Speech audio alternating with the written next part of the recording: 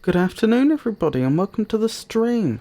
I'm Robert from the El Magnifico Games channel and today we're going to begin a playthrough of Obduction.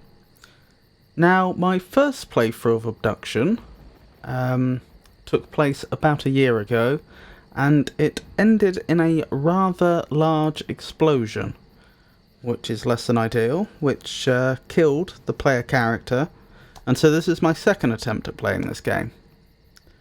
But before we get straight into it, I wanted to take a brief aside to talk about how I managed to set up key rebinding. Because as we can see, the game doesn't support it in a straightforward fashion. When I played the game originally about a year ago, I used controller. But for some weird reason, my controller doesn't work with the game anymore. I don't know why. I know that my operating system can see the controller and has no problem picking up the button presses. I know that Steam can see the controller and has no trouble picking up the button presses, but for some reason Obduction suddenly can't see it anymore, and I've tested it with two different controllers, different makes and models. Both don't work, so I'm pretty sure it's not the controller. Hello Epic, it's lovely to see you. Anyway, it was a bit of a hassle to set up key rebinding. And so for anyone that's in the same position, I wanted to briefly go over what I did to actually get it working. So if you go online, hold on, there we go. If you go online and try to look up how to do this, sooner or later, you will be brought to, or you'll be directed to this page on the Cyan forums. Cyan is the developer of the game. If you try to go there, you'll find, at least as of this stream, their forums don't appear to be up, which is less than ideal. If you go to the Wayback Machine, you'll find this page, which will tell you that what you want to do is edit a particular file in a directory called Windows No Editor. It's worth making a note of this directory name because it's going to be relevant later. Input.ini specifically, and to put this script in. So the file should exist by default, but by default it will be completely blank. That's what I did. I copied this script into that file and I tried to run the game. Bearing in mind I had made no changes up to that point. This should be the default control scheme using WASD. I booted the game up and I couldn't move the player. I could move the mouse and have the player look around, and other keys worked, such as escape, to bring up the menu, but I couldn't move the player. This was interesting because that means that this script here was partially working. It must have been rebinding some of the keys, like escape, successfully, but other keys it wasn't rebinding properly. I fairly quickly realised that what must have happened is that between this forum post having been posted and the game today, as it is today, the name of the event that the key is supposed to trigger must have changed. So there's no longer a move forward event. The question is, what is its new name? So the idea I had was I could take the name of an event that which I knew to be the same. So for example, escape, which triggers the event menu toggle, and I could search for it recursively within the Obduction directory, because if the game is able to recognize, is able to read and understand this configuration file and know what a menu toggle is, then somewhere that string should exist elsewhere in the application. Could be compiled directly into the executable, it could be in a data file that it's reading, but somewhere it should be there. Long story short, that led me to a file called Obduction Windows No Editor.pack. So again, we have that same name, Windows No Editor, and it appears to be some sort of archive. If we have a look at it, in hexadecimal, you'll see that there's some sort of metadata followed by what appears to be the contents of a file, and that then just repeats. It seems to contain metadata and a series of file contents. So this is probably something that's supposed to be extracted. What I managed to do was I found within that archive what appears to have been meant to be the content of the ini file that we were supposed to edit, although I now suspect that's not the case. So I used the dd command to just extract that part of the package, and I ended up with this file. What's interesting is this file has plus and minuses at the start of each line, which suggests to me that it's probably, because I've come across files with similar formats before when working on other things, it's probably trying to remove specific configuration settings and then add them. That's probably, but not definitely, what the plus and minuses do. I put that into the game, tried to run it, and the default was the key bindings were working. I tried changing this file so that it no longer was using WASD. The changes weren't picked up. That told me that the game wasn't listening to whatever was in this file. So what I then did was I deleted every line that began with a minus.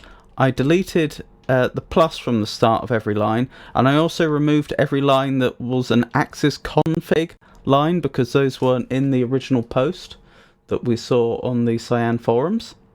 There was no reference to Axis config, so I ended up just with the Axis mapping and action mapping lines without the plus at the start, and specifically those that didn't have a minus at the start originally, although I'm not sure there were any. But either way, long story short, that worked. The game read that and accepted it. I then rebound the controls, and so now I'm using ESFX instead of WASD, and I also made a few other little changes,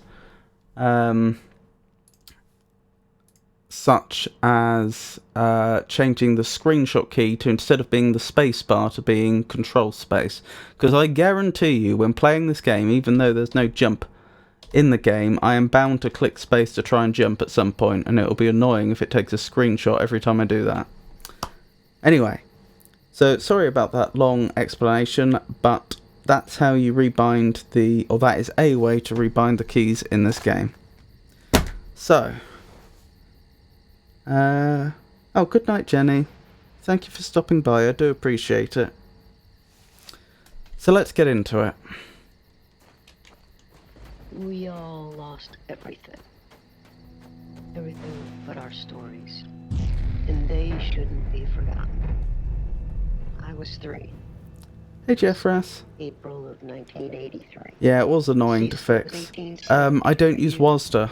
That's why I wanted to rebind it. It would be really annoying if I had to use WASD the whole time. Since you saw that blast of light. That light.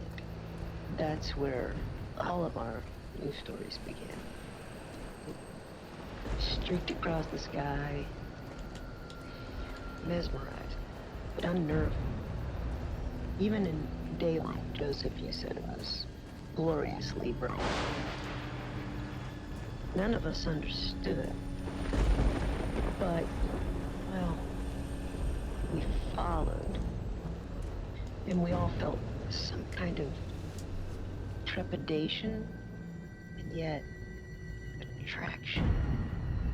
We approached you, and it approached us. You all remember, there was no turning away. It advanced, almost like... Can actually turn away if we want to. Spinning. It is allowed. Slowly until, well, found us, each of us. We should tell these stories because it saved us, and tell us. So since this is my second attempt at playing the game, I won't be doing a lot of speculating about what's going on, at least not until we get towards the end of the game, the section that I didn't complete, because obviously I already have a pretty good idea what's going on. But my original playthrough is still online, if anyone wants to see me speculating. Hello, Tedder, for real.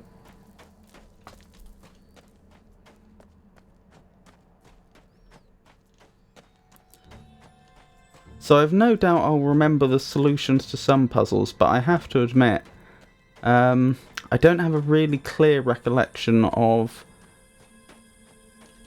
the order in which I do things, or what my first priority is, or anything like that.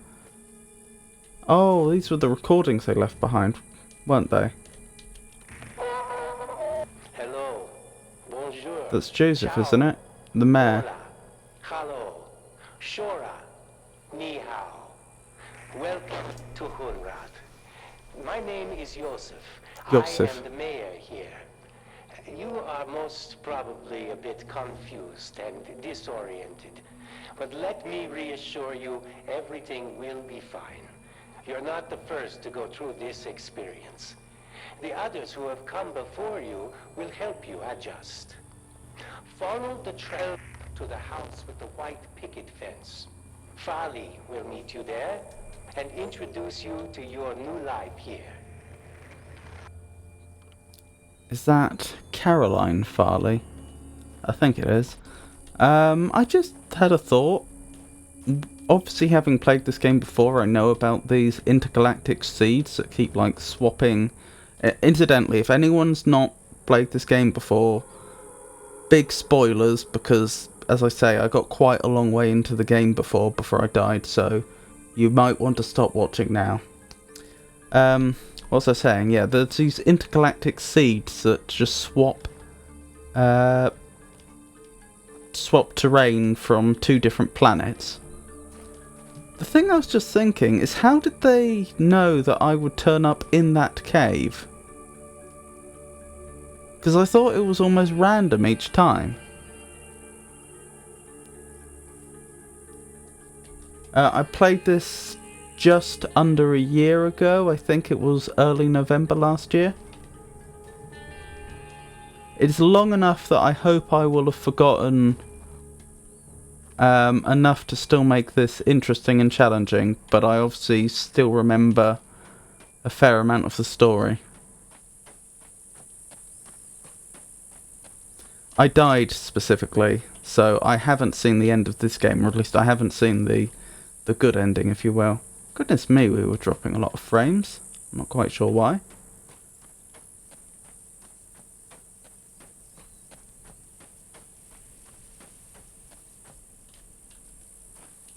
Oh, blimey. 2016.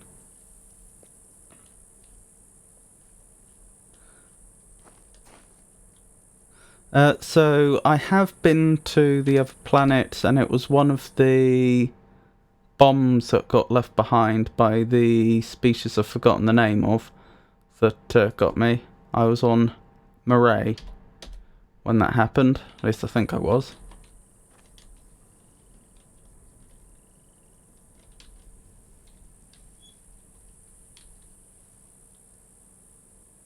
To Caroline, whoever else might come back, it's been 5 days and not a soul has returned. I am inclined to believe that things have not gone well.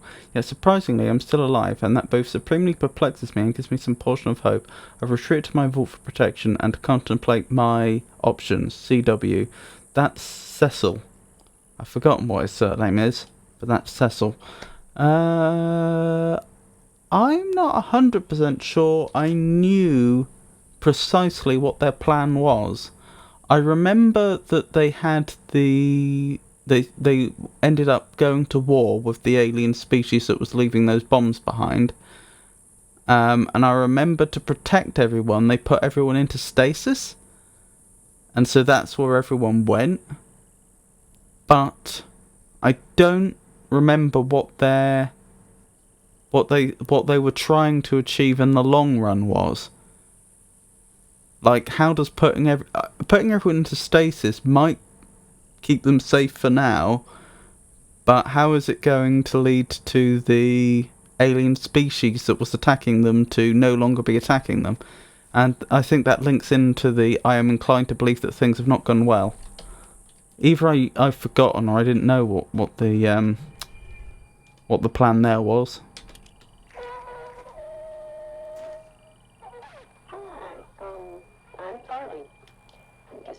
Seeing this, and I wasn't able. Just in case. Welcome.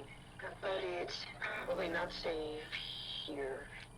To be blunt, we're getting ready for a battle. I don't know what you'll find. I just thought I should. Just be cautious. With who you trust. CW may be here. I don't know. Just be careful. I've got to go. See you soon. And don't panic. As jarring as this experience is, you really will find Hunter out to be a decent price. So that's obviously where a message has been recorded over with another message, in a bit of a hurry. You'd have thought, I realised she was in a bit of a hurry, but you think she might have said something more useful to a disoriented traveller than CW might be here. Yeah, I remember going around on the little, what's it called, the cart along these tracks, but I don't remember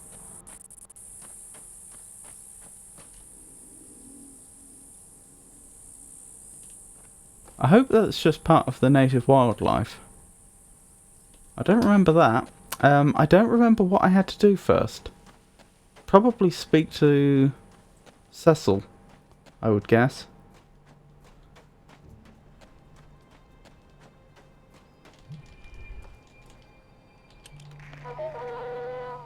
We have a healthy, thriving community here, as you can see. Our garden was planted years ago and has supplied plenty of food for many generations. The buildings around town serve multiple purposes, including housing, schooling, and storage. I'm sure you have run across a number of folks already. Many were brought here, like you, and some actually were born here. We all feel we are a part of the whole. Mm-hmm. Warning, do not approach anything that even remotely resembles this diagram unless it has been disabled. Good advice. Who would do such a thing?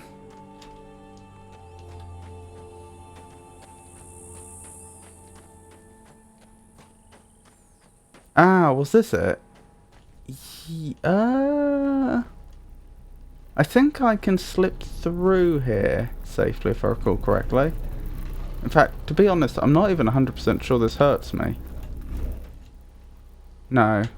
If I stood in it, maybe, but I can go through it. Right.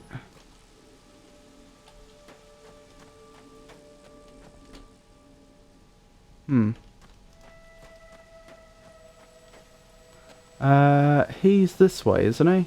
Yeah.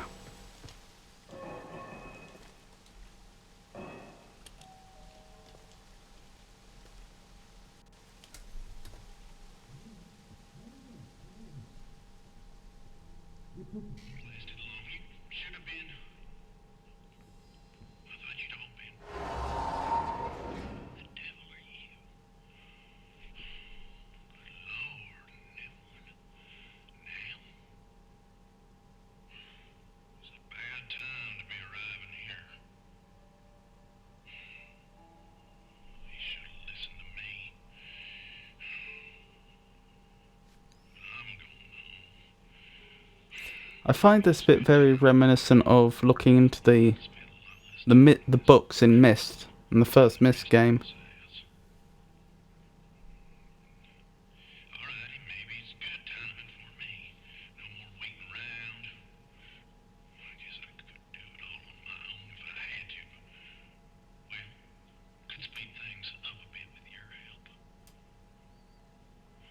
Because obviously this is...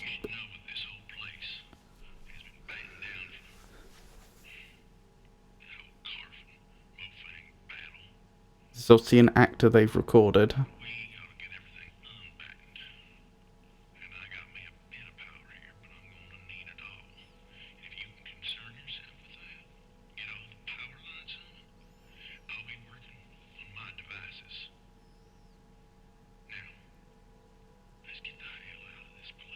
Oh, that was it?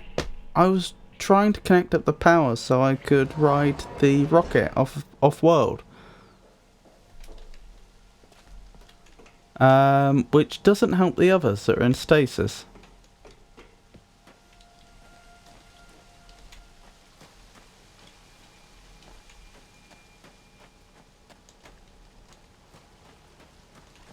Oh, thank you for the follow, Mary. I appreciate it.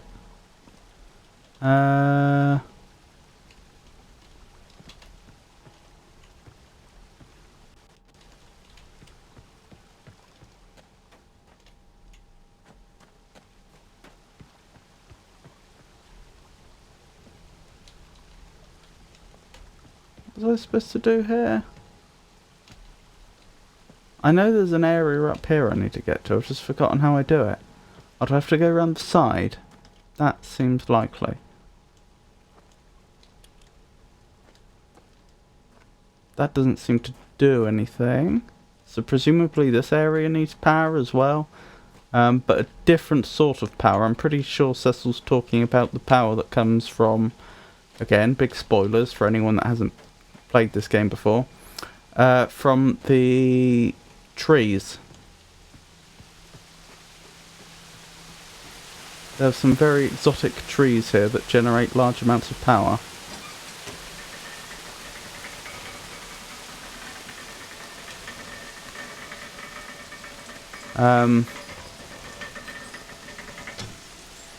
Whereas this area is probably just powered by some sort of gen.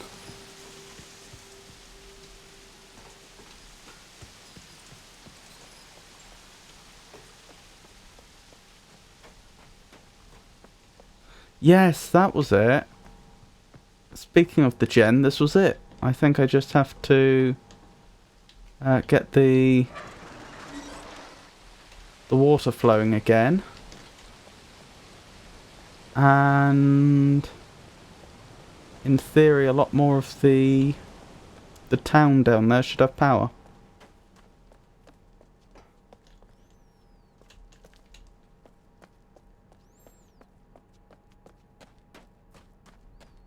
Ah, can I go through this yet? I assume not. No. It's solid to me at present. I believe that's because of the red laser? Although I don't recall it being fully established why the red laser has that effect in this case. Because wasn't the red laser the laser they used for destroying various things? It's not clear why if you pointed the laser at the dome it would lose its teleportation properties. I don't know, perhaps they did establish that and I'm just being forgetful.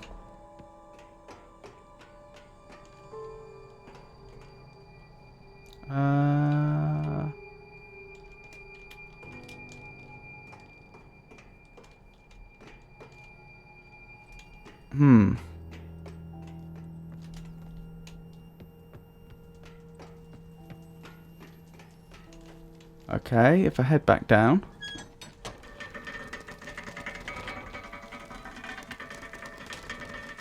We'll have to see if we've got power down here now.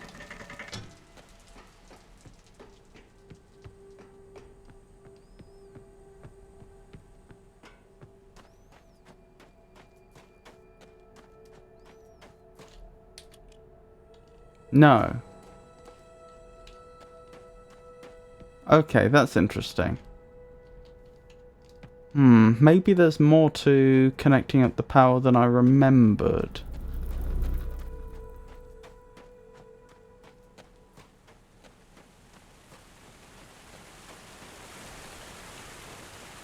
I know there's the area over here. Oh, yes, I do vaguely remember now. Don't the power lines go over that way?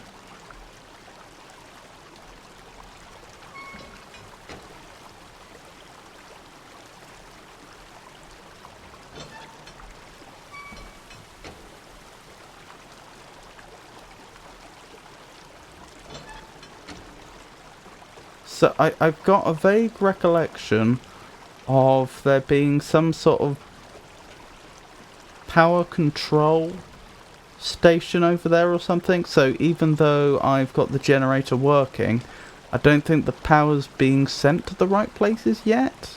I could be wrong.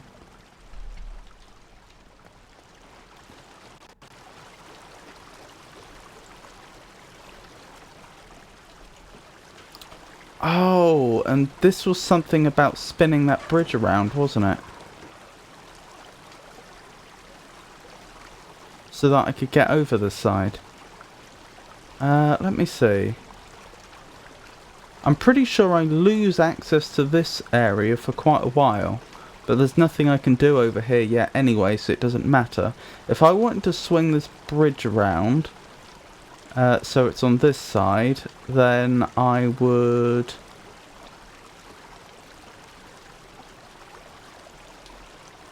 want this down, I think? No, that would put it on the wrong side, wouldn't it? That would have it connected up over there, which would do me no good whatsoever. This side then. Yes, I think that's right. And now do I pull this? Yes. Excellent.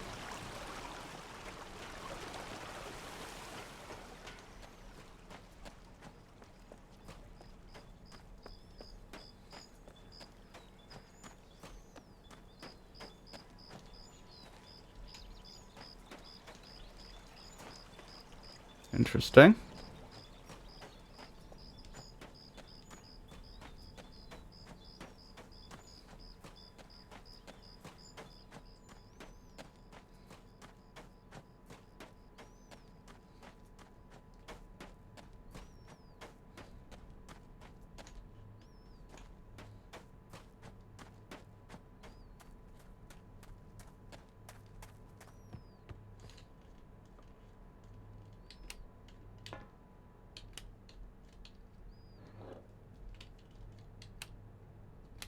Fuel empty. Okay, I see.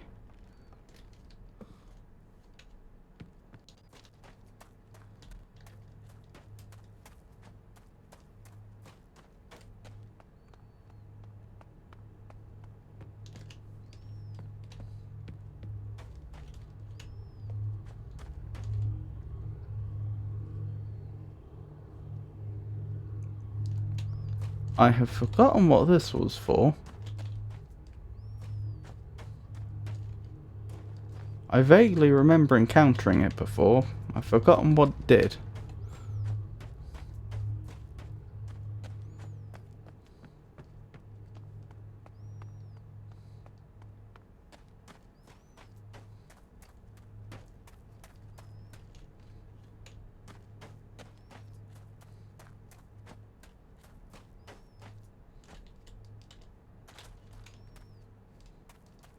Ah, the fuel station. I probably need to...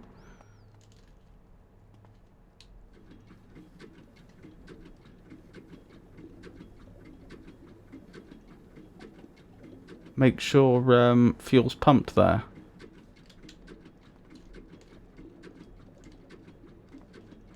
Have I done it now? Or is there more to it than that?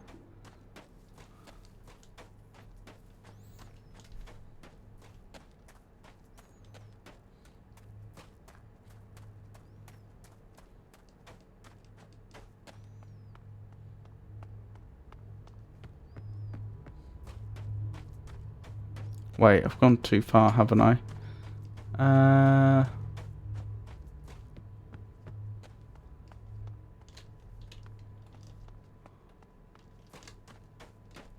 Have I? Ah, there. Fuel still appears to be empty. Ah, I probably needed to move that so fuel goes up into the storage tank.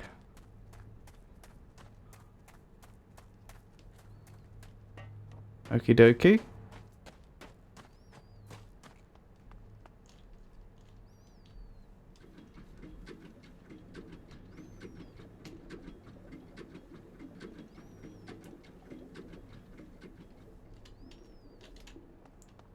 Right, let's see if that's done it.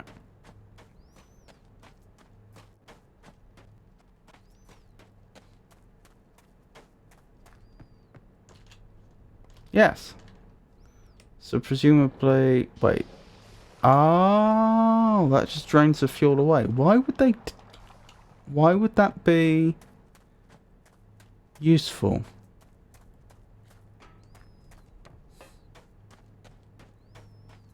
Hmm.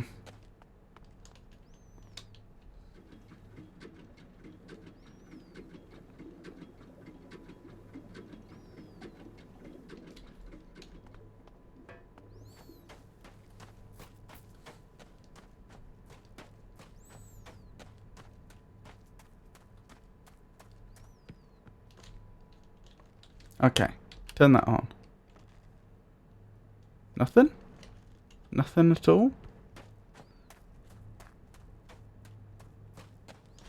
Is there another step I'm missing?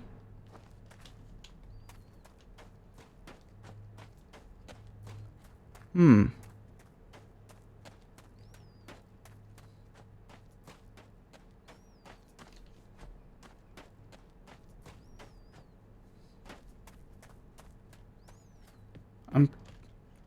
I'm guessing I don't swap this now. I'm assuming if I do that, the fuel just drains. Yes, indeed.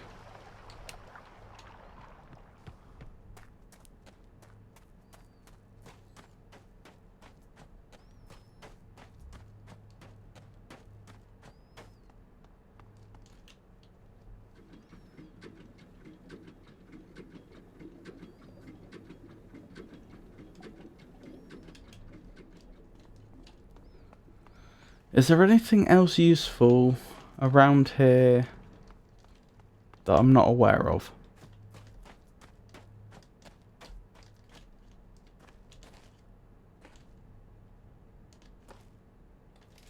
I should probably take a screenshot of this. It's a map. So the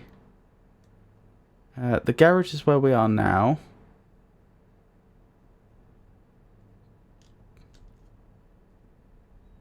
That's CW, that's town.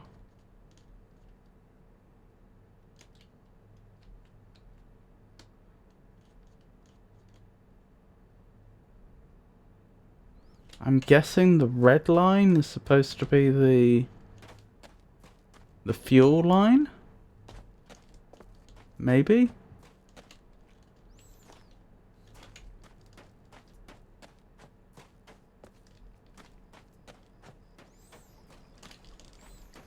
I'll tell you what I should have done. After I turned it on, I should have... Well, I didn't know. I'd obviously wasn't aware that little map was there. But after I turned it on, I should probably have gone back down there to see if any of the lights had turned on.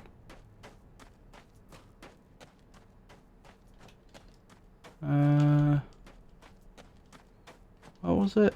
Here. No. Alright. Where does this go?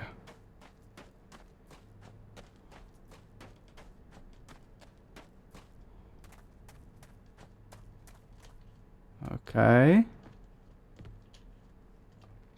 Oh, this probably starts it.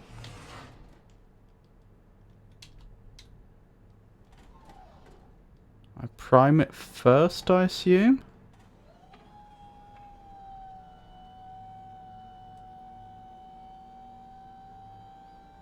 I don't know if I'm supposed to fill this up all the way or not. I have no idea how this actually works.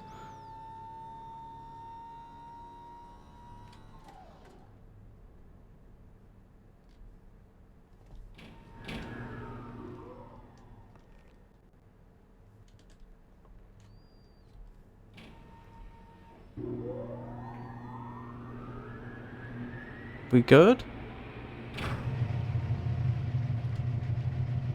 I think we're good. I think we have power.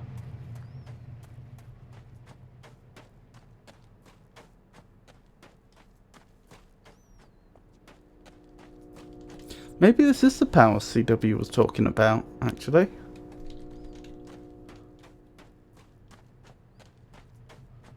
We should go back and have a word.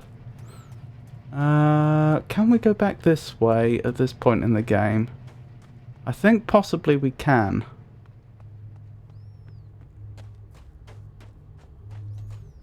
I'm not sure we could before I connected things up, but I think that is connected the power up, but I think we can now. Ah.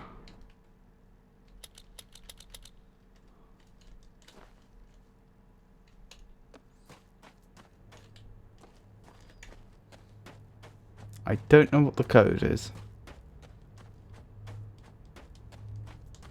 So I could go back the long way.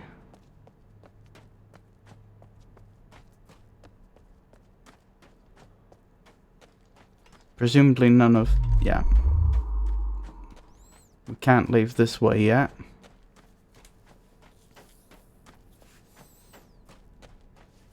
How would I know what the code is?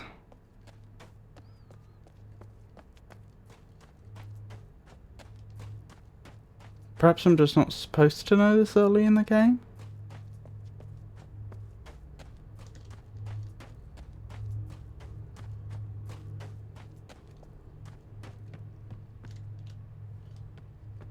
I don't know. I could easily have missed it.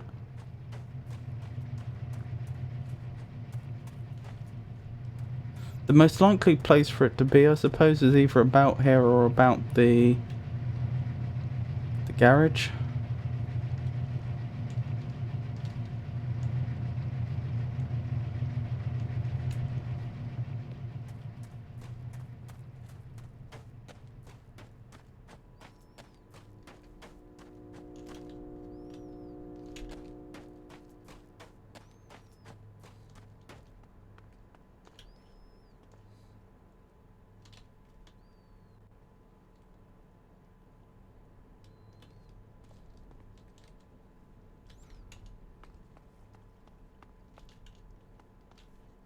No, I may be out of luck.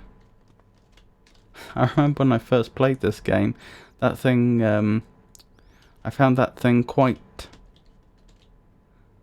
alarming. I thought it was some sort of android in there that might be hostile or something.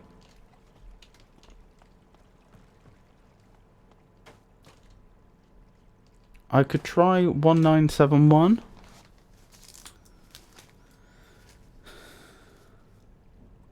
I'm gonna write that down. Riggsville 1971. If that doesn't work, then I'll probably just go back the long way.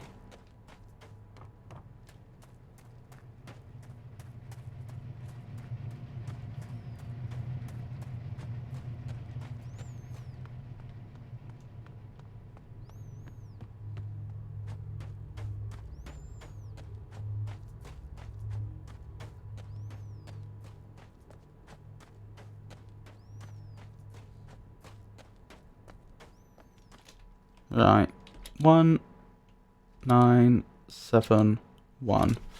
Nope. Out of luck. Oh well. Back the long way, I guess.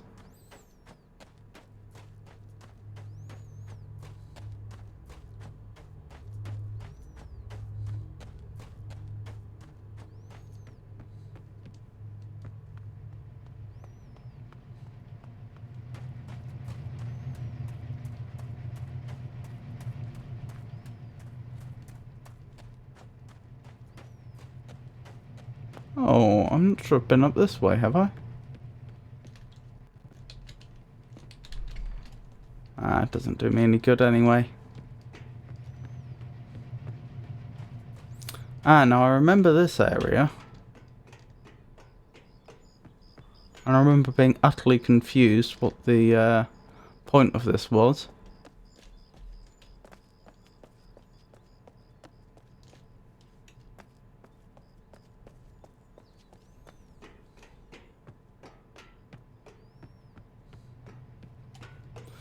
Right, let's make our way back to Cecil.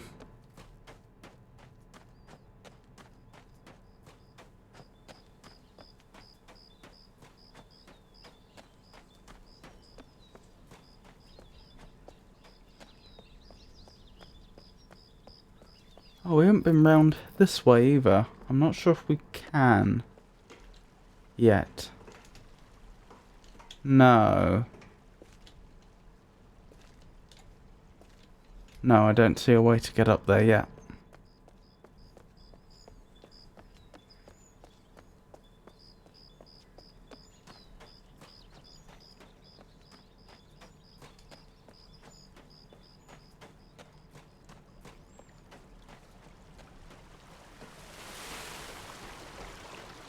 I do wonder if I'm not supposed to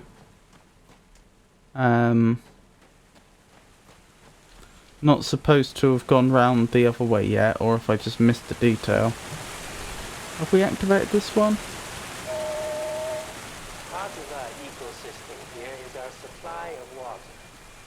It is supplied as a natural process of the system itself, and we don't really understand how. Although the entire system is very closely tied together. The fact that one of the most important necessities of life has been provided to us has led many to believe that this place has a purpose. Others attribute a complex natural process which we one day hope to understand. Either way, we are glad to have all the water we need.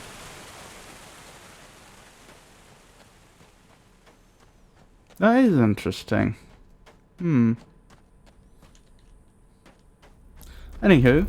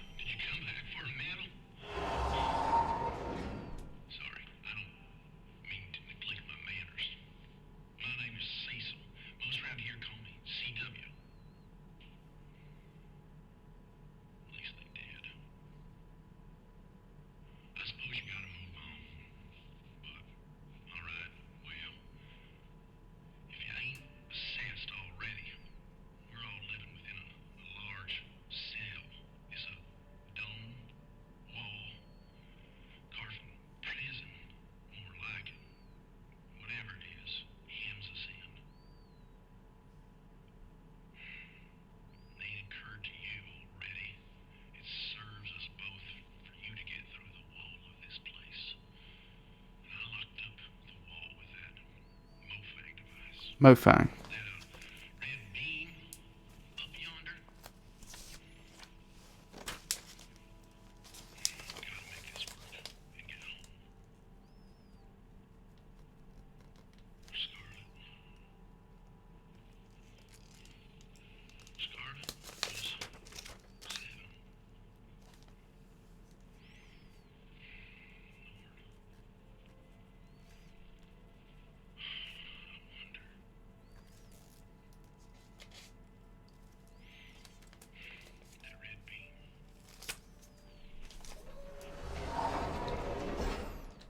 Okie dokie.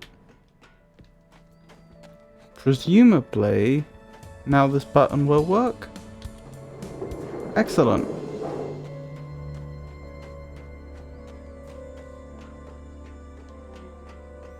So yeah, Mofang, those were the creators of the bomb that blew me up in the previous game.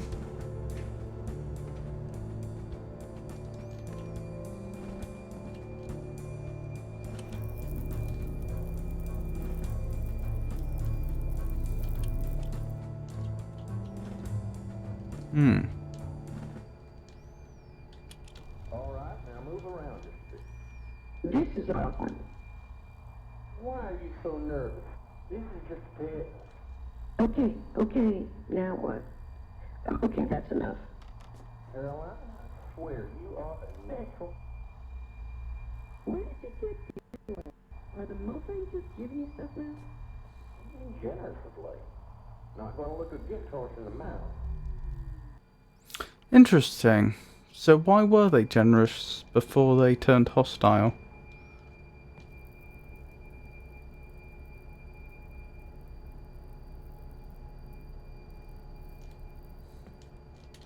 Right, what else do we have here? CW, please change Farley's lock code to secure the vault. Her address backwards should suffice. Regards. Oh. Mayor Jameson.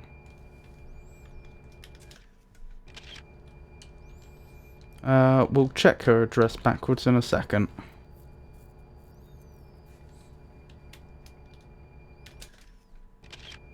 I don't think that's useful to us, but you never know.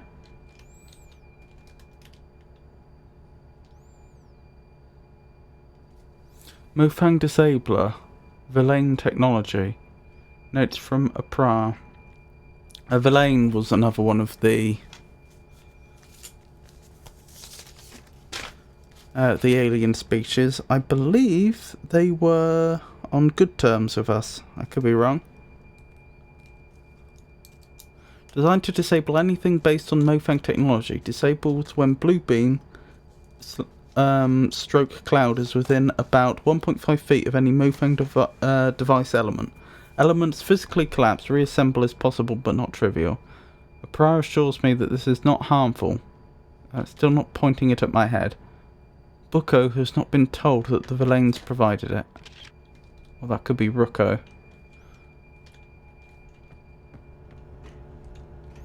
I do not recall what this is.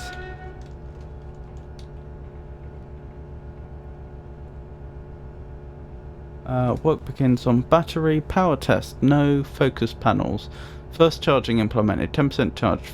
Focus test. 2 focal panels. Efficiency changes implemented. Measured 19% absorption maximum. 50% charged. Bleeder completed. New secure plug. Critter proof. 100% charged. Bleeder switched on. Tapped off charge. 6 focal panels built. Topped off charge, etc, etc. All focus panels built. Right, don't know what that's about. I mean, I understand they're talking about a battery, although here it says it could be a capacitor.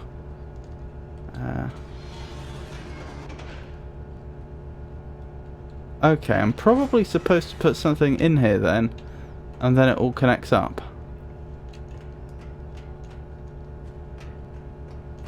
Still not entirely clear on what this thing does. One thing I should do though is try to figure out how I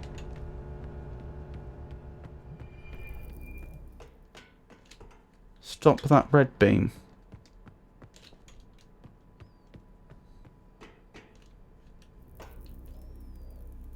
Oh, this all connects up to the... Oh, this is the cart, isn't it? How do I lower the cart so I can ride it about and do useful things with it?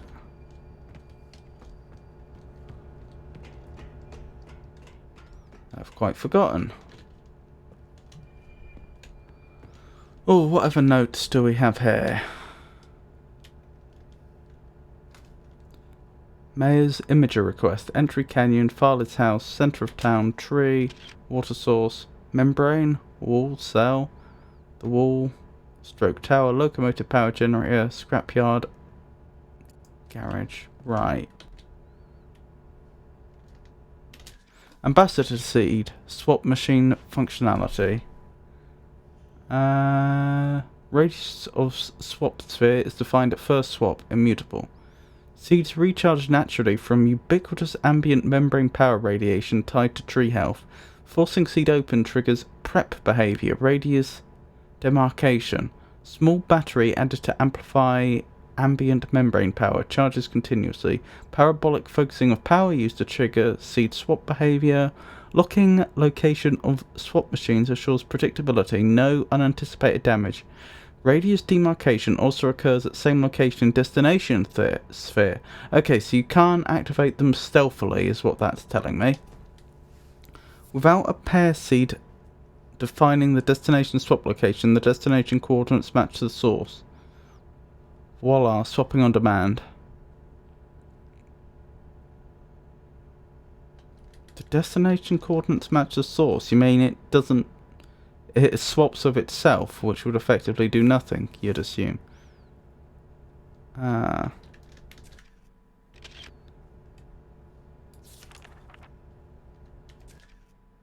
take a note of this in case we need it, but I suspect we probably won't.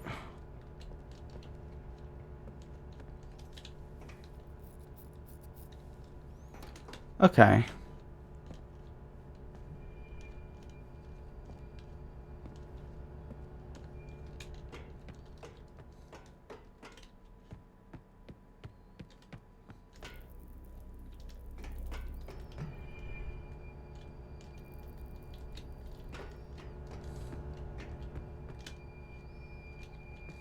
How do I lower this?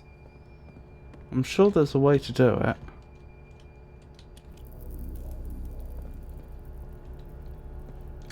Ah.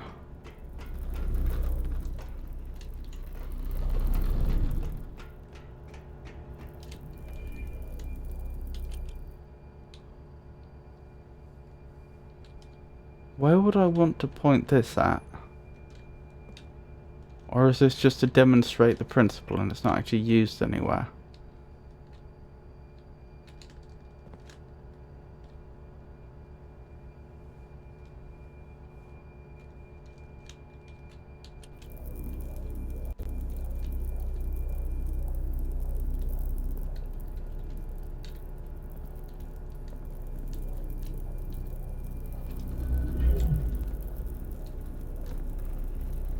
I think I've just destroyed that.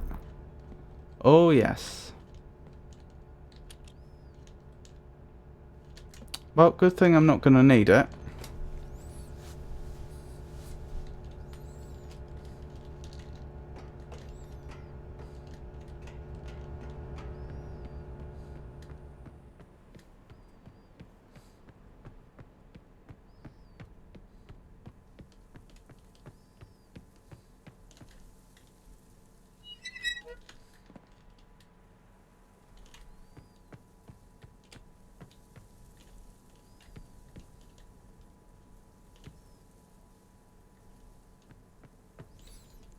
I don't think I need to do anything over here yet.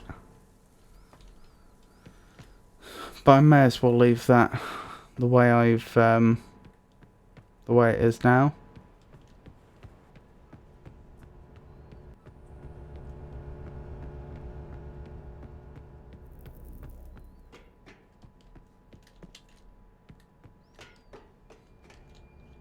Aha! That's how I lower it. Wonderful. We're getting somewhere.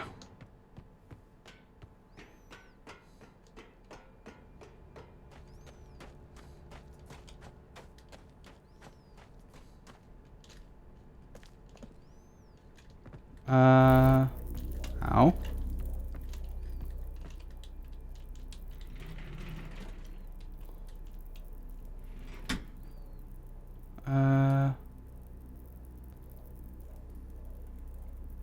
Okay.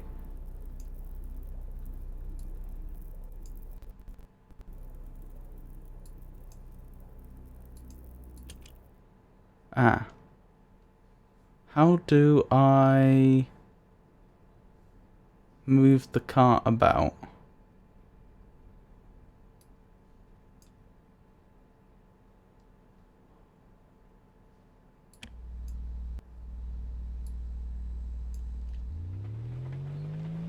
There we go.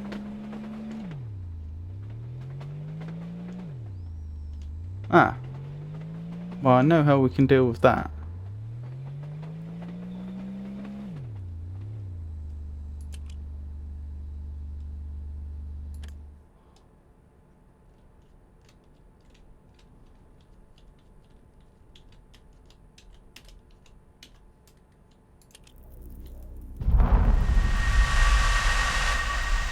Goodness.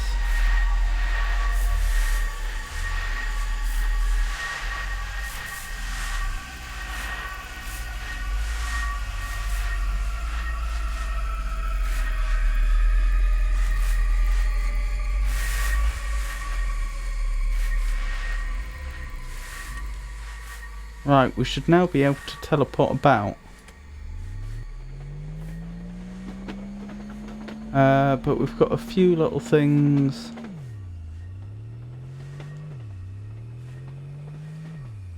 to do.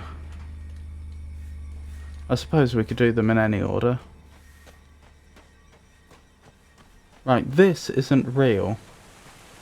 If you get extremely close, you can see the red imperfections in the rock. It's a hologram. So we should be able to destroy it.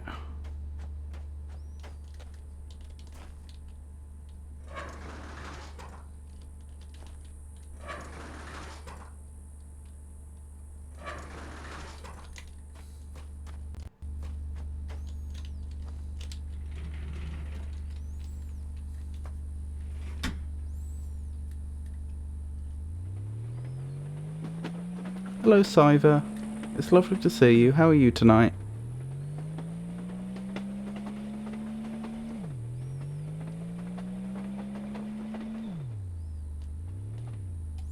My progress.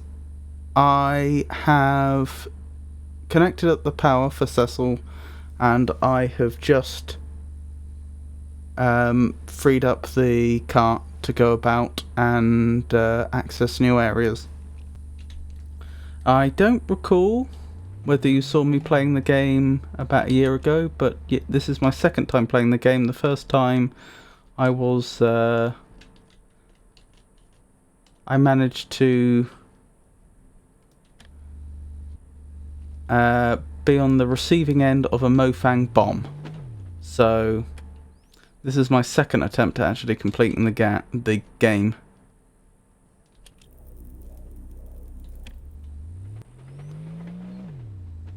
So I have a pretty good idea about what's going on so far, at least.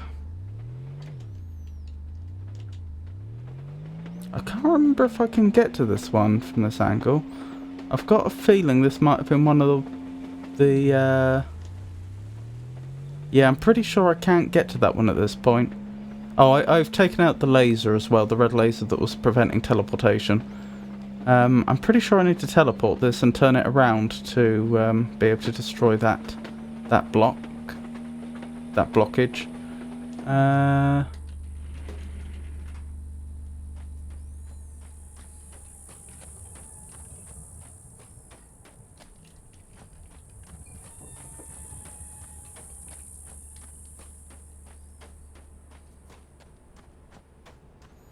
Was there a blockage in here?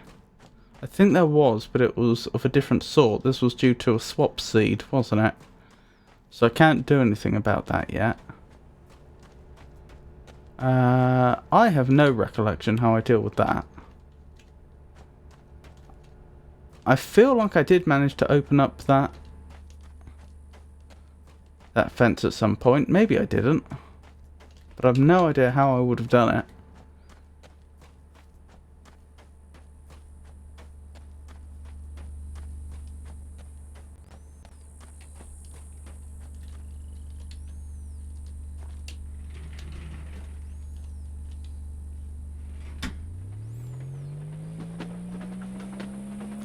I've got the code for...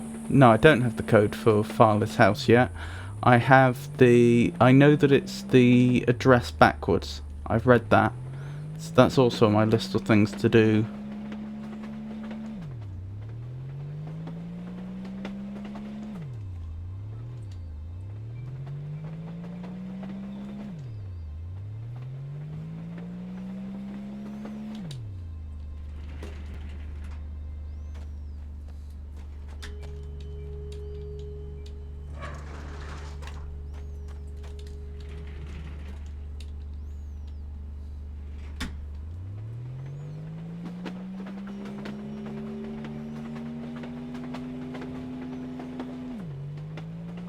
I'm convinced there was a blockage around here I could remove.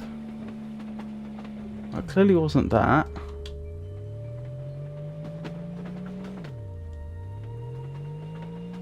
Must have been round here.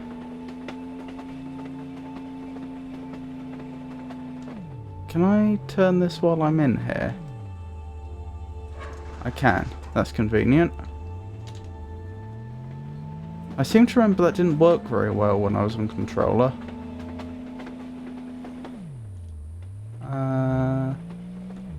Turn this around. Or rather, swap the track.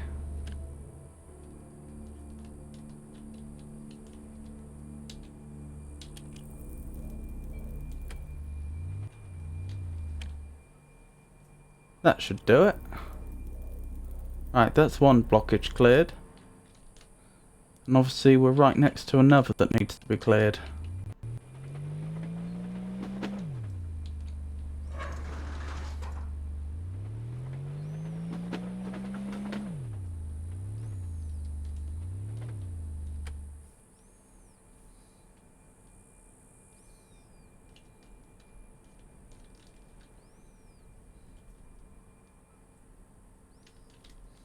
There we go.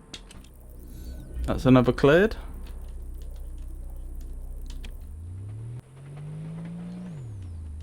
Excellent. Let's have a quick wander. Oh, can't get out here.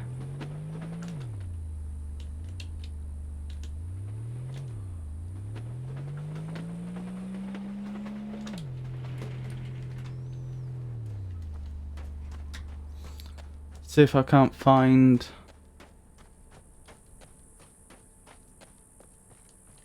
Oh, was this where the bar was? I think it was. Yes. I've forgotten why we had to come here. I'll take a picture of that though. That might come in useful.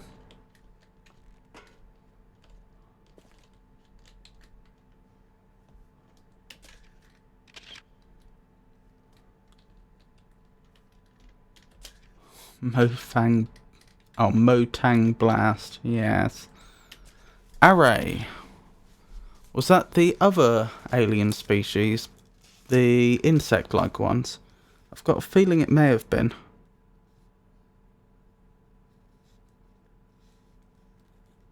I do distinctly recall there's a document in Farley's house that goes into some detail about the other inhabitants of this planet.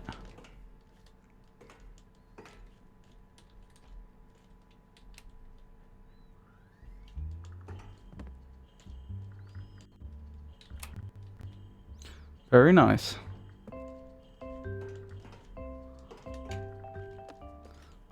I still do not recall why it was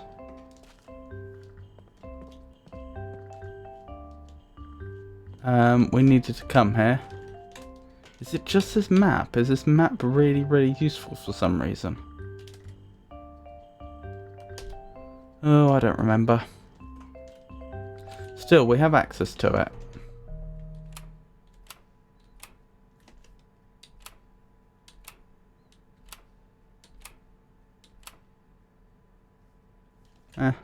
I'll do.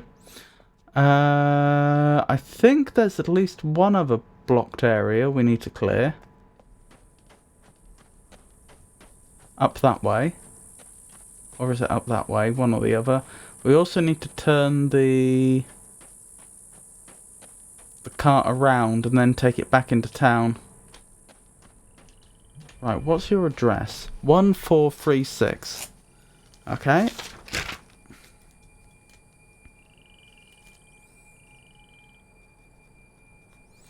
So that backwards is the code.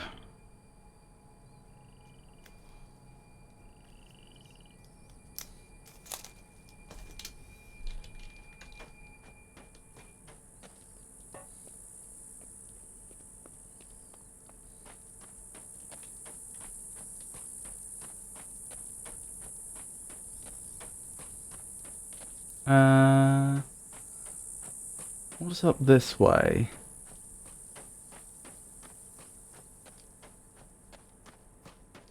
Oh, that probably takes us through to the garage.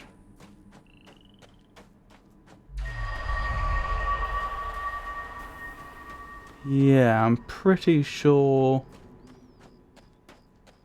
that's where we are. Yes. But can we get in there? I've got a vague feeling we can't. I think we need to find another way in there. And then come back here. In fact, I'm pretty sure it's in there that we turn the cart around. Which means... Wait. Oh, it's going to be easy to get in there, isn't it? Because this wall probably continues onto the other side of the structure. So if I just go through here... And... Oh, I head through here. That makes sense. Is there another blockage here? There is. Okay, this is all starting to make sense. Alright, so I bring the cart up here. I remove the blockage.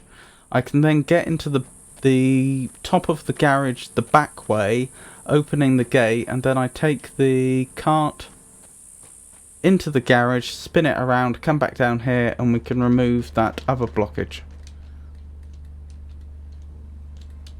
The one that's on the far side of town.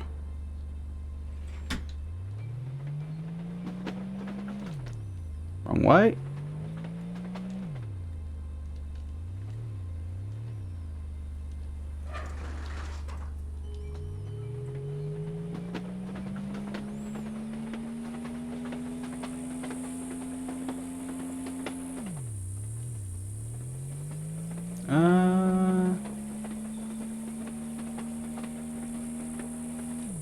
No, this isn't ideal, is it? I need to...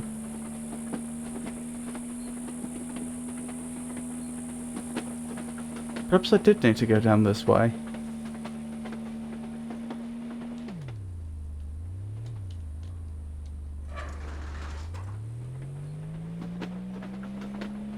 Yes, because there's another intersection here. Oh, that's the real reason I had to clear that blockage then. So that I could turn the cart around. The bar area is presumably just a bonus.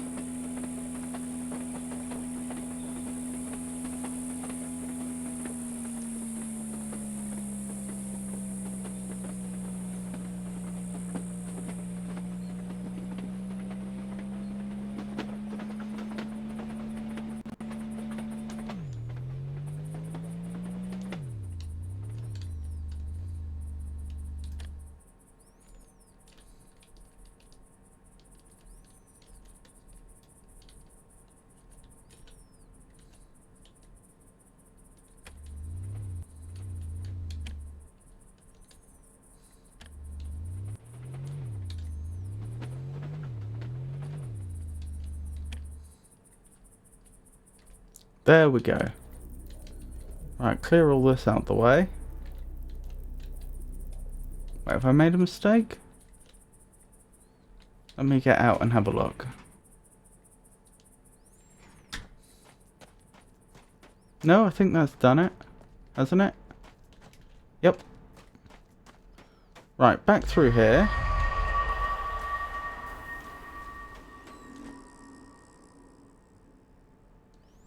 Those things are very unnerving. Oh, this bit can be lowered, can't it? To give us easier access.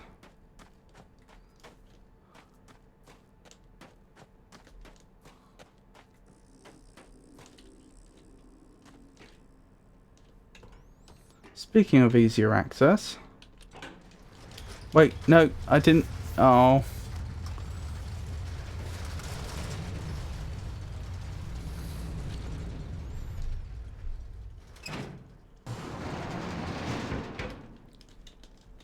Can I? No, I can't walk up there.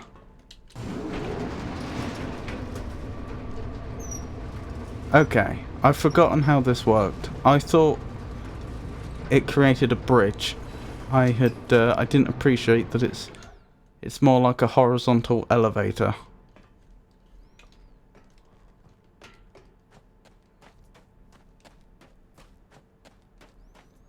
Okay.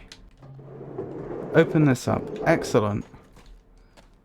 Now don't... How does this work? Do we just take it around the outside? I think so. I think that's all we need to do. Hello. What do we have here? New arrival inventory check-in.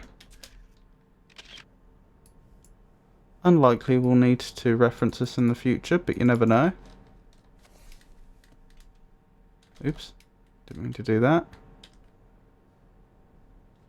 Is there definitely not another page? No, I don't think so. Okay.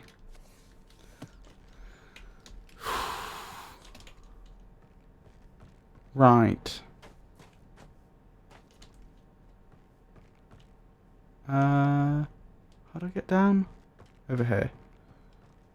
Right, next job then is to bring the cart through here. I can't recall how I get up there. Probably using the teleporting walls.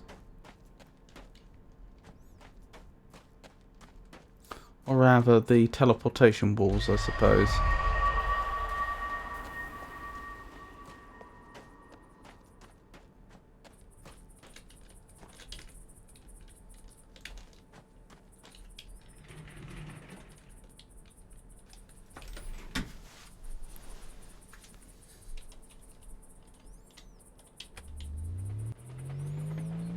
Okie doke.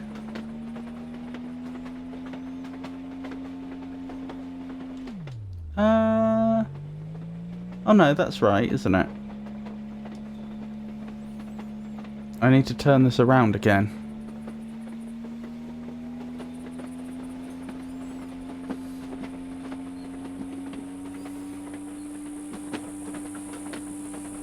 Over here.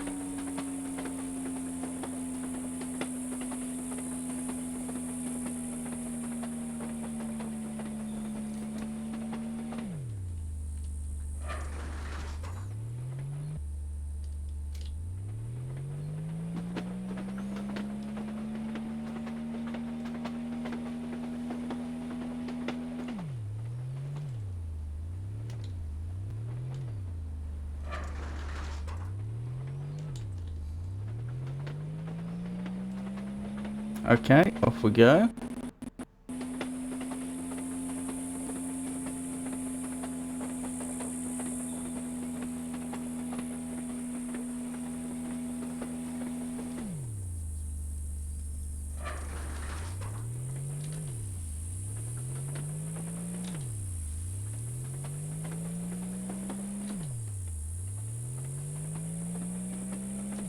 Oh, it was already in the correct position.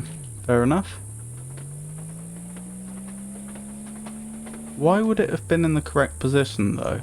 Because this car must have been driven that way last time it was through here, so someone would have had to have changed it after the car had left. Which I mean is perfectly doable, I just don't see why they would have bothered.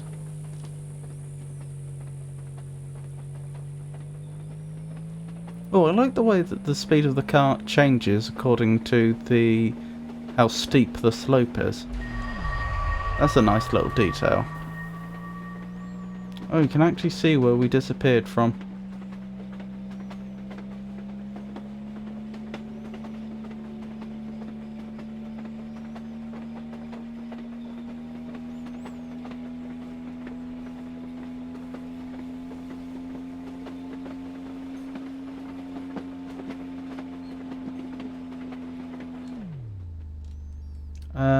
Before we do this actually, remind me, what's so special about this direction? Nothing that I can see. I'm not quite sure why we would want to send the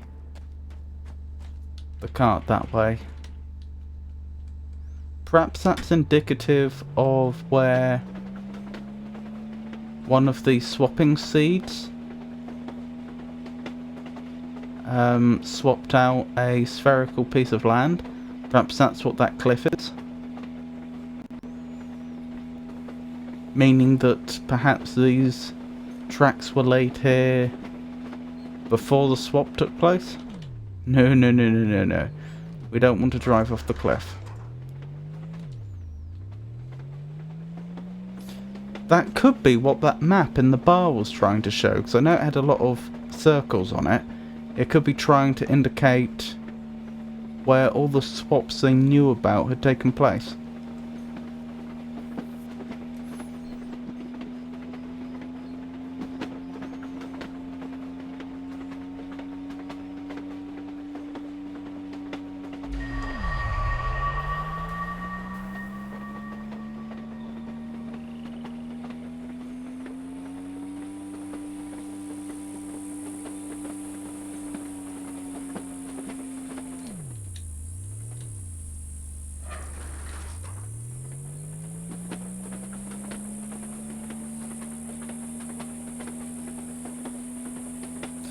Right, so far so good.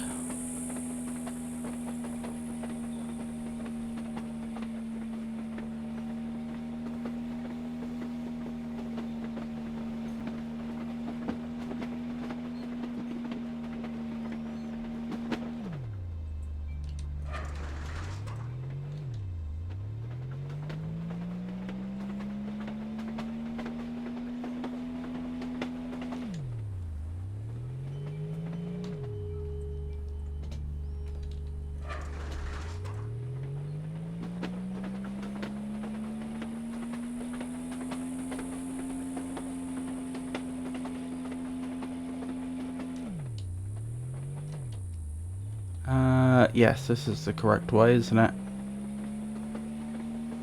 Excellent. I think we've done it.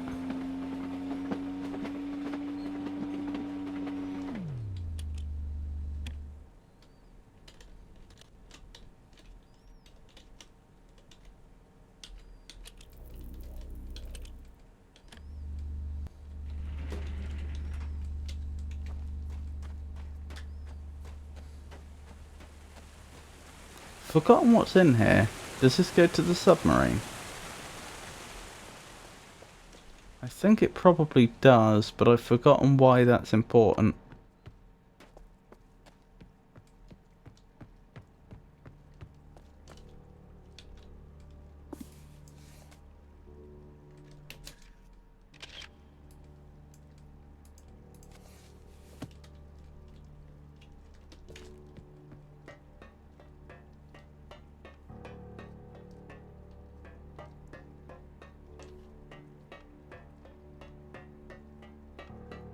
I have completely forgotten why this was important.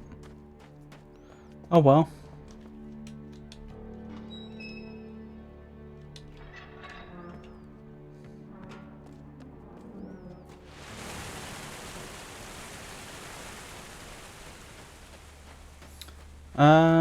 Right, what's next? We should probably go through the back of Fowler's house. At the very least, open up that shortcut. And then we should probably have a think about just having a bit of an explore, figuring out which areas we now have access to that we didn't before. Actually, I think we can reach some of the other territories now. I'm pretty sure that we can get to some of the swap seeds using some of the teleportation walls up this way.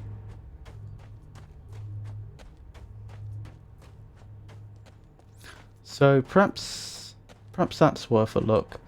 Although actually, oops, didn't mean to do that.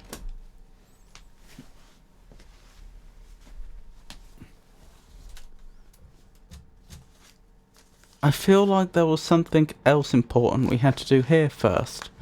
Well, I say first, we could do it in any order. It was getting into the tree area, wasn't it? That was important. Right, is this the code? Excellent. Has that done anything? Yes. Good, good, good, good.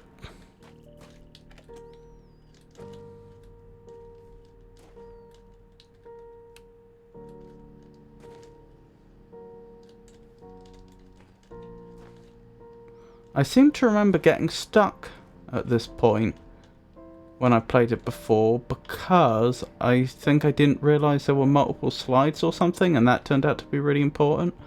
Oh, I know what this is. I remember this. One of the alien species, was it the Villain? They had their own numerical system. I say numerical system, their own way of writing numbers. And that's one of the grids. And I bet this'll... yeah.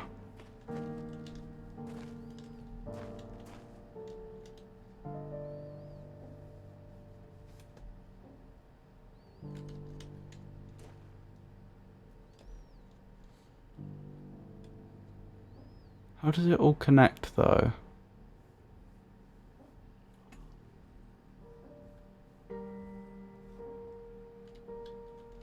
Like so, perhaps?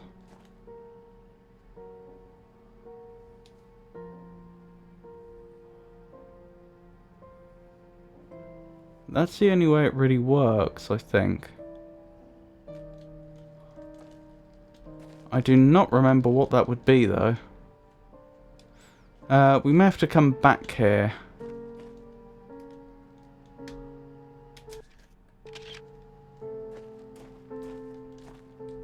Alright, what do we have?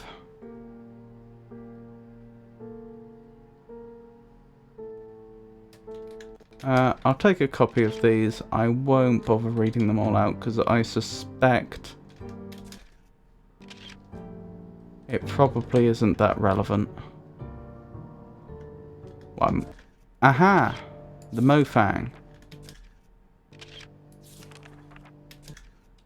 Those were the aggressive species. The Arai. Was this the insect one? Yes.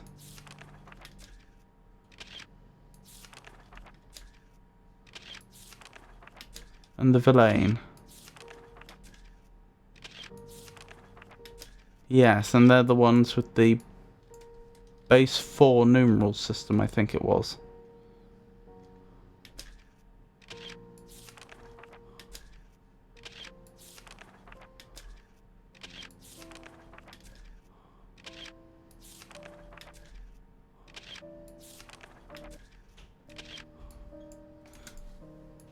I might give this document a quick read out loud, actually.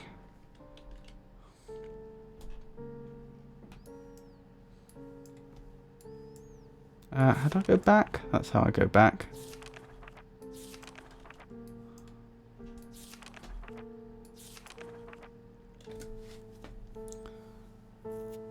We take communication for granted, even with the varied languages we find here in Hunrath. But when we suddenly find ourselves among other intelligent species who don't share our culture, history, DNA or vocal cords, it requires a huge amount of effort for the beginning of rudimentary chatting. This quick overview will set the stage for what to expect when communicating with our neighbours. Mofang. The Mofang were the first non-humans we met. With at least some level of similar physical vocal generating abilities, they picked up human words quickly. This early mimicry resulted in what the species became to be called. Even though they were able to mimic single words and simple phrases, it became evident over the years that huge grammatical differences were not easily overcome. Some have proposed that the difficulty may have arisen because the Mofang insisted on attempting to learn every human language, and as a result were never able to lock onto any consistent grammatical structure. Nevertheless, in spite of the rudimentary sentence construction, it has been very easy to communicate, and has been unnecessary for us to learn their language beyond a few simple phrases and proper names. If you'd like to learn more about communication with the Mofang, please contact Tam.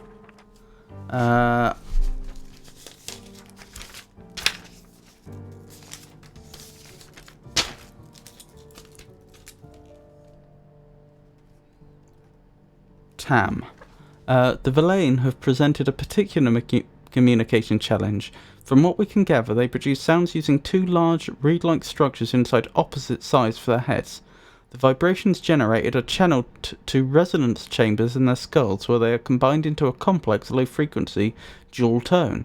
The low-frequency bitonal sounds are not only hard for humans to hear and resolve, but impossible for us to mimic, and the Villain's hearing is also oriented toward low frequency, so they are unable to hear most of the sounds associated with human speech.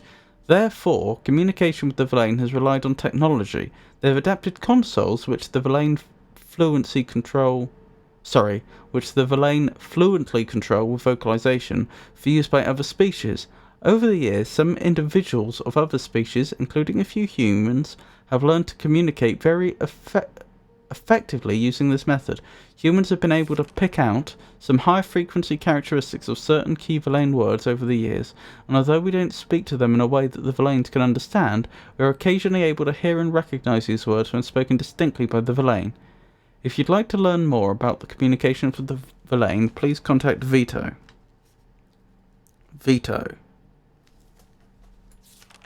Arai. None of the stages of the Arai mythology have any vocalization apparatus because of the obvious synchronization of the barnacle flash and the ability of the pawns to provide for and address the needs of the polyarchs. It was assumed that the species could communicate effectively. It was not until Farley began to spend large amounts of time in the polyarch antechamber that the first clues to this communication became evident. After months of research, Farley began to have limited success with receiving some kinds of simple messages that were coming from the polyarchs. It is apparent now that the polyarchs had been attempting to communicate the entire time, but they themselves had been experimenting with various channels until they finally got a response from Farley. After this breakthrough, others were able to tune into the polyarchs and learn to listen. Both the polyarchs and the pawns have a simple organ that can sense human vocal frequency, enabling them to sense simple responses from humans. But over the years, Farley was able to learn to speak to the polyarchs via a related form of extrasensory transmission. It would be nice to know more about that. If you'd like to learn more about communication with the Arai, please contact Farley. Noted.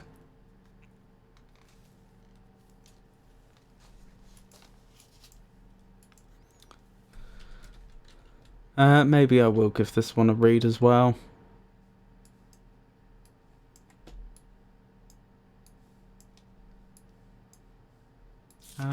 There we go. Oops. Nope. I was trying to figure out if there's a keyboard shortcut for moving between the pages, but I don't think there is.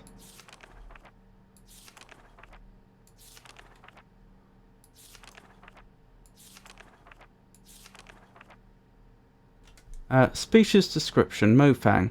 Though ambassador seeds, the Mofang were the first non-human species humans were introduced to. Oh, sorry, through ambassador seeds. An Liang was the first to call the alien a Mofang, impressed with their advanced ability to imitate our sounds, movements, and mannerisms. Although they have a name for themselves, their language is mostly unpronounceable by humans. As a result, and because of their mimicry abilities, communication with the Mofang is primarily accomplished by their learning human languages rather than humans learning to speak Mofang. They've been able to learn almost every human language represented in Hunrath enough to provide functional, if rudimentary, communication. The Mofang basic external morphology is remarkably humanoid. Bilateral symmetry, tetrapods, bipedal, heads with anterior facial features, mouth, eyes, nostrils. Other external features include minimal body hair and raised dorsal protrusions. Constitution is somewhat frail due apparently to their thin and lightweight internal structure, but internal investigation has not been possible. They have ample cranial space to account for a substantial brain, and their intelligence is impressive as evidenced by their advanced technology. I'm not sure that necessarily follows, actually. They might be very intelligent, but I don't think just having advanced technology on its own proves that a species has superior intelligence.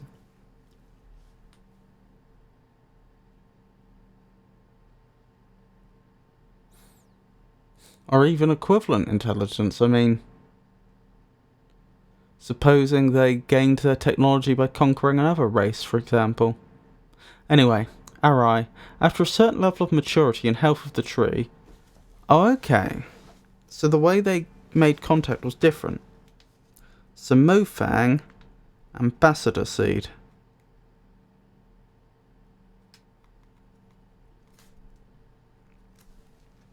After a certain level of maturity and health of the tree, a passage opened at its base.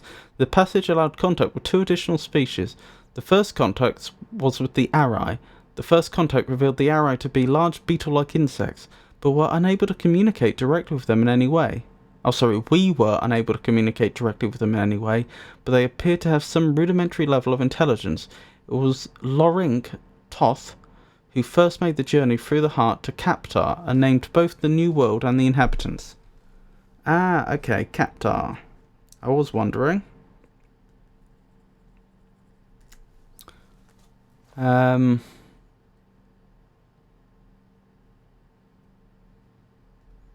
Arai have three distinct variants that have come to be referred to as Barnacle, Beetle and Polyarch. Noted.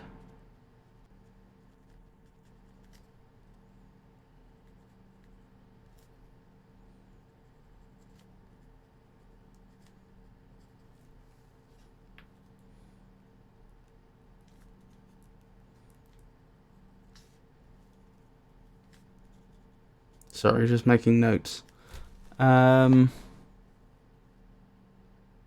and Polyarch. Although their morphology is dramatically different from human, their internal systems, like all of our neighbours, are supported by similar atmospheric composition and basic nutrients.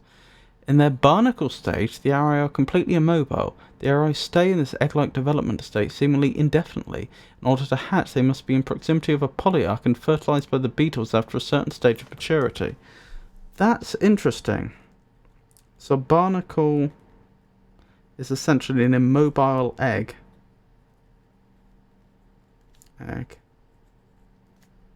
If brought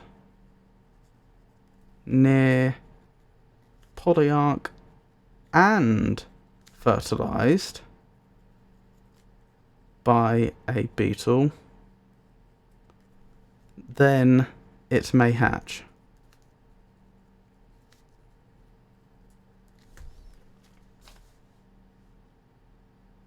The beetles are the eyes and ears, hands and feet. With only a minimal nervous system of their own, they are essentially the sensory extensions of the immobile polyarchs.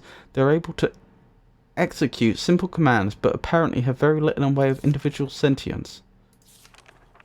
The Arai polyarchs are the intelligence and consciousness of the species.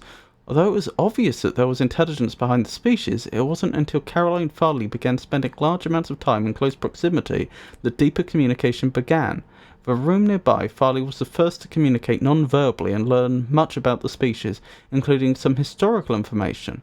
The Arai species survived in their world while several other sentient species came and went, among them an ancient species who formed a deeper relationship with the Arai, carving temples and dwellings for them in the rocks, and later a more recent species that took over much of their homeworld. This later species was especially adept at mechanical construction, using it mostly to capture and process large flying creatures using the beetles as bait. Villain. The final species to be discovered were the Villain. The Villain had been communicating with the Arai for many years through ambassador seeds, but became part of the larger community very shortly after the Arai. With a large and imposing frame and a form of communication based on a complex multi-voice low-frequency rumble, the initial introductions were intimidating. After several attempts, Amélie Vidal was able to begin some rudimentary communication and began visiting the Villain in Marai, which she named. Okay, so the only world we don't know the name of then, or the only territory, is that held by the Mofang.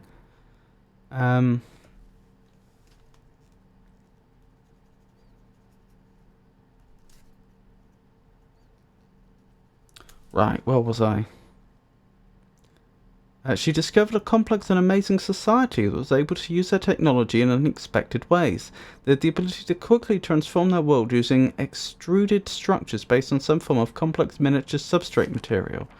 Unlike the other worlds, the Villain sphere is scooped out of a Villain resettlement group that was preparing to set off into space to find a new homeworld. This was their way of life, to put themselves into stasis and scatter themselves through the stars. As mentioned previously, their appearance is imposing, standing about 9 feet tall with a distinct reptilian resemblance. They have 6 limbs, 2 muscular legs and arms, and a smaller set of arms. They control every aspect of their technology through their vocalizations, but over the years they have created control panels based on their number system that allow other species to easier access elements of their technology. Shouldn't that be more easily accessed? Anywho. Right. Good little recap. Seed information. Ambassador seeds were first documented about 150 Earth years ago. They occur about once every 400 days if the tree remains healthy. Natural seed swaps occur between pairs of seeds that we now know dropped simultaneously from healthy trees in paired sphere. With each seed was touched by a species in when each seed was touched by species in sphere, the swap occurred.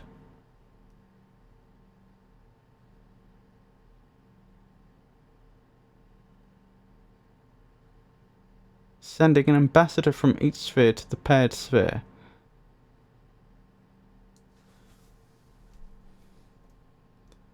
Let me read that again. Natural seed swaps occur between pairs of seeds that we now know dropped simultaneously from healthy trees in paired sphere. When each seed was touched by species in sphere, the swap occurred, sending an ambassador from each sphere to the paired sphere. Oh, is that suggesting that someone else would have had to have touched the seed that brought us here on the other side for the swap to occur? Because if that's the case, that's very concerning. Location of the swaps is defined by the locations of the pairs of seeds. After the first swap, the seeds recharge quickly, allowing for a quick return. First meetings were intense, but naturally short. It was quite a surprise for both the Mofang and us. Over time, the seeds required more time to recharge, producing longer visits between species. Oh no, because this is different to an ambassador seed. Okay. Collector seeds. Everyone who arrives is familiar with the collector seeds. The bright light that we were all drawn to right before the event that brought us here is a collector seed. What new arrivers may not be aware of is that these seeds, like all seeds, come in pairs. When the tree drops a collector seed on the ground, it signals that its twin has begun its quest for a new being. That search may take hours or it may take years. When an appropriate situation, unnatural threat of death, is found, the seed activates and swaps a smaller but varying sighted sphere from Earth or whatever appropriate homeworld here to Hunrath. Okay. So that's presumably how they knew where the swap was going to occur.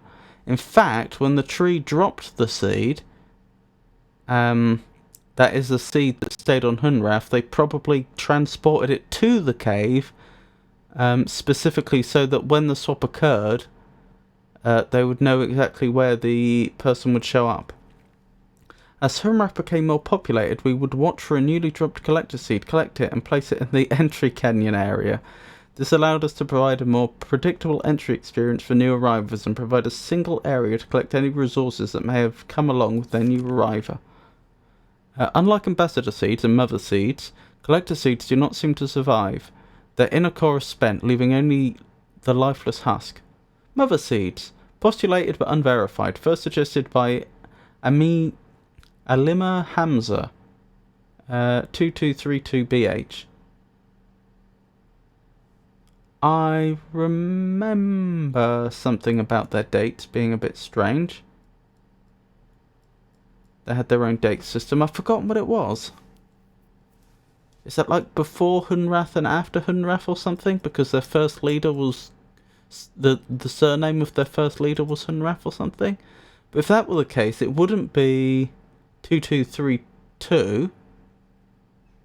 As in, it wouldn't be over 2,000 years before that leader took over. The notion of mother seeds extrapolates the behaviour of the lesser seeds to a super seed. She posited that the process that actually created the paired spheres was similar to all other swaps, but on a much grander scale. The idea is that two seeds from a mother tree were scattered on the galactic winds to find appropriately similar environments. When matches were found, some process was triggered that swapped large portions of landscape between vastly different worlds.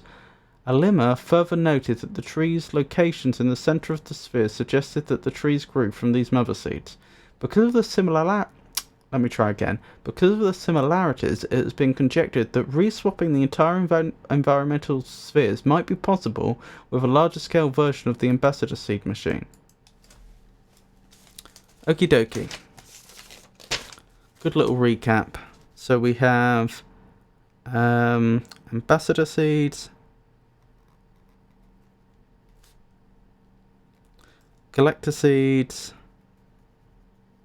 and mother seeds.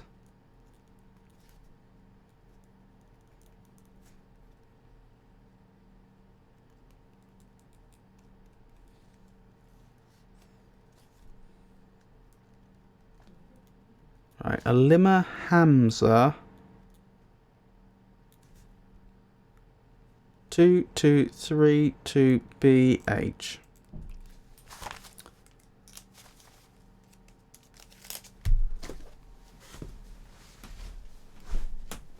Right, let's carry on.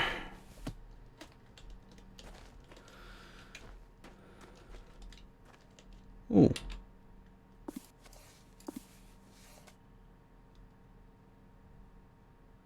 Welcome to Hunrath. Please give us a bit of information about you so we can get to know you a little better.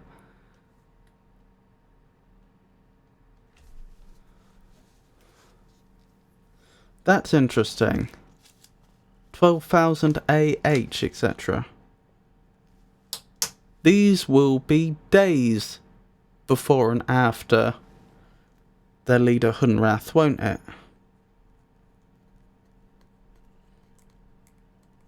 Let's see, each 1,000 days is going to be approximately 3 years.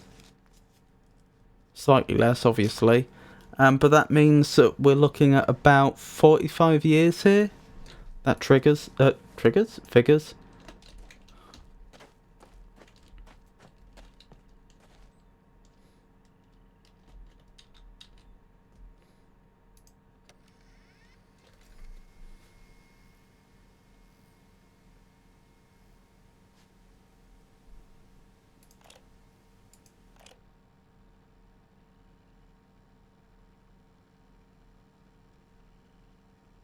I assume this is going to stop when it's fully rewound.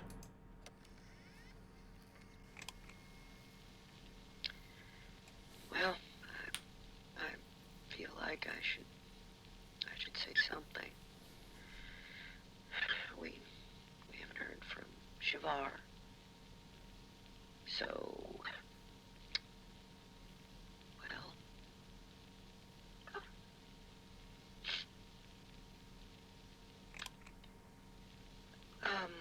should we assume that Shavar, well, the attack is inevitable.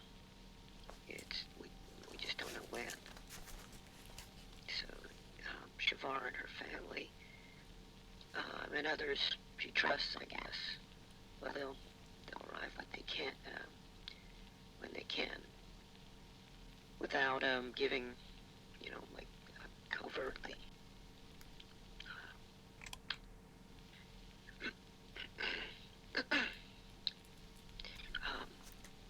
So the plan will happen,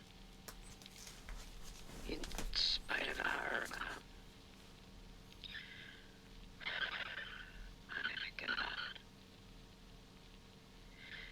we're locking down as much as possible here, and moving everybody out. CW will stay here, and I'll go to Murray at the last possible moment. So that's the Villain world. Most are gone. There's just a few left here now. We should speak to Cecil again. I don't even know why I'm recording this. It's like somehow we'll live on or something. I guess this has meaning if someone listens, but who? A new one? A new arriver. Oh, God, the kiosk out front. I need to update that message.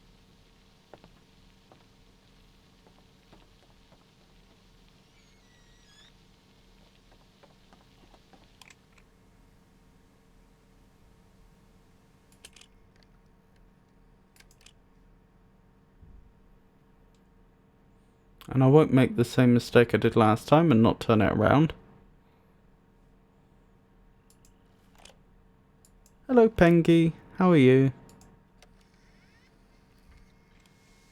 We all lost everything. Everything but our stories. And they shouldn't be forgotten.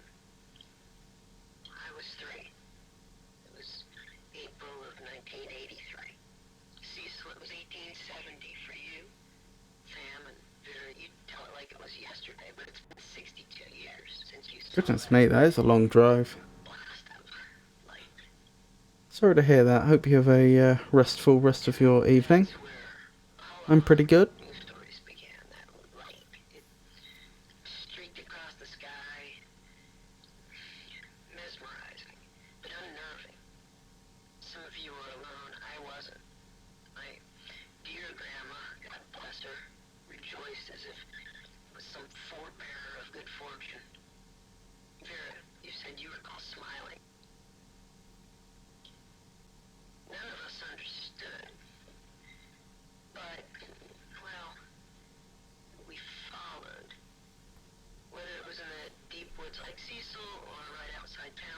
and Jenny.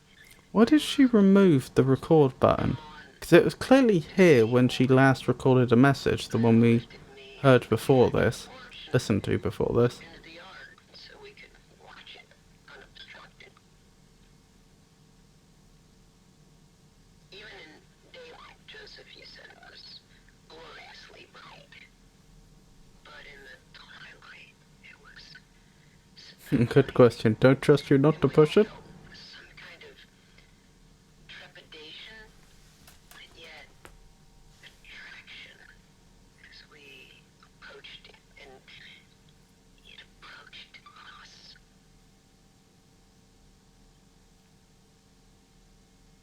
So close, so radiant, and that sound deep and vibrant, organic. You all remember, there was no turning away. It advanced, almost like purposefully. I wonder who she's worried would try to record over it, though. It found us, each of us. We should tell these stories because it saved us, and there must be more. Because if she's gone and we stumble across the tape recorder, why shouldn't we be able to record more? I was watching the sunrise. It was about 2:30 in the morning, December 26, 1948. May 7th, 2009. September 3rd, 1995. I was down by the river. I was hiking in the desert. In the park with my grandson. I looked up and saw a brilliant flash of light that Exploded in the sky. the light it flew into the clouds and shined the trees and it disappeared. I looked around and you know this. See if there's anyone around. See if anyone else has seen what I have seen. There was no one around. They all saw it too. This recording seems much longer than the other side, It's just beautiful. which you'd have thought would be impossible. I was kind of freaking out. I tried to follow it, trying to get a better look at it. I wanted to see it again. I came to a place where it had disappeared, overlooked, but I found nothing. And it streaked through the sky again. It seemed like it was looking for something. Or looking for someone. And then Unfortunately, I think the best explanation is game design.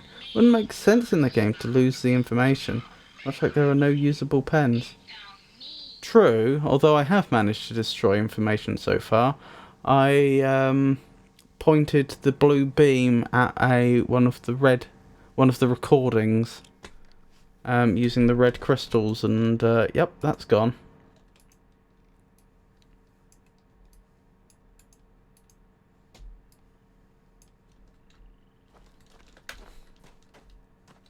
Anywho,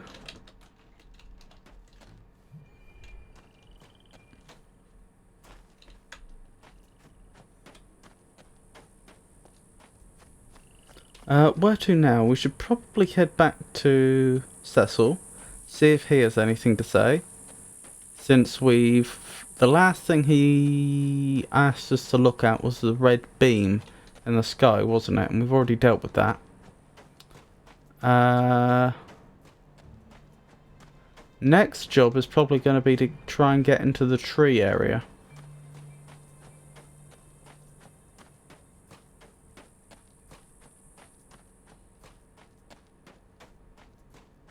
Yeah, I was a little surprised when the game let me destroy that recording.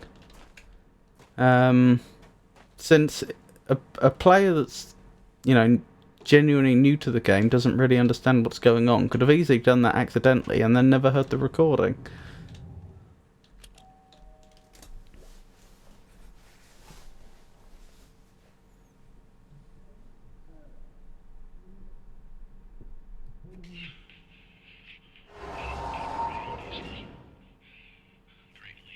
greatly appreciate your help. But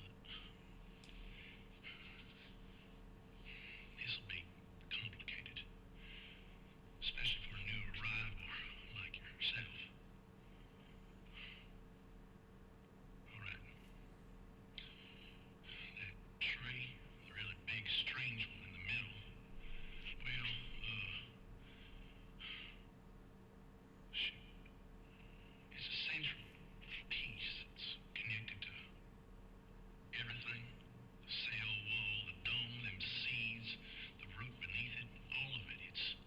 What's it mean by cell wall? The same, unconnected. Connected as distinct from the dome. Isn't. Sounds like a load of Buddhist malarkey. Farley would bust hearing me spout this.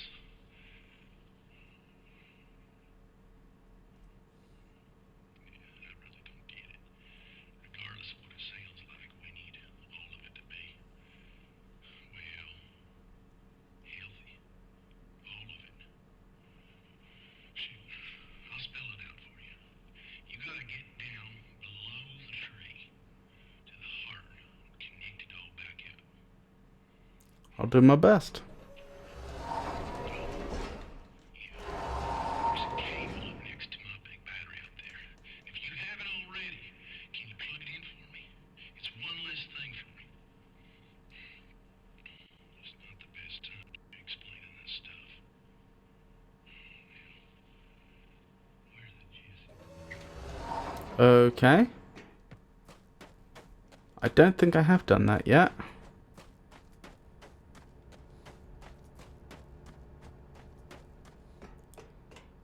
So by the big battery, he obviously means this. And by connect it up, he presumably means this. Presumably that's connected up. I mean, it'd be nice if there was some other indicator as to whether this was, whether this is working and what he wanted.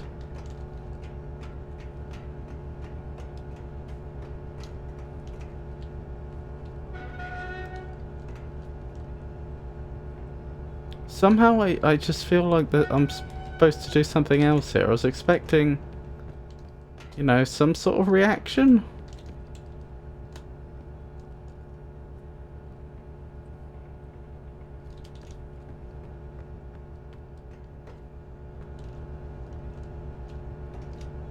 Wait, did that turn on when I... No. I mean, that's probably done it. Right, so, next job, get to the tree area. I don't actually recall how we do that.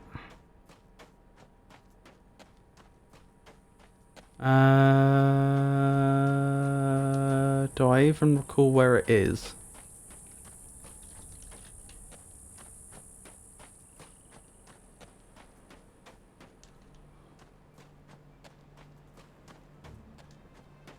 Through here.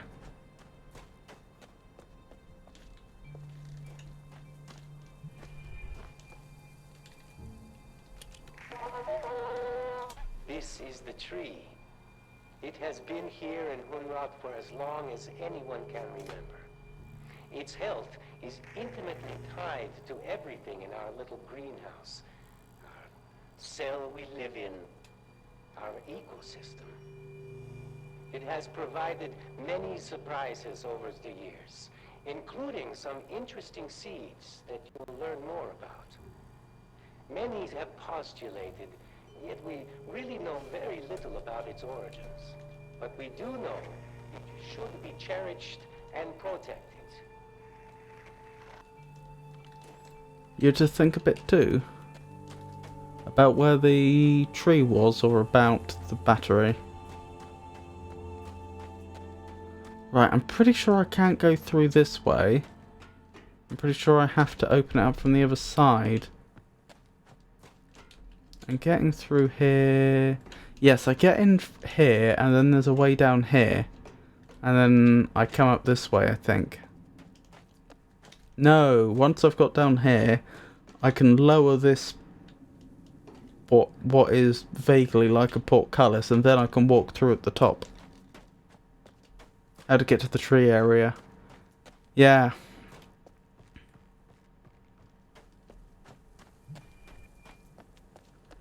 Okay, so I probably need to be round the other side right now.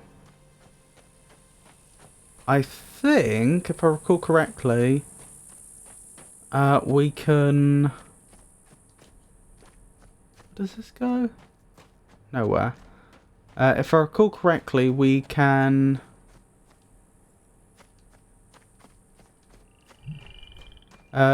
use the bits of the wall we can teleport off of to end up in an area up here, which I think possibly gives us access to where we want to be.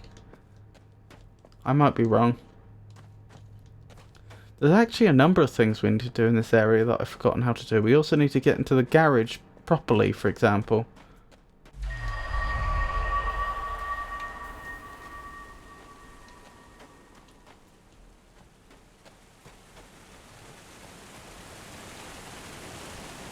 Ah, I see where we are.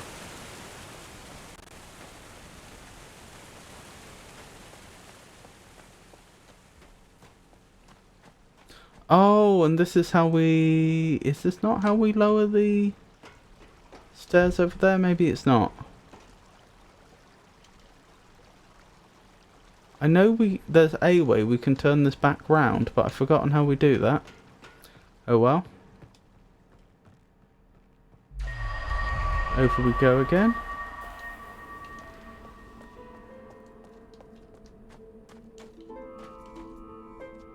I think yeah, that's where one of the seeds.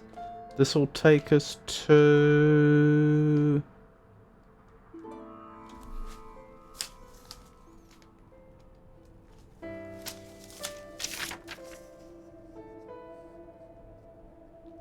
Captar, I think? The Arrow World?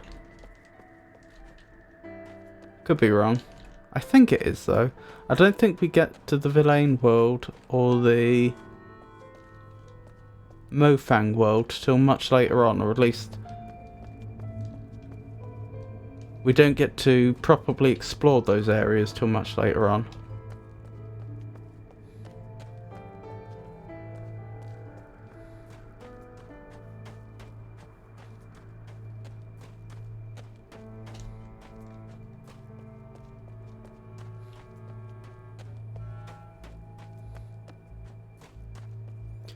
Right, it's probably this way we want to go.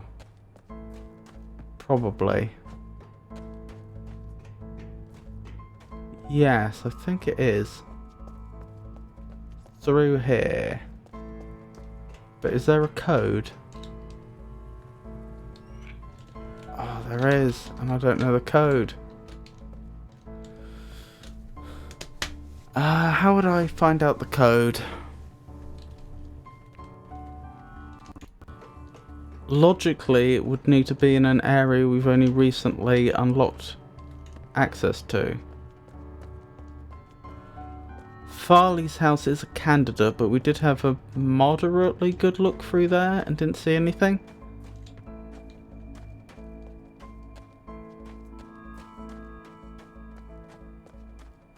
The garage would also be a good place to check.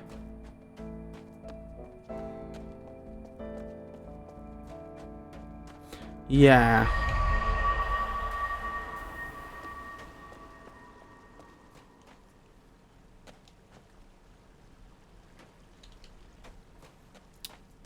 I think possibly we try to go to the garage.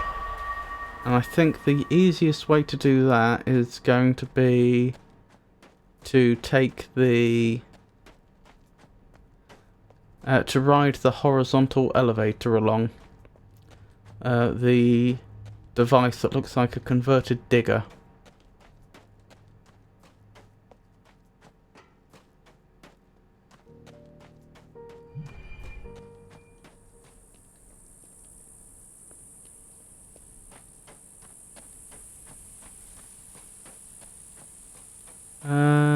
Can we just go through this way? I've forgotten.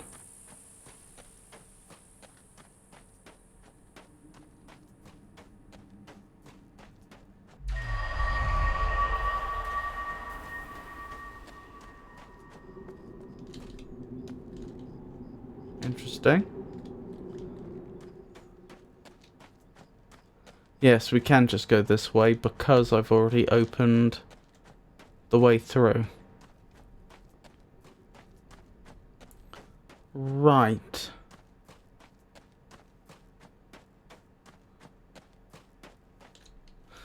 I have a vague recollection of having to collect a code from a number plate that was in the garage.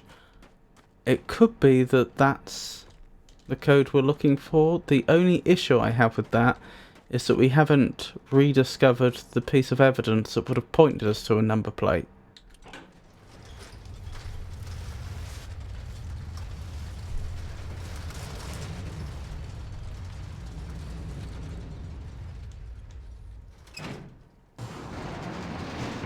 Excellent.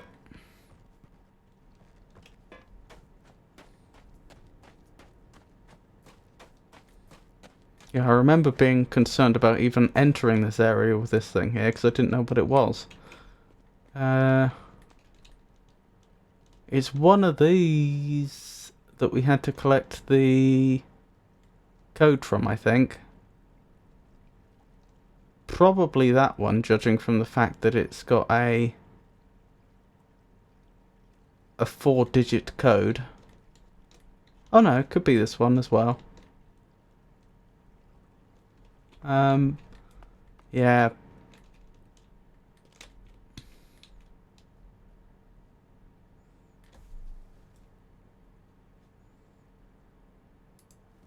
Okay. Let's relearn the Verlaine number system. 0 is presumably, yeah, nothing. This isn't on, is it? How do I activate this?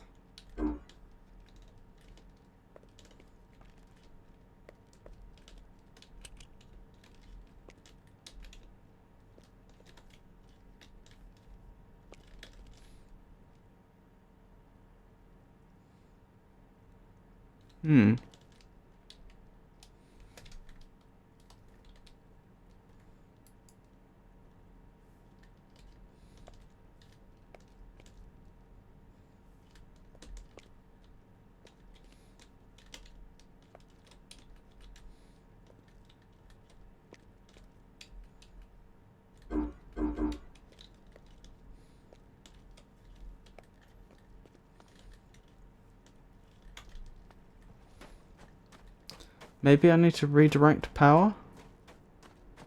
I remember... Yes, it was here, wasn't there? This is the other side of the...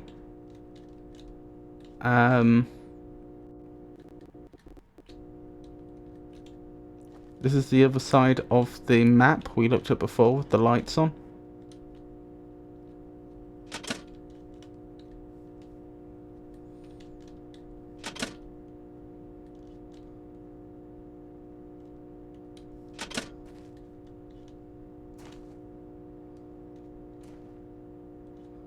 Okay.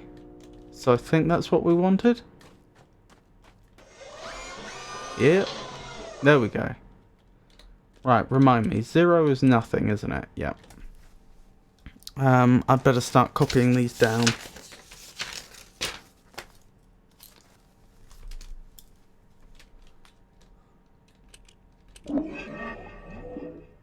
Okay.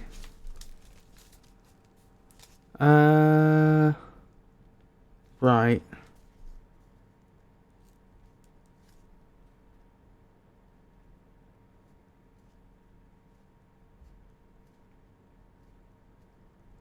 You'll have to forgive me, this is going to take me a moment.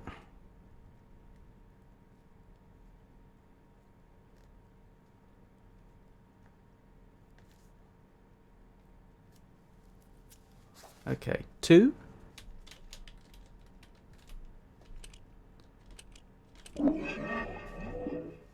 Okay.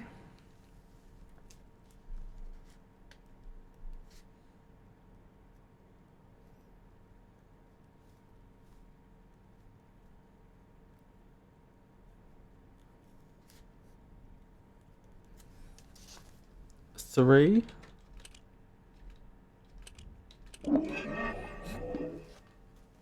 Interesting.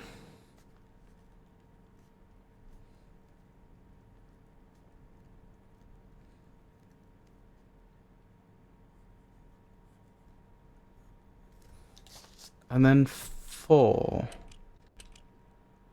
What's 4 gonna be? Shifted up by 1, I see. Doesn't it go round clockwise now?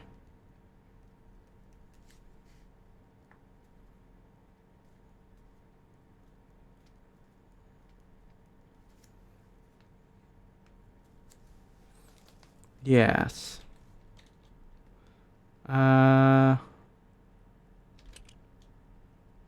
So 16's the next interesting one.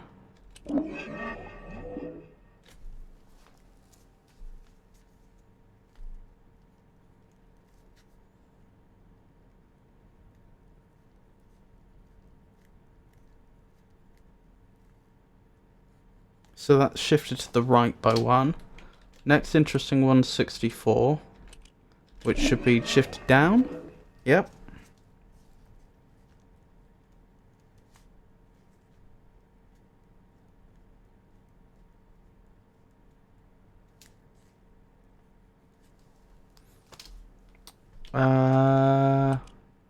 And then 256.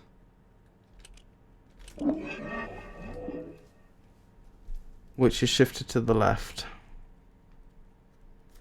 As you'd expect.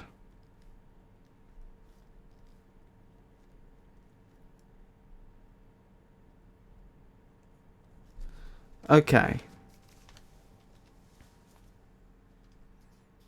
Now, earlier on, where was it? We came across that, didn't we? How has that been made?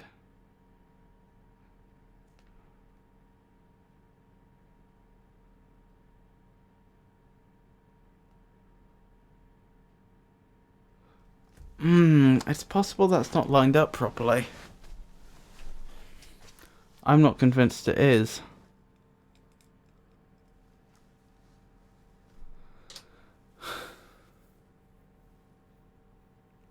No, I don't think it is. I think that can probably be elevated a bit.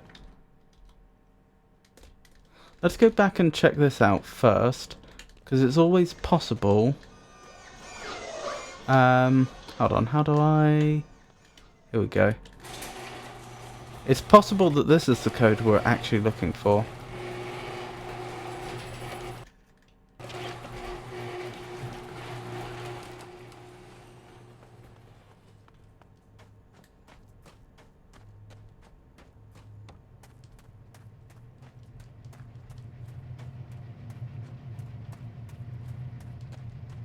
Shortcut indeed. We do like to see it. I still can't remember what this was for.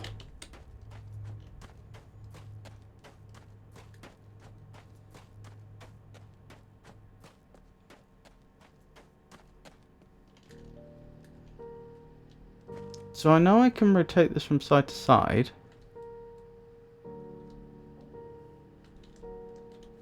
But can I elevate it at all?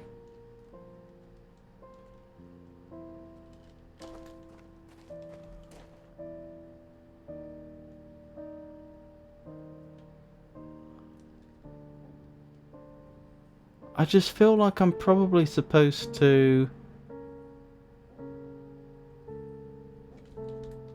connect it up so these make crosses or something.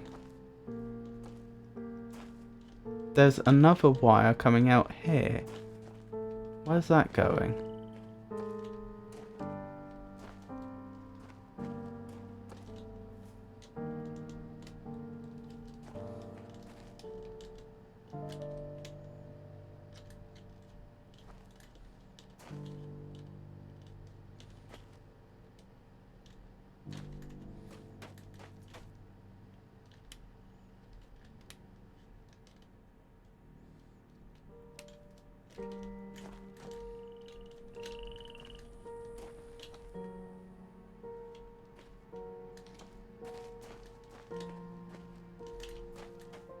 How long's that been on there?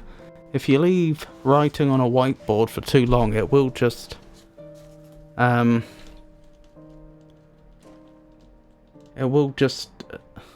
stain isn't quite the right word, but it will just get stuck on there hard.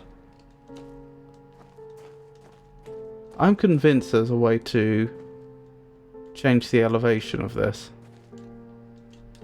To be fair, I could probably deduce what it would be. Wait, hold on. Oh, of course.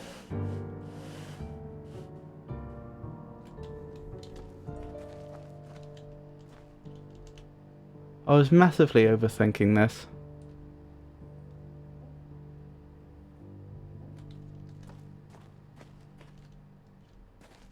It still doesn't quite work though, does it? Maybe it's not crosses.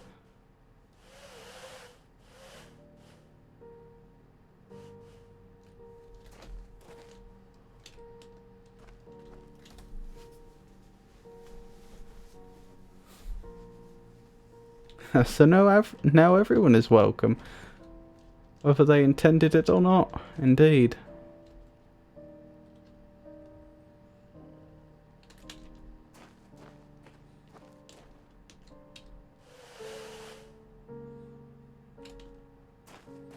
Supposing that were it,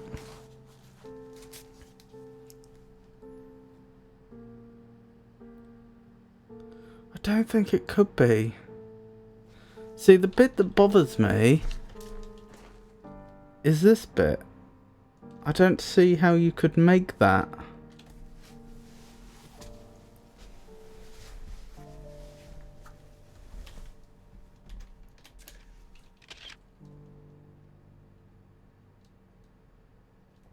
Because if we consider the shapes that are possible, the only way we could get a downwards right to left line is as part of the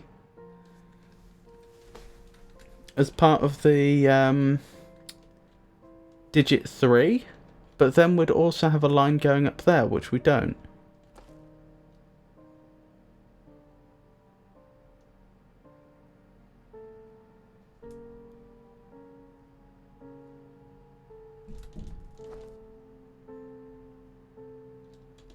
Maybe it's just not 100% correct. Maybe it's been corrupted slightly.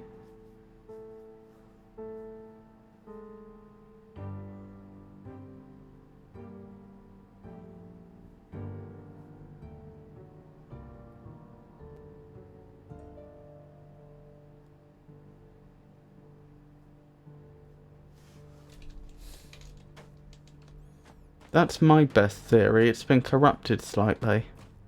Let's just put that into the Villain machine and see what we get out.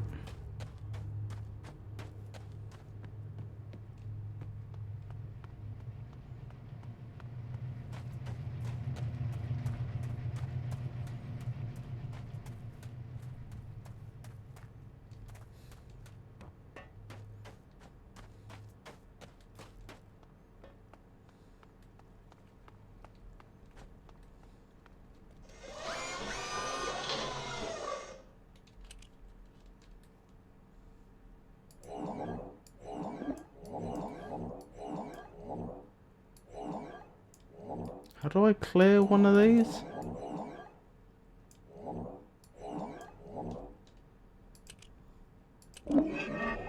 There we go.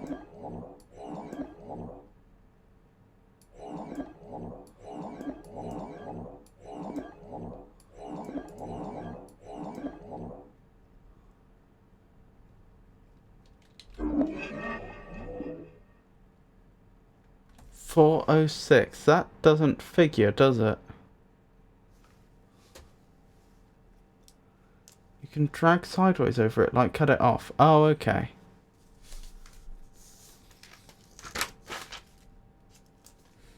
I'll write it down just in case. But that seems dubious, to say the least.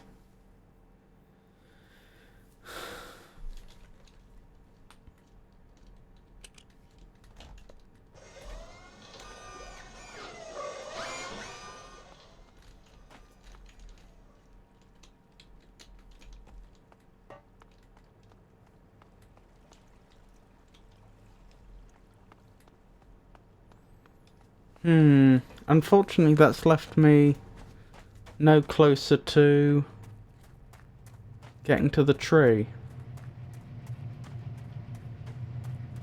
Actually, to be fair, I could try 406. I'm not sure I know for certain that the code I'm looking for is 4 digits. It might only be 3.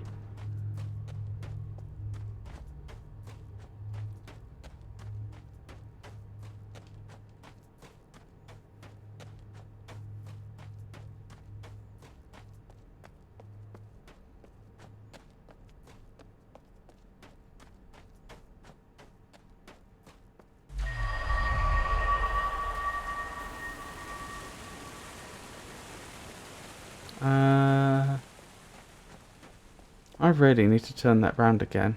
I just cannot remember for the life of me how I'm supposed to do that.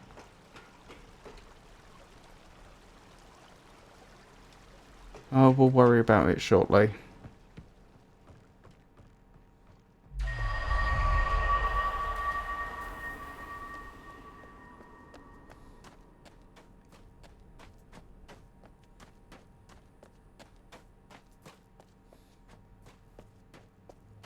I think you'll figure it out. I mean, the obvious thing to try would be to turn the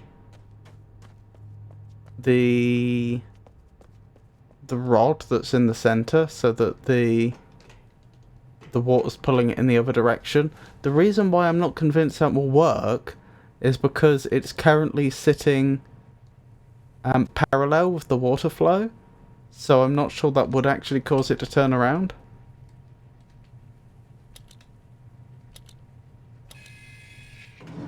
Oh, hey.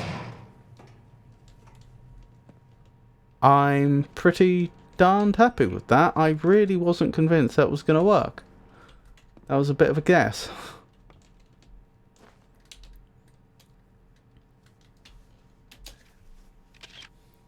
Mr. Mayor, at your behest, here is the information pertaining to the bleeder, its history, and some of the engineering behind it. The Bleeder project was designed and built at the request of Mayor Sims to collect and dissipate the ever-increasing power in the entire ecosystem. Mayor Sims was reluctant to allow the system to come to fruition, as he and others had become suspicious of Mayor Farley's death. He believed that without knowing more precisely what would happen to the cell well at fruition, it was ill-advised to allow it to possibly open, thus allowing what might be outside in and what might be inside out. The system has the capacity to throttle all 4 connected worlds. The idea, as you're well aware, is to suppress the ecosystem power and thus inhibit full maturity of the trees. It was postulated, and since became apparent, that this suppression will keep whatever unknown maturity process from happening, and grant us direct control over tree fruition. Ah! Could that possibly lead to 2 endings? I remember when I was playing the game before that I was connecting up the different trees and making sure they were all healthy. I thought to help power the rocket in some way, but perhaps there's 2 ways this could end. The fruit or the tree reaching maturation or the rocket. We'll have to see. The rate of dissipation is sensed and regulated automatically. The power is collected through Villain-engineered extruded cables that attach directly to the dome membrane. When the maximum power level exceeded, the dissipation phase is triggered, creating an electrical charge followed by a discharge into the water. Through electrolysis, an amount of hydrogen and oxygen is generated. We capture some of these elements for our own use, but the great majority is released into our atmosphere. This gassing might be a cause for concern were it not for the ecosystem's ability to filter and maintain our atmosphere at near ideal levels. Excess H&O content and pressure generated by the process is rebalanced quickly by the membrane, and as you know, we discourage swimming when the bleeder is operational. That's probably the... where is it? The structure over here that I couldn't recall what it did. That's probably the bleeder.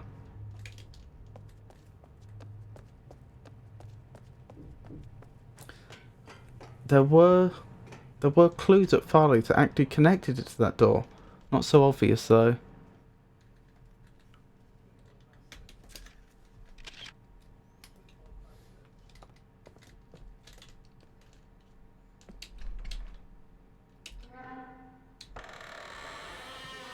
Another shortcut.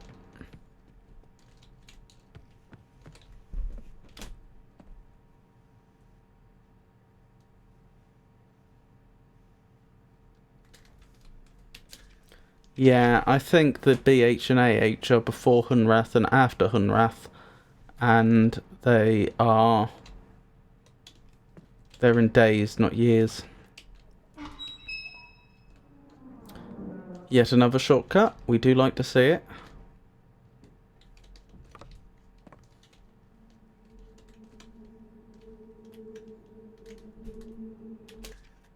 Interesting.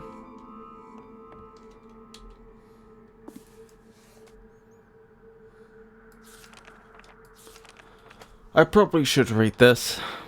Special Council Session 2 discussed final approval of Farley's plan with regard to the imminent attack. The full council vote was unanimous and I gave my final approval. Preparations update. Farley says that tunnelling is almost complete. Tam informs us that Villain's just completed their construction and started testing. Special Council Session 12. No one attended. I will inquire as to reason for their absence. It appears that the council members feel like we're having too many meetings since the plan has been approved. Perhaps we can reduce our meetings to every 2 days for now. While I was asking Cecil about his absence, I also inquired about securing the tower area. Special Council Session 13. Cecil will provide a new key code for the lower lock in the next few days. Cecil was concerned about any survivors not having access, so it was decided that we could conceal the code in Farley's house and give the residents a location as they were being chambered. I also had him change the upper tower access code. A clue to the code has been placed under the direction of our first mayor.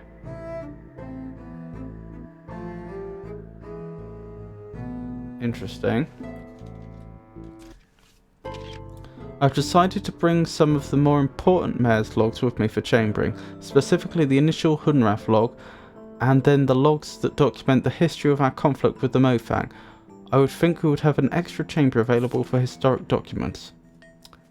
Special Council Session 14.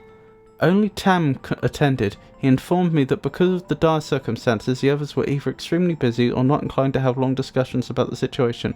I told him I would suspend the regular special council sessions and we would simply meet as the need arose. I paid a visit to Farley today and asked her to check on the availability of a chamber for the documents. I spent the last few days collecting documents. I've divided them into two categories, chambered and vaulted. The vaulted ones are less important, but obviously worth making an effort to save. They can be moved into Farley's vault area. I wonder what they mean by Farley's vault area. The vaulted category will also include any books that we've managed to collect through the years. With less than a week remaining before chambering begins, the population is tense. We've had several town hall meetings to try to answer any questions, but the realities of the current situation make it difficult to assuage fears. Farley has informed me that there is one final confirmation from Shavar. If Farley doesn't hear from her by the end of the 17,141 after Hunrath, then there is no turning back, so that's 3 days' time. There is an odd justice to Farley's plan in that whatever the Mofang sent to kill us will be returned back to them. That seems really significant. So they were setting up some sort of trap that would presumably transport back anything the Mofang sent this way? Special Council Session 15. A special meeting was called to go over the plan for the final time.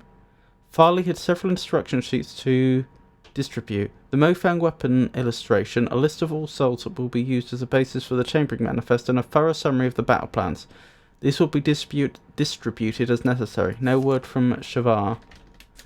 Farley tells me there will be at least one chamber available for historic documents. Any other extra chambers will be loaded with emergency provisions and medication in case either Hunrath or Murray are completely destroyed.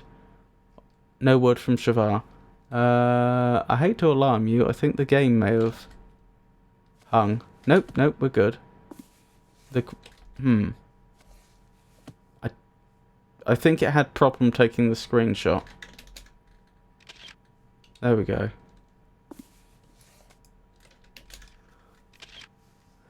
Where were we? Any other extra chambers will be loaded with emergency provisions and medications in case either Hudna or Murray are completely destroyed. No word from Shavar. No word from Shavar. Death is on our doorstep. Curse the Mofang.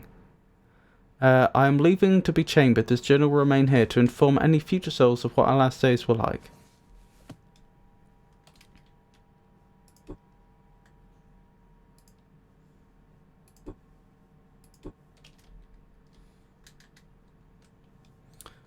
Right.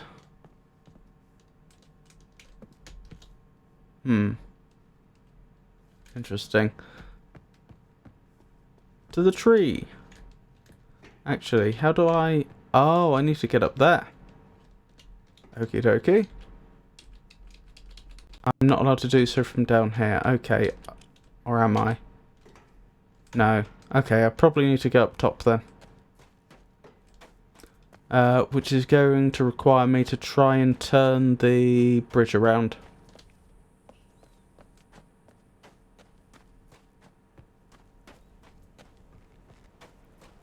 No, I've never seen that glitch either.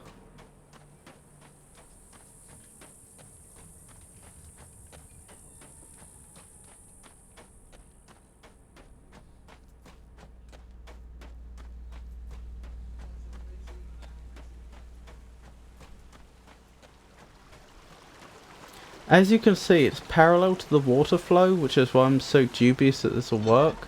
But we can try it.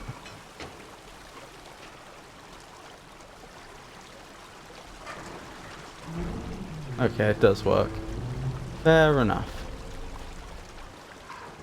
I still don't have a way through here though, do I? I probably have to come from the other side. I just don't remember how I get there. In fact, to be perfectly honest, I don't remember for certain that I ever did get to the other side of that. I probably did. Other side of that door. Where am I headed? I am headed to the teleportation walls that are near the other side of Filer's house.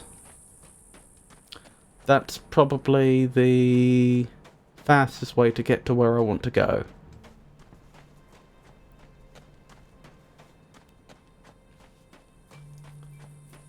So I do remember that the Mofang world, which I don't recall the name of, was destroyed when we got to it. So presumably, whatever the... I do think I've been in that door actually. I think I remember roughly what was there. I think there was a teleportation seat in there. What was I thinking? It was... that world was destroyed so far as I recall. So presumably the plan worked?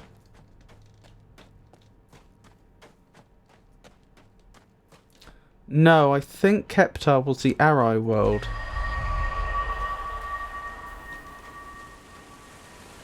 But Keptar was one of the worlds.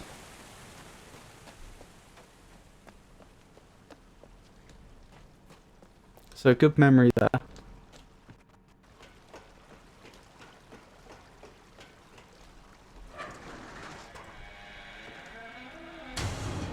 Excellent.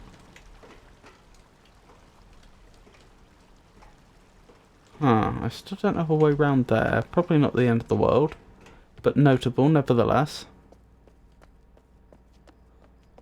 Right, this should get me to where I wanted to be.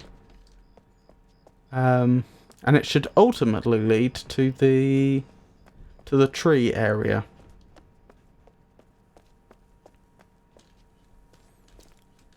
Oh. I don't remember this. I mean, I remember there was a puzzle here. I don't remember what I was trying to do. I mean, enter a code, clearly.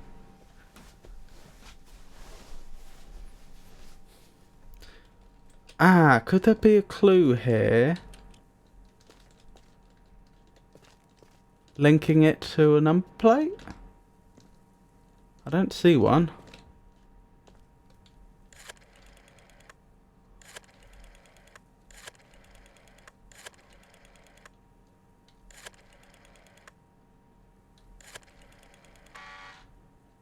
You're after 6 digits, goodness me.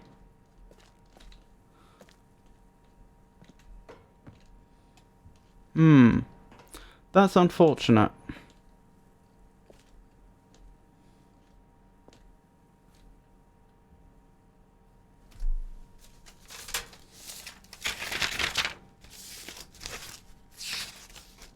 Yeah, so far I've determined that the human territory is Hunrath, the Villain territory is Marai, the Arai territory is Kaptar,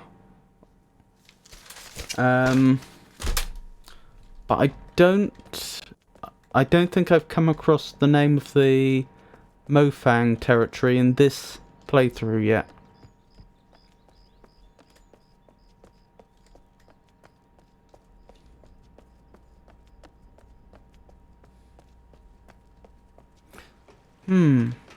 Hold on. What about that number plate on the desk?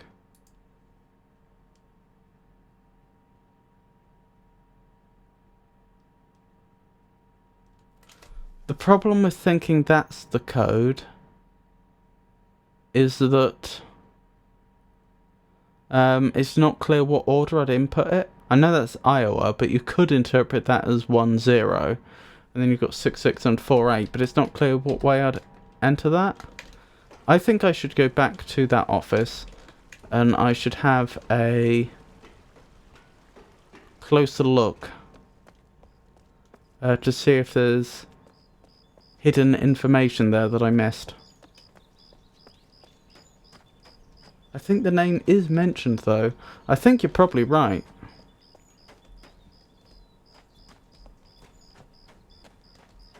To be fair, I know what 3 of the 4 territories are called, so as soon as I see the name of a territory which isn't one of those 3, I can assume that must be the Mofang territory. Hold on, how do I get... There's a way into the office from around here somewhere, I've just forgotten. That's the upper way in, but there was a lower way in, I'm sure.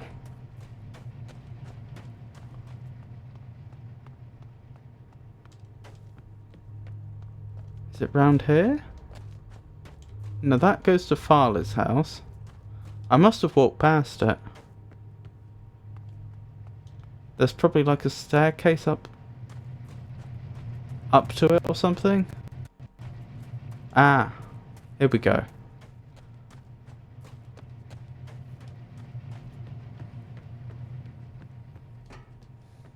Right. Good advice.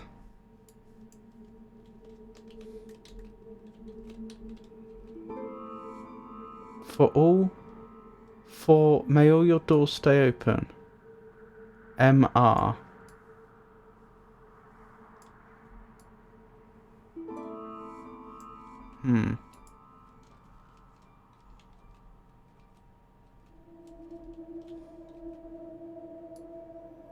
That appears to be a French compass.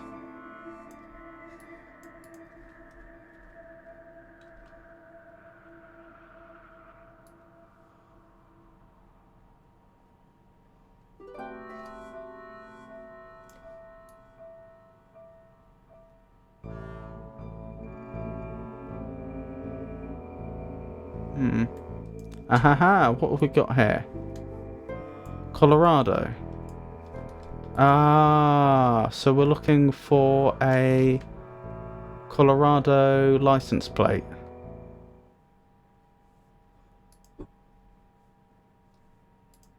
Not what I'm looking for. There. Colorado. Colorado.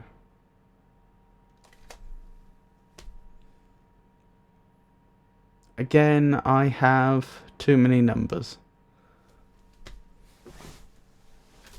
Too few or too many, depending upon how you look at it.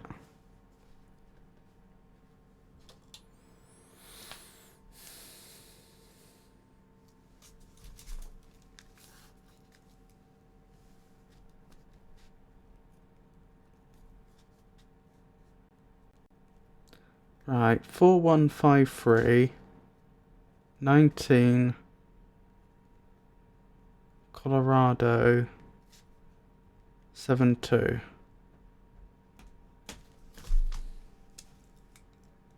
I wonder.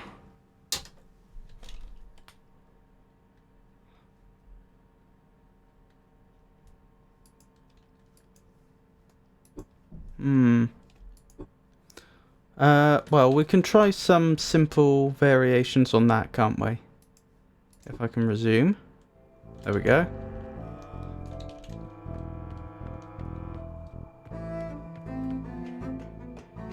Nice music. Oh.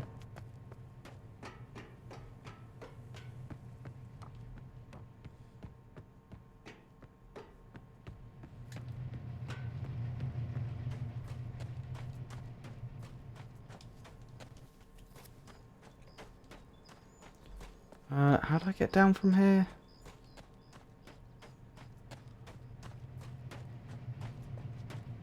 Ah, here we go.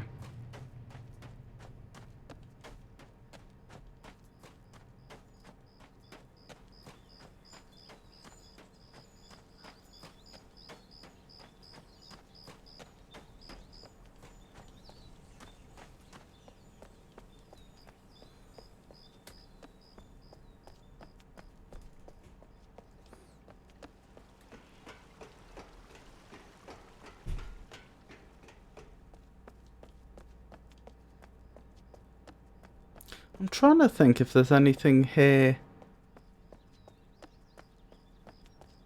Anything left on Hunrath, which I haven't done, which I'm fairly certain I should have done up to this point, and I think the answer is no. Right, let's try 4, 1, 5, 3, 1, 9. Is that 9? That's 9, isn't it? Oh, why? 4, 1, 5, 3, 7, 2.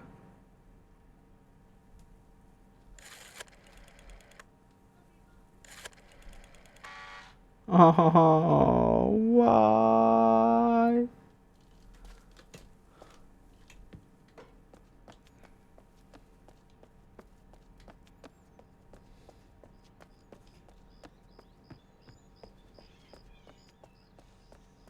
I'm gonna go back to the office then and have a bit more of a look.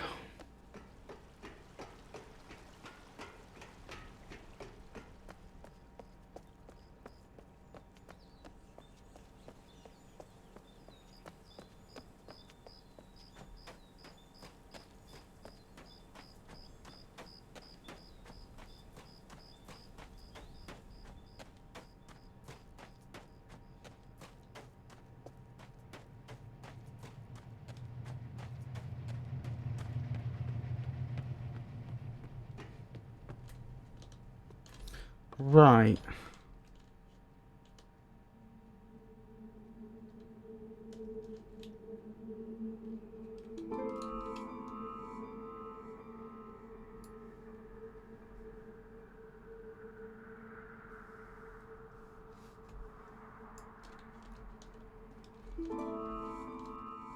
Hmm.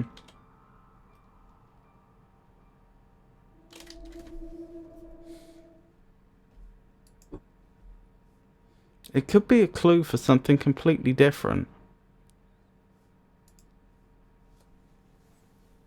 I take it they're all from different states, aren't they? Yeah.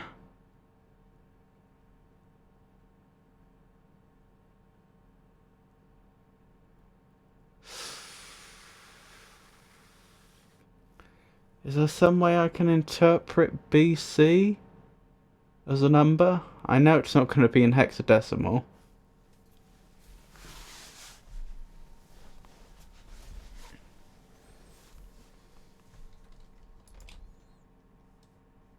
Let's make our way over to the garage. Maybe there's something over there I missed.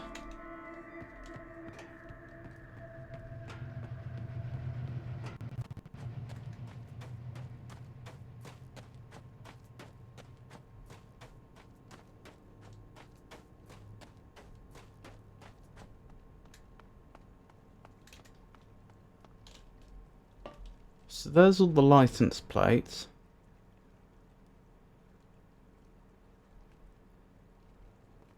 Oh, that's probably BG. Still doesn't particularly help though.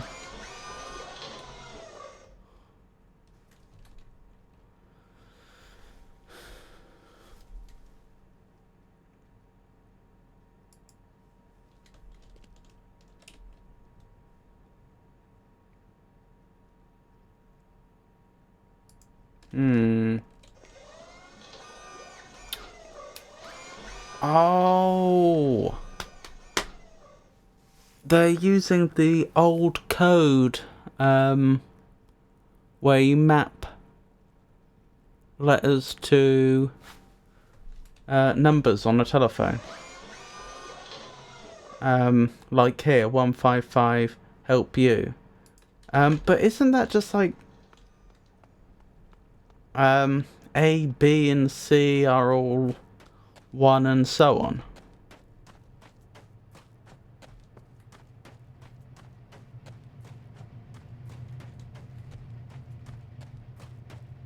Let me see. There's 26 Roman letters. So, and there's obviously 10 digits. So it's 2.6 letters per digit on average.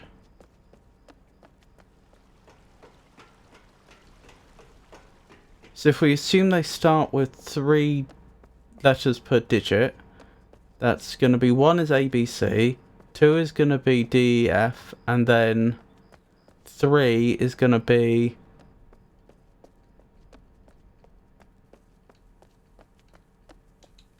GHI. So we're probably looking at 134153 perhaps.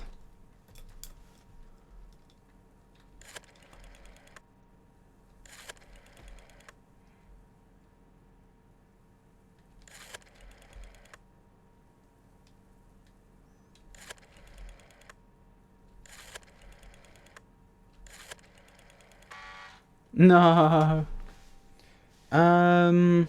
Hold up. I'm just gonna look up a picture of a handset. Wait. There's probably a handset in game. That looks like that.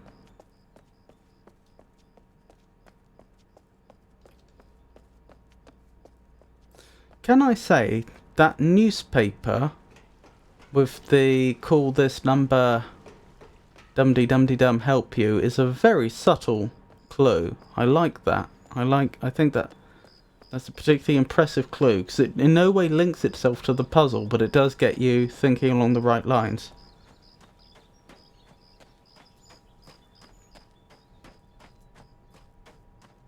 Of course, I could be wrong. Maybe it wasn't BG. Maybe it was BC.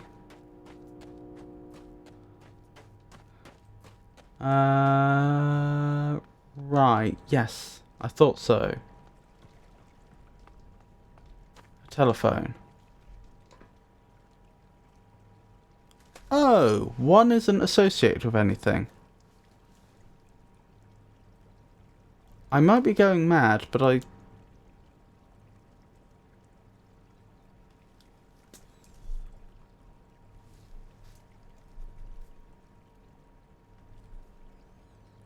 Is that how it normally works? Hold on. I will be right back. I'm gonna check my actual phone.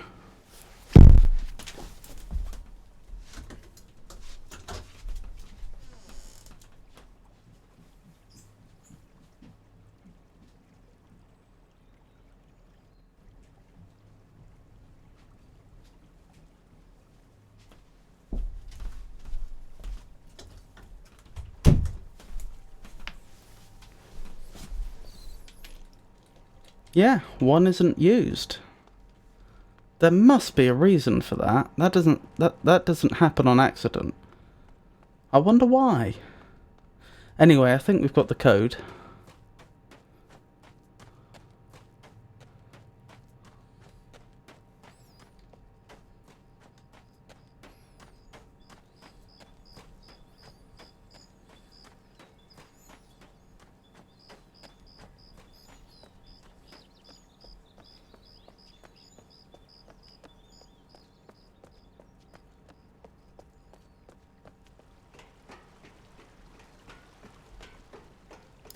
So I believe it should be 244153.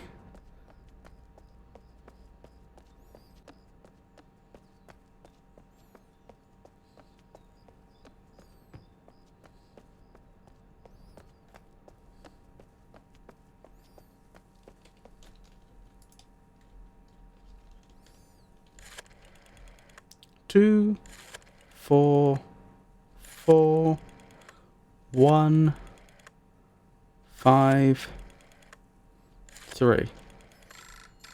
Yes! Surprisingly, surprisingly many that doesn't even know how to use the dial in the first place even. That's just a rotary dial. Nothing wrong with them.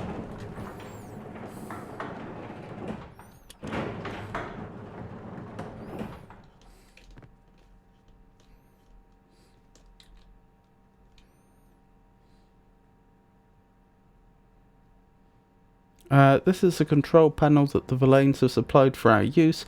Although they are able to control their systems via vocalizations, they have provided these control panels for other species to have limited access and control. If you have trouble, please find... that's probably Noah for help. Remember, the Villain numbering system is spaced forward, drag from one blob to another to form the Villain digits. I think we've seen this before in the garage.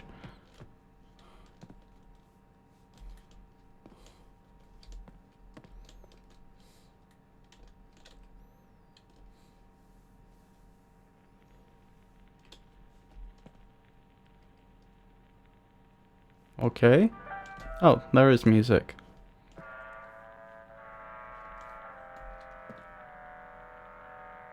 Okay.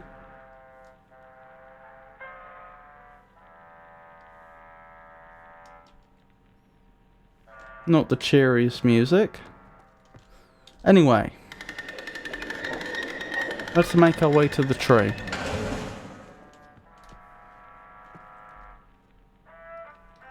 Yes, I'm getting old that I grew up with these. Really? I thought rotary dials were much older than that.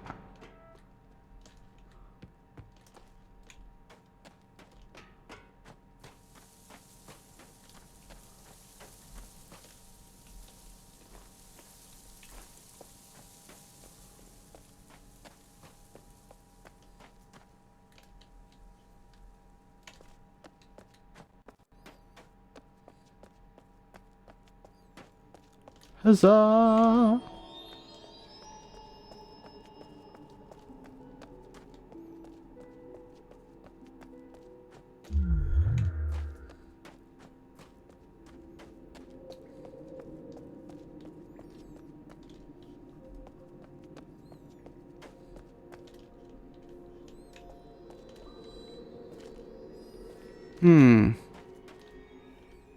You know, I don't actually know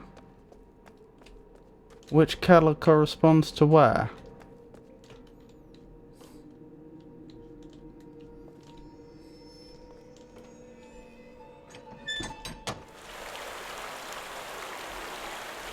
Excellent.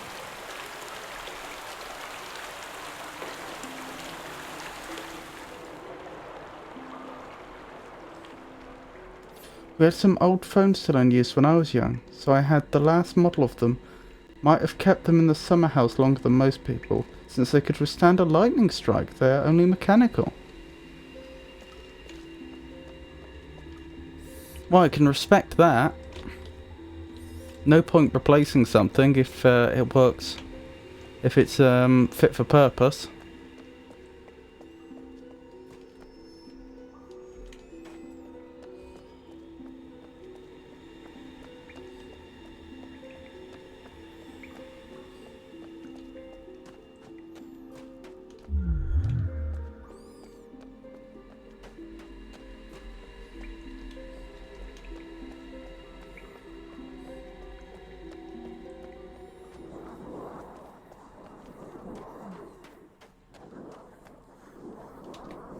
I have one in my basement still even.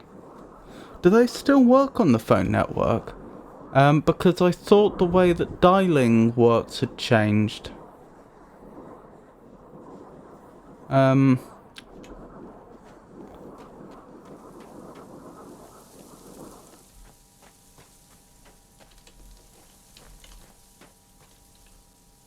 I don't know much, but I'm fairly certain that the original system that was developed for dialing was changed to something completely different.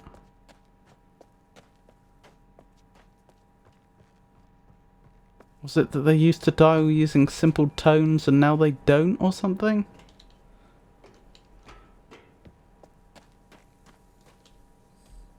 I don't know. Something just half remembered at the back of my mind.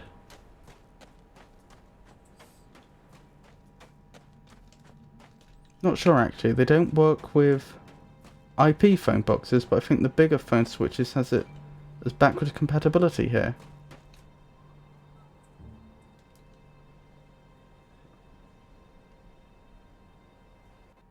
What do you mean by IP phone boxes?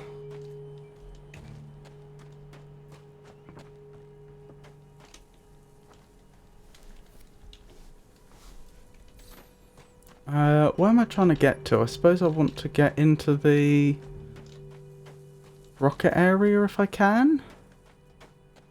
That would be nice.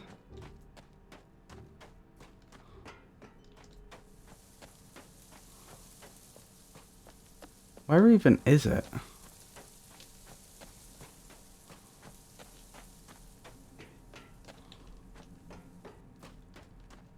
I distinctly recall going there. Oh, right up there. Ahaha.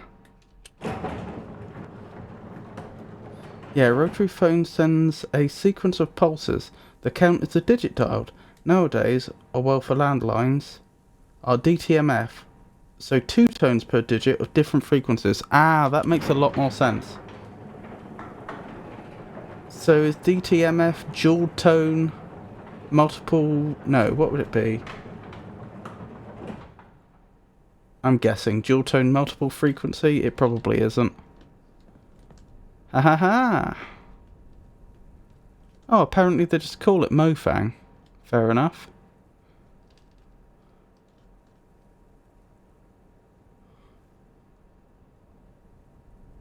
I think it is actually.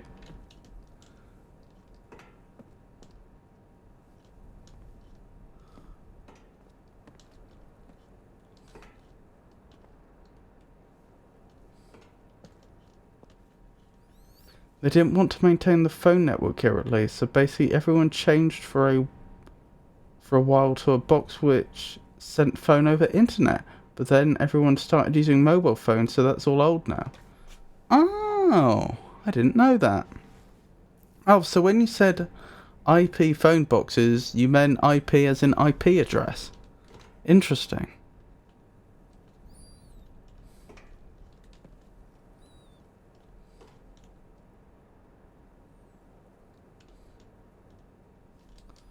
So what does this do? Nothing.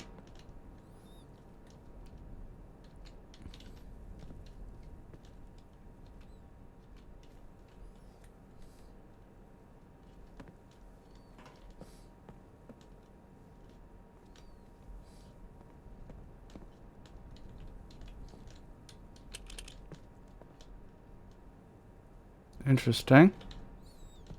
I do hope this doesn't become relevant at some point.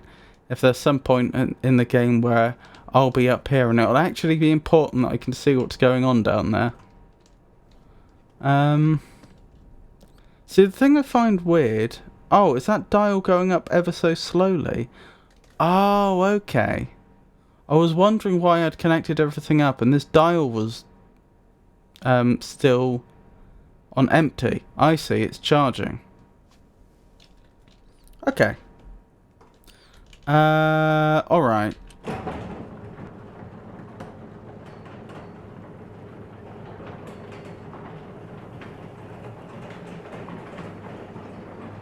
What we should probably do then is, first of all, I'm going to go back to the area under the tree, and I'm actually going to make a note of the different cable colours.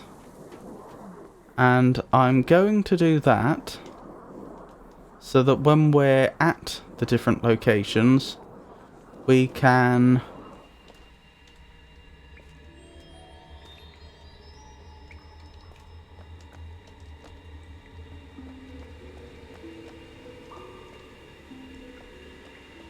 we can figure out which is connecting where. So there's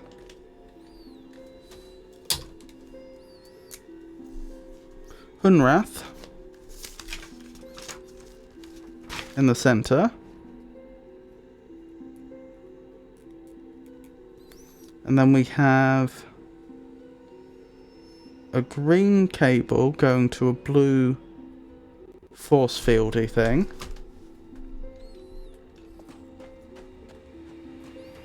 And coming off at this angle, we've got a yellow one going to a green.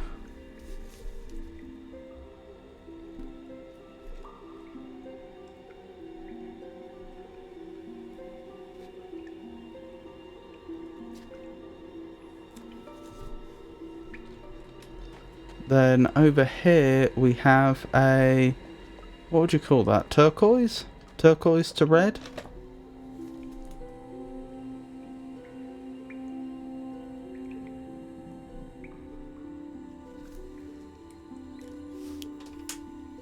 Excellent.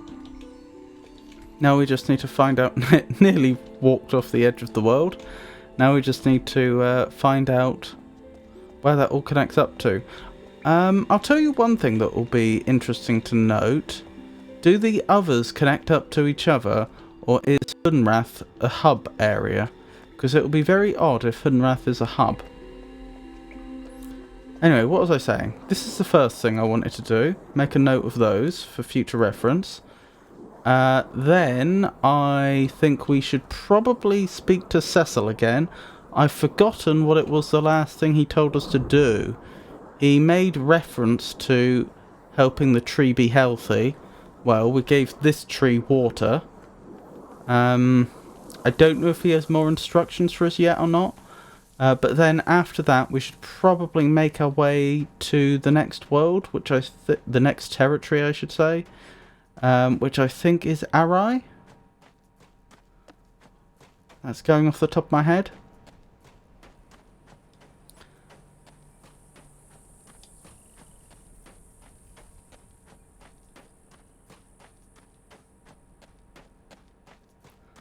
So let's have a quick word.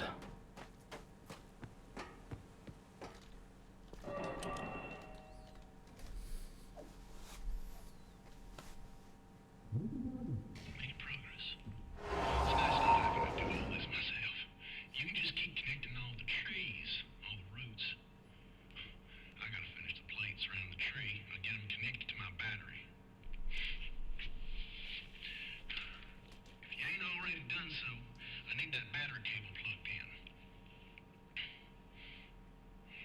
Remember, everything connected. See, that makes me worried about whether I actually have connected the battery up here. I think I have. It's just there was not even a single light turned on. Oh, it's humming now. I mean, that's connected, right? I take it there's nothing else I need to do.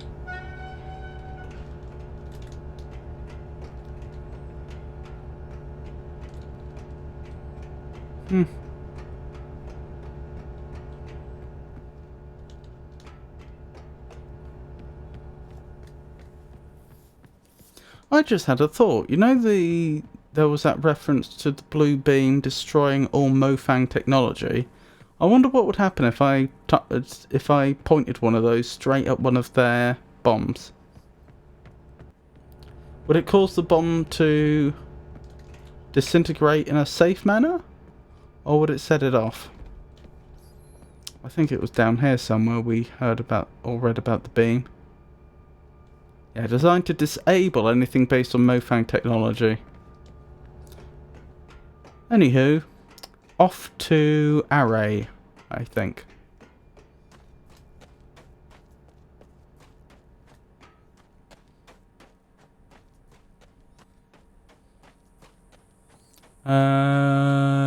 Yeah, I think I know where I'm going.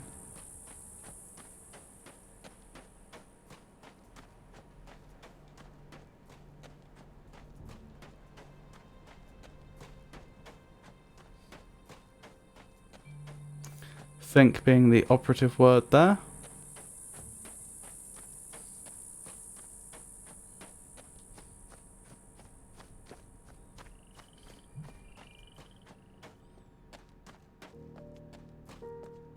It seems like this house is a load zone. Every time I try and run through it, this is pitch black and then it loads in shortly thereafter.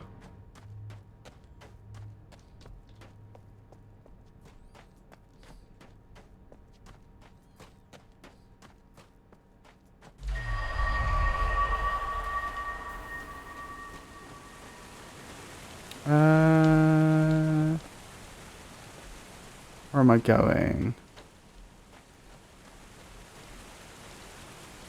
Round here, that was it, wasn't it? Hold on. Where does this one go? Was this the way I came?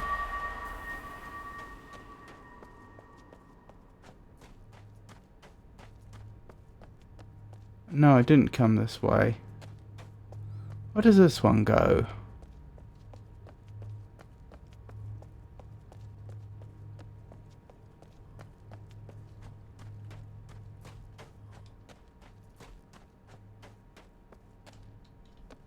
Oh.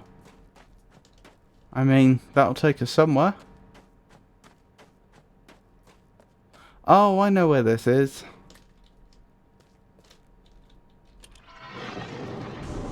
Excellent. Shortcut. I don't remember where this takes us, but let's go. What is the worst that could happen?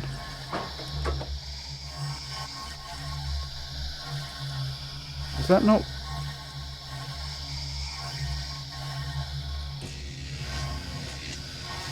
There we go.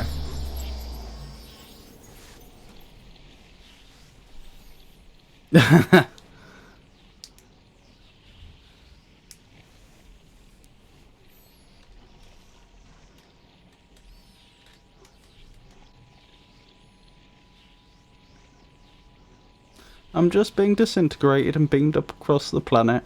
I don't know why you need to be so negative, Pengy.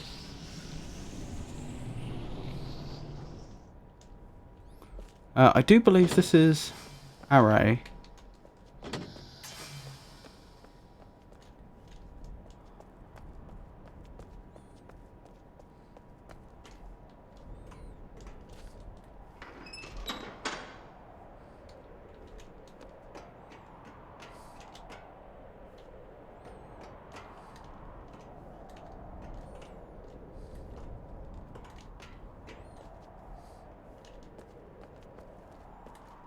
Isn't Array the species rather than the place? I think you're right. What one is it called? I did write this down. I just didn't remember. Captar. Captar. This is Captar, I believe.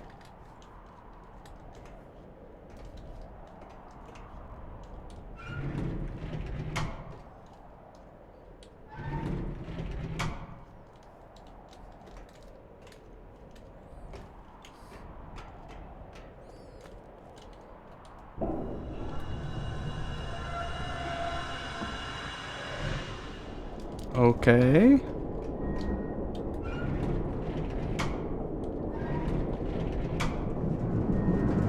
Well, that's progress. So I could get off here, or I could go through here? Maybe not. What if I kept turning it? Doesn't want to go. The game's quite adamant that this is my next stop. What's that do? Oh, that must have been what was preventing us from going further? Probably? Maybe? Yes.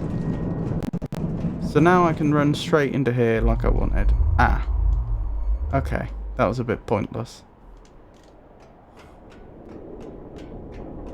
I just ran straight into a solid wall. Never mind. These things happen.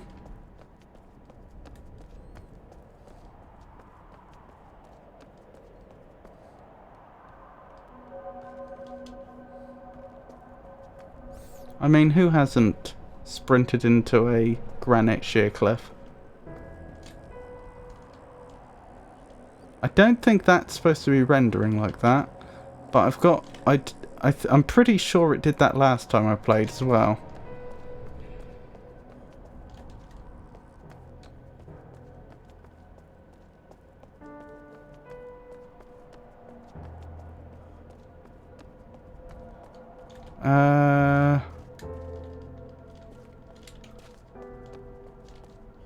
I've got vague recollections of there being a path around here which I just didn't see despite it being there for ages. It might be this one, but I feel like it probably wasn't.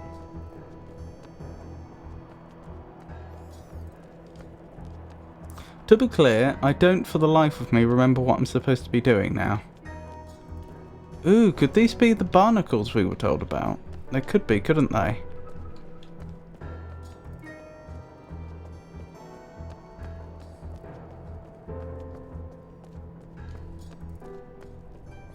I just realised with all their notes on those other species that we read in Farley's house, there wasn't a single reference to how long the other species had been here. Which is strange, because you feel like that's one of the first things they would have asked them once they got over the initial communications barrier.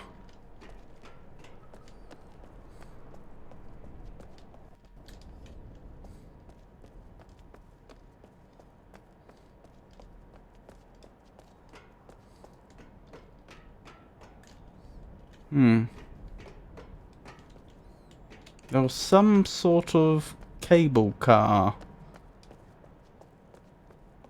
over here, wasn't there? Didn't I spend ages trying to figure out what this was for, and I eventually discovered it wasn't for anything?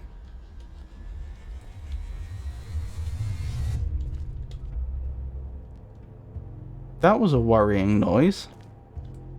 It sounded like something charging up. And then just abruptly stopping.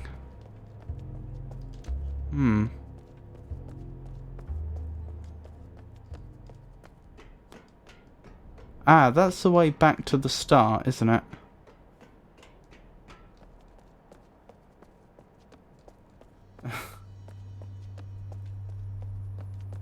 Spending ages on it sounds about right.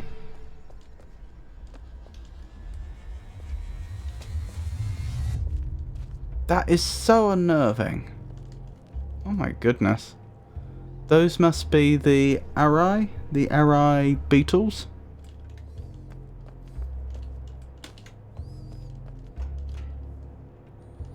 But I'm pretty sure we saw some of those on Hunrath. Those were the insects I wasn't expecting to see.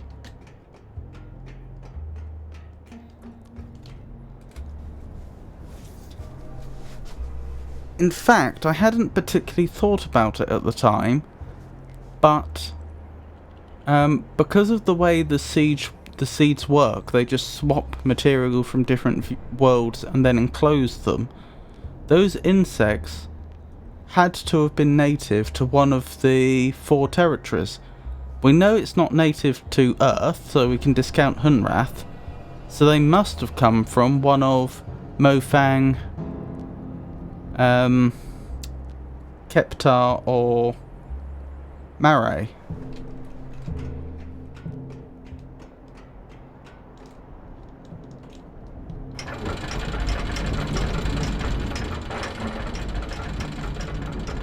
I hope that was a good idea. I don't really know what I'm doing here.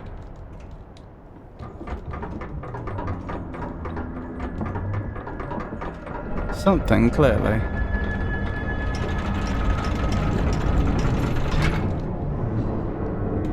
Maybe I should leave before a piece of machinery crushes me.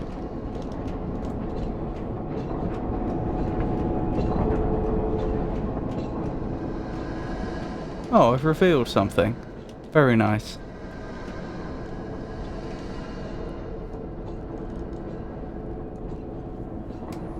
I think they are native to here, and if I remember correctly, I think that was mentioned in one of the books at Farley's. Ooh.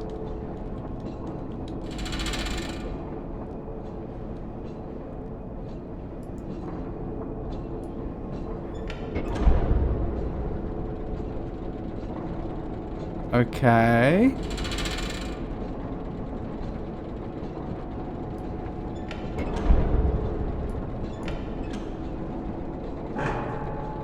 Oops.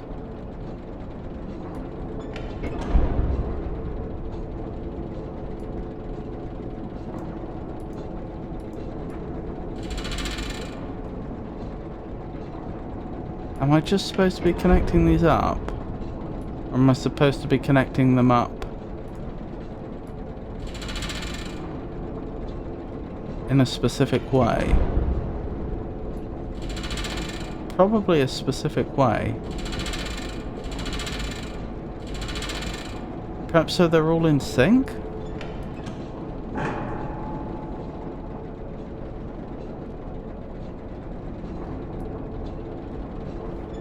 No, let's just connect them all up.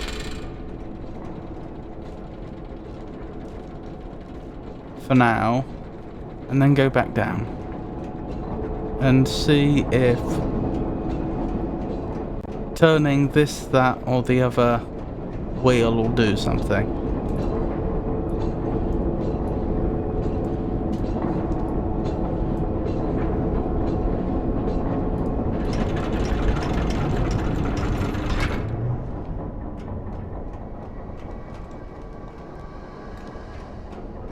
Okay, that doesn't seem to have been useful.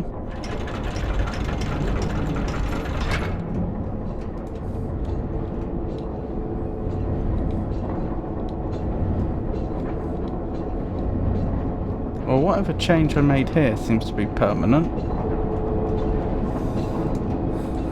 Hopefully I've done it correctly. I don't really know what it's trying to do. I assume it's probably connected to the cable car.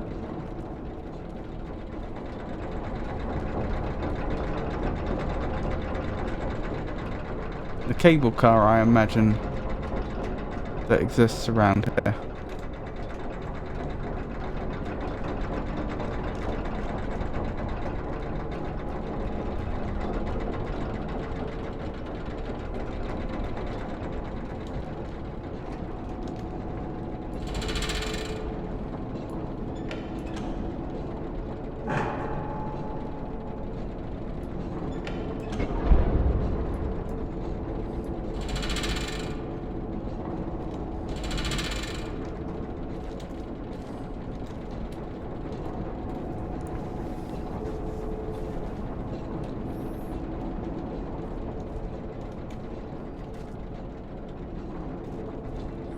Oh, that's interesting.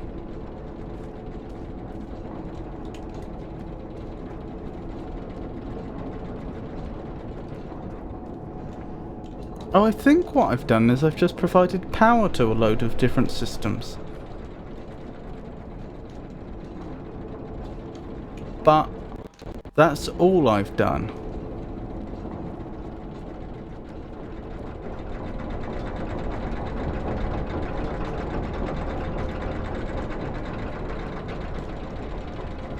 I haven't, for example, told... I don't have access yet to some sort of control panel to tell this cable car to come here. All I've done is given it power so that were I to get to such a control panel, it would function now, whereas previously, presumably, it wouldn't. Okay. If that's the case...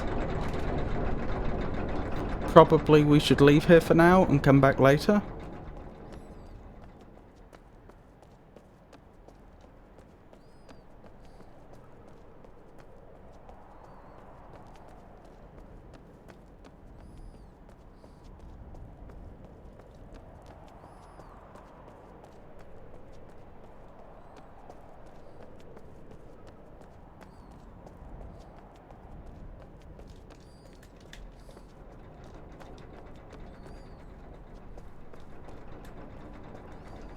Ooh. Oh, that's right. I remember bringing the cart with the blue...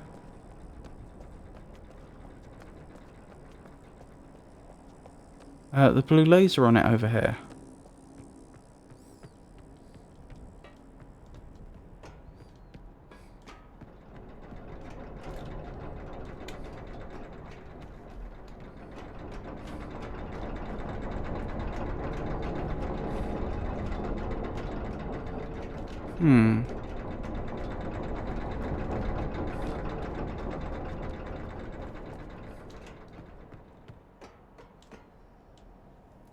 That, I think, was the path that took a long time to find last time. I think you might be right.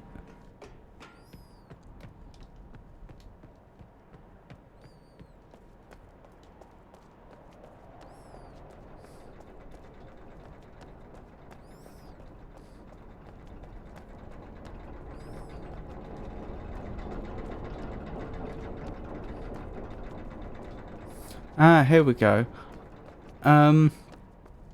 Much earlier in the stream, I remember saying about how, it was when I think it was when I first got access to the cart, I said,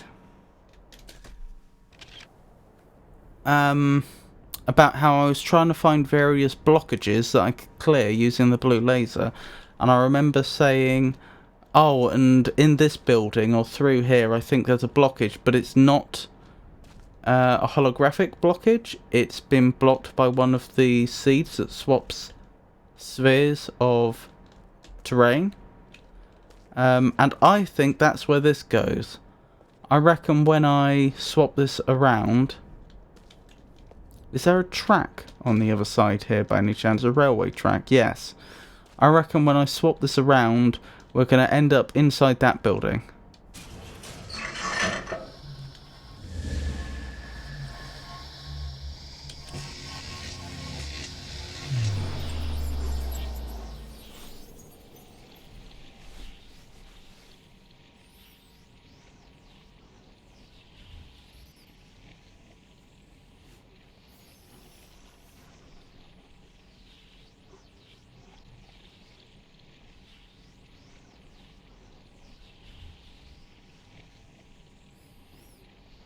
It's surprising how long it takes to load, actually.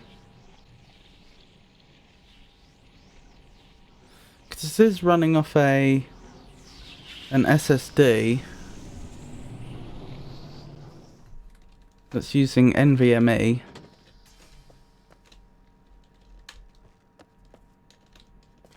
So it's not going through a SATA controller or anything, it's connected straight to the PCI bus, if I recall correctly.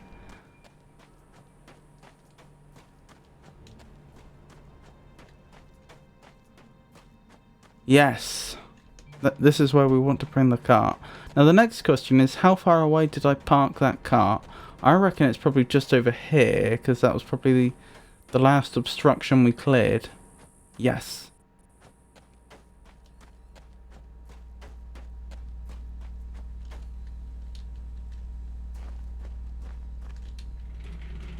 Question is, how am I going to be able to... How am I going to be able to operate the device which triggers the... Hold on, how do I make a turn? We'll worry about that in a second. How am I going to be able to operate the device that activates the swapping seed from inside the cart?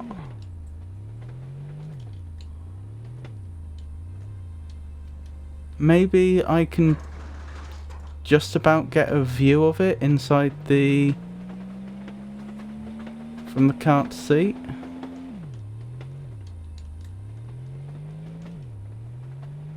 Okay, this hasn't worked out the way I hoped it would. Maybe I can go in the other way. I'll put that back the way it was, because I don't see any advantage to it the way round it is. Any advantage to it being the way round I'd left it. Yes. Now can I access this? Oh, that's convenient. It's almost like it was designed with this in mind.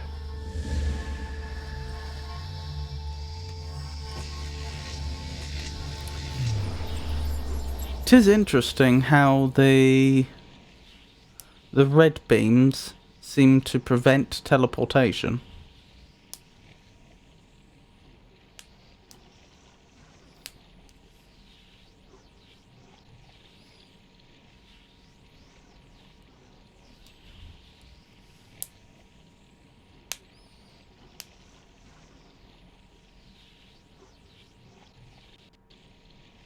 That is, you just point a red beam straight at the dome and then no teleportation is going to take place. Right. Let's see what we can do here.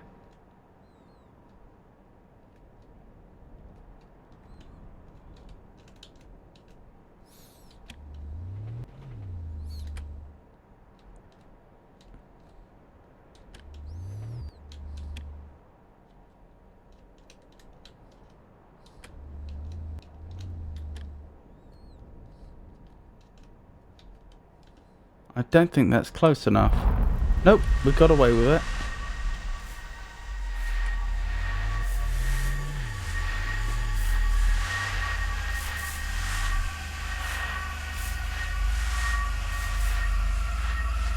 Excellent.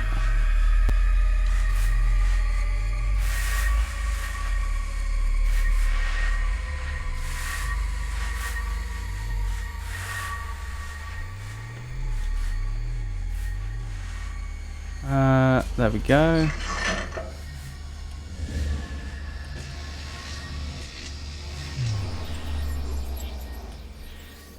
Now if we make our way back there now, not only should we be able to teleport around using the edges of the dome, but we should also be able to get to the other side where we just were, because the native terrain will be there.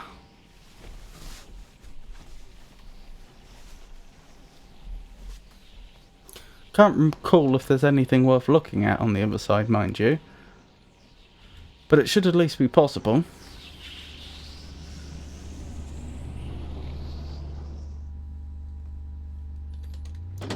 Yeah, let's leave here.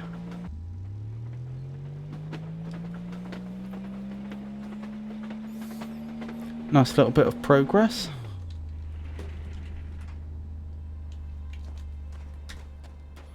Right, let's make our way back. Trying to remember how I got there, because I remember I took a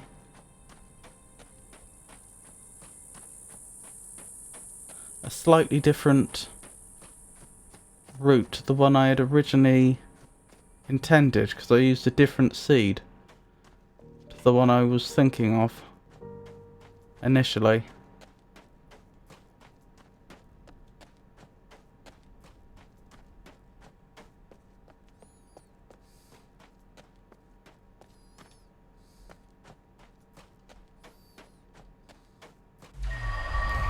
I think it was here that yes, I went this way instead of the other way.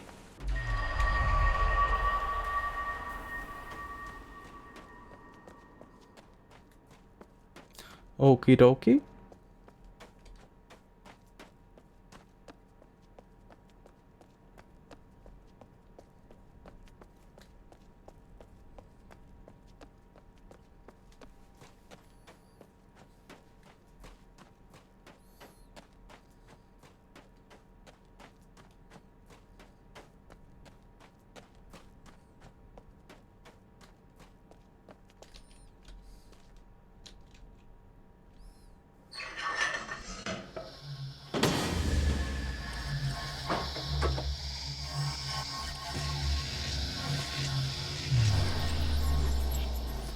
Off we go.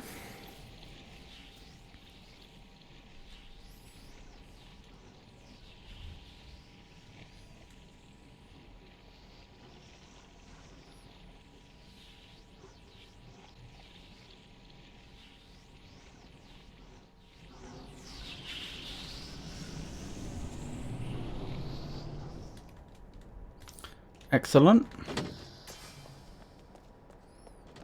I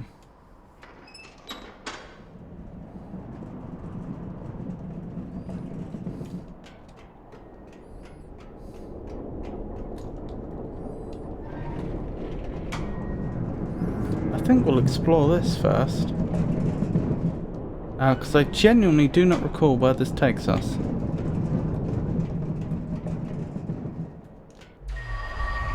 Did you see how the game had to stop us from teleporting too soon? Because I was so over enthusiastic. Just hurling myself at that granite cliff face before the bridge had finished turning.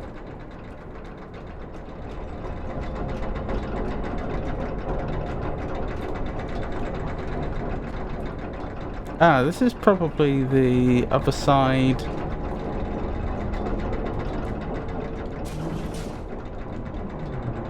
Of the cable we were looking at before. That is for the cable car. Ah, this lets us access the top area. Okay, this is making sense now. Because it goes over the cable, not under it, like I was initially assuming.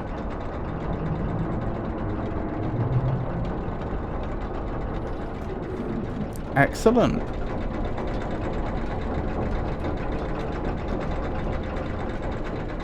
Nice little bit of progress there. Oh. No, we're not in the area I thought I was at all. We're in the other area, the area we were most recently. Okay, fair enough. I wonder what the point in that was then. I mean, it was interesting and all. I just wonder why.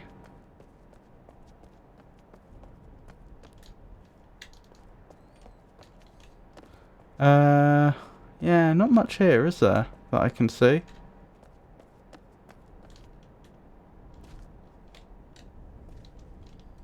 Is that a plant?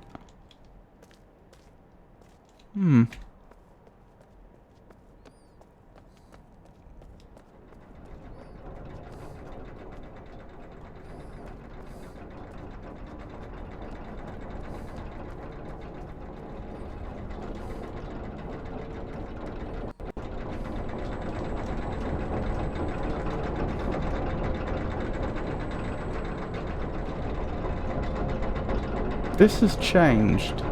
I don't remember that being there before.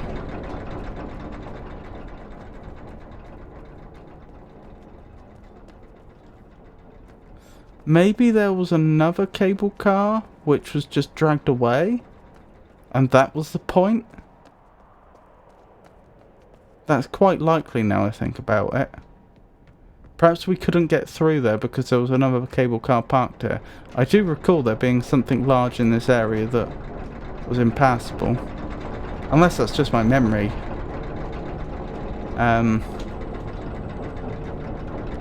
Failing me.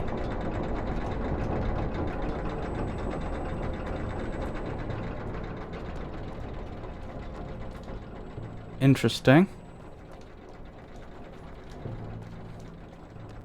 Oh, I am right. Excellent.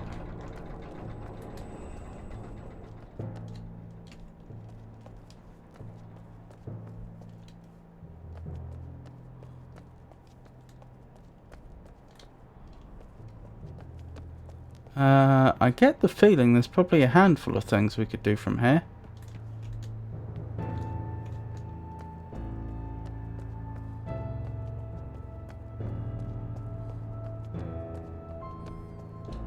Blimey. Don't see that every day. Reminds me of the giant caterpillar monsters from First Men in the Moon.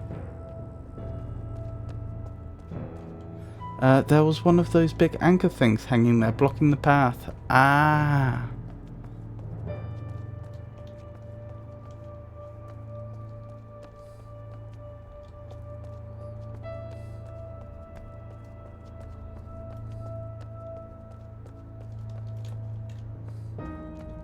Oh, I can teleport. Of course.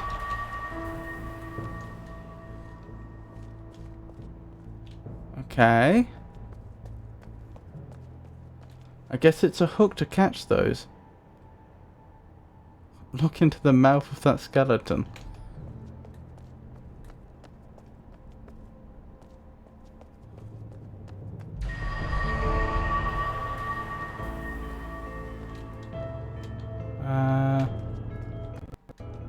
Which one? That one? Oh yeah.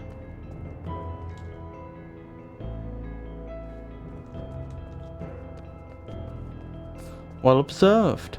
I wonder if that's its function though, or if one of these creatures just came along one day and decided to have a nibble.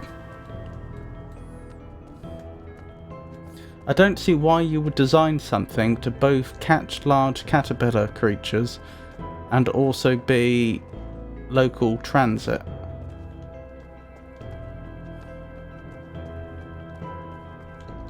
I mean, call me old-fashioned, I just feel like those two functions should probably be kept separate.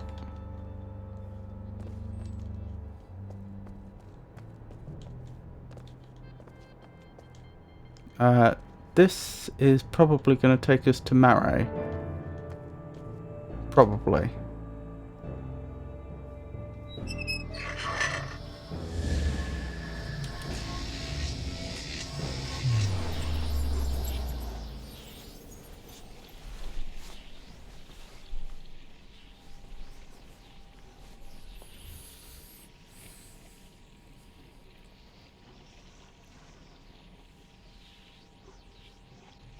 Yeah, don't really understand the shape of it otherwise though.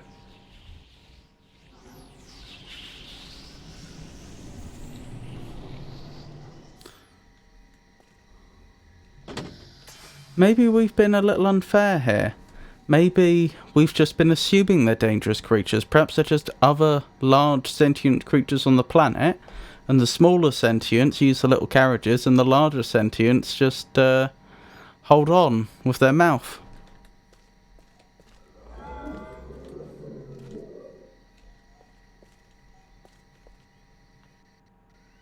I mean, okay, yes, that's the number 3.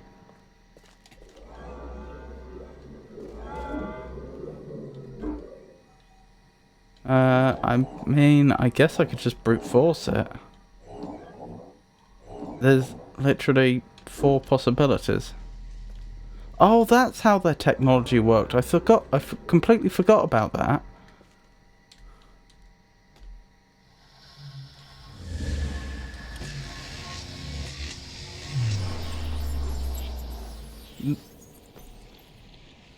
That sort of makes more sense.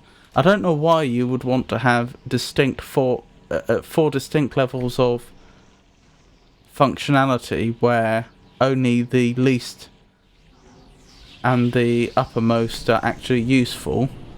Well, I say actually useful are clearly the most desirable. But yeah, I was gonna say a 1-digit password in base 4 isn't keeping many people out for long.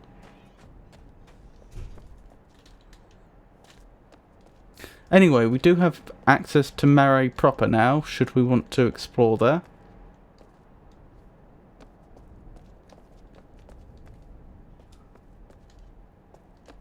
Ooh.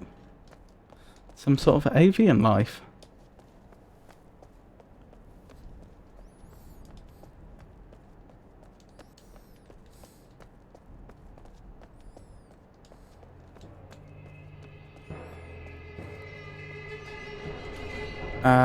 Okay, this is probably the cable car that I thought the previous cable car was.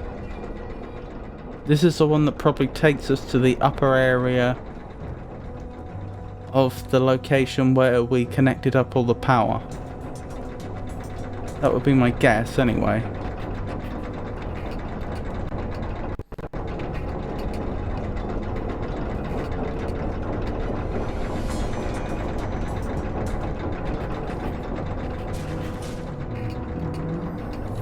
Off we go. The question is if it's a password or just a control. Well, that's what I'm thinking. I think it's just a control. Because you wouldn't bother with some sort of password security where there's only 4 possibilities. What I don't understand is why they would want to ever set it to just 1 or just 2. Perhaps there is a reason. Diagnostics or something.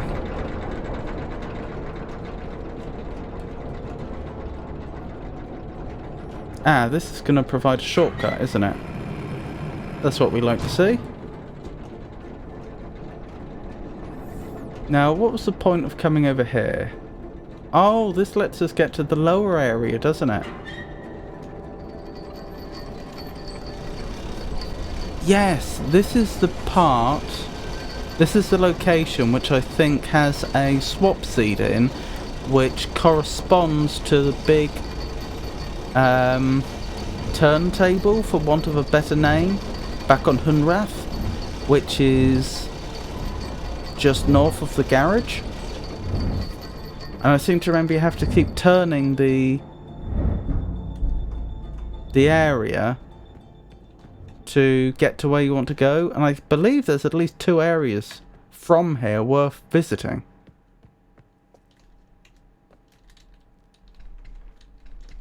Okay, so we need to open this up from the other side. Fair enough. So if we turn this around 180 degrees, we can go over there. But I'm fairly certain there's another area under here worth visiting as well. I just don't recall where it is. Oh well. There's only 4 ways to... There's only 4 rotations that we can do, since I believe it rotates by 90 degrees each time. So we may as well try all of them. I mean, that was one of them already.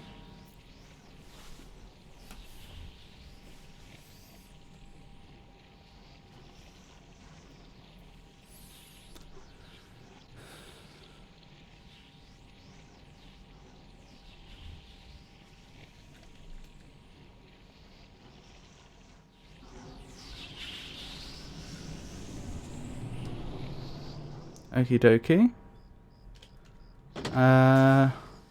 Yep. That is indeed where we've turned up.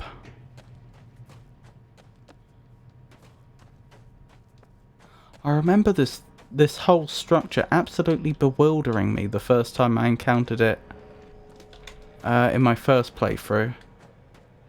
Because up till then I don't think we'd encountered the swap seeds other than the...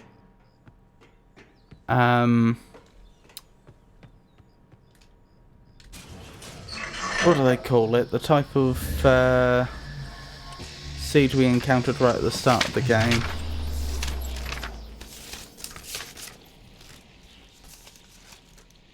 The collector seeds. So I was just wondering, why have they hollowed out like a big sphere that just turns and turns? What is the point? Hollowed out and lifted.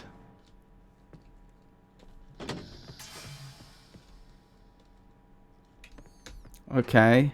Oh, it's not 90 degrees. It's about 45? Okay. That must be the other way. Alright.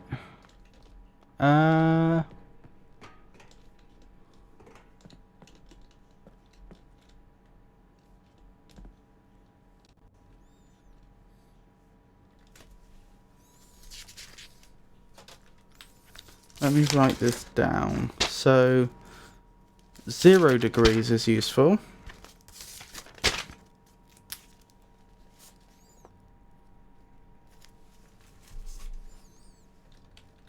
We're at 45 right now, which isn't very useful. If I turn this around 90, that's going to be about 180. That'll also be useful. And I think... what's this? That's 40. That's 90 degrees from that. So logically it would have to be at 270. That's also a useful one.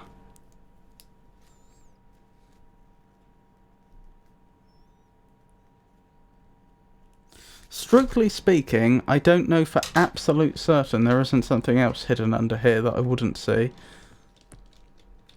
I mean, I'm thinking about how in Myst 1 you had the tower that rotated, and if you rotated it at certain angles, you could find bits of rock that had important information engraved into them, if I recall correctly. I don't know that there's not something like that going on here. Do you know what? It'll take a little while, but why not be thorough? We may as well try them all. It won't take all that long.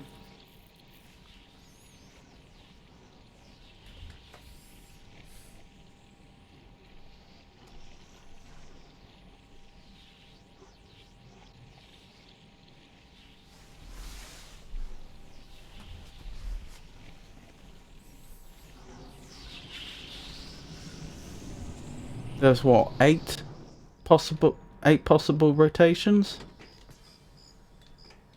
Get something to eat meanwhile. Fair enough.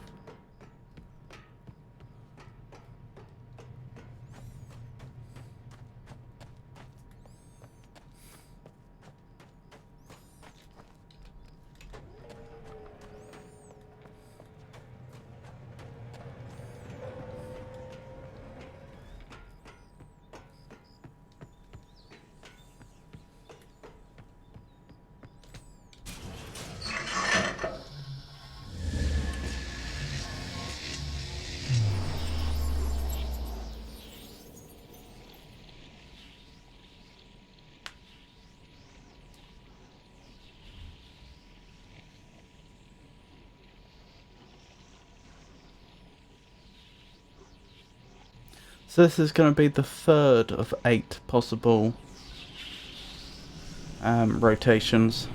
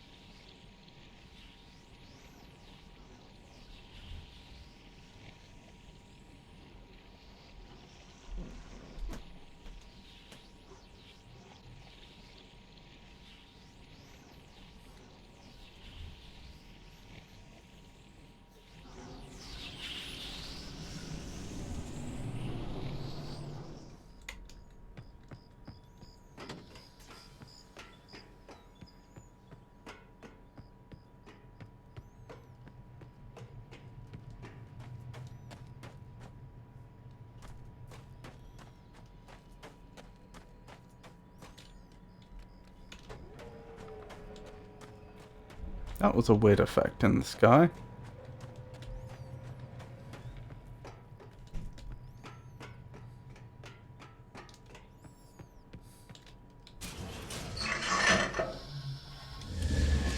So if this is the 4th one, this is going to be 135 degrees.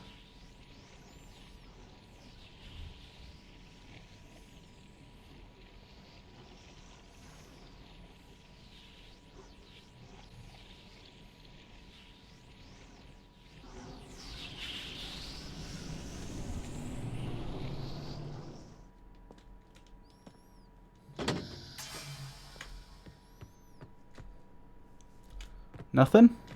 Let's keep going. So the next one should be a more interesting one because we'll have an upper area to explore.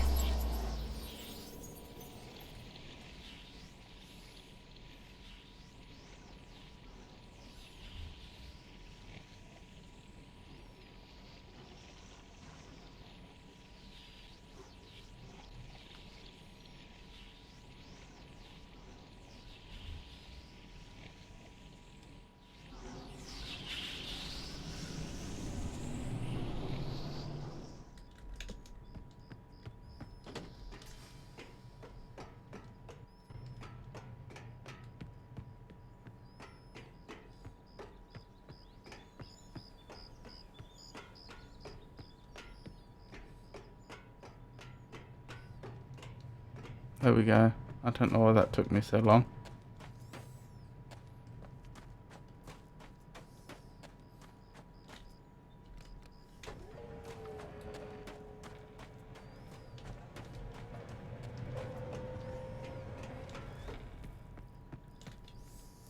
Right, so like I say, this time we'll have an upper area to look at before we continue the rotation.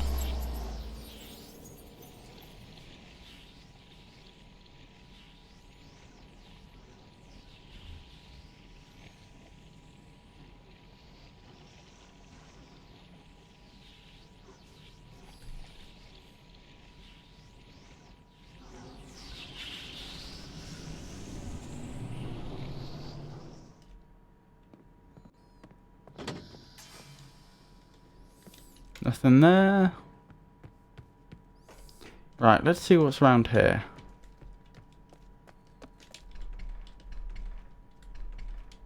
Oh. Oh, there we go.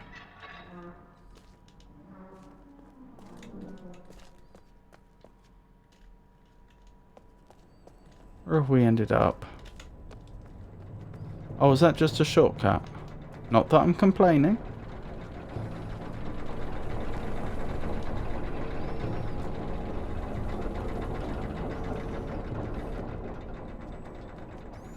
We still haven't found our way to the tree area, have we?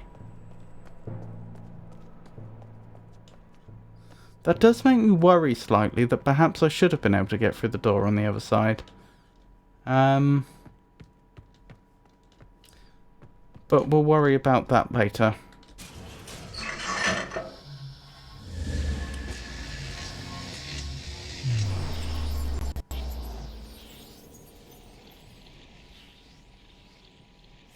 So the next rotation's probably not going to be an interesting one, but the one after that will be, because then we'll get access to the lower area.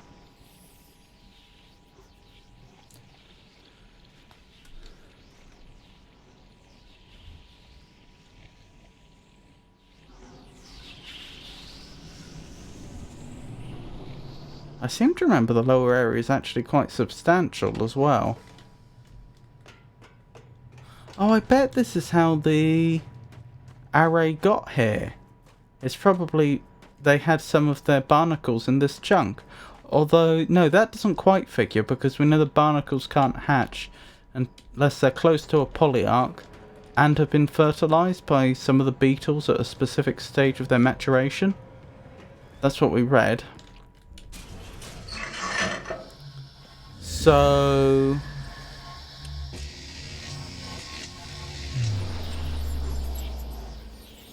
perhaps there were just some beetles in that chamber when it got transported.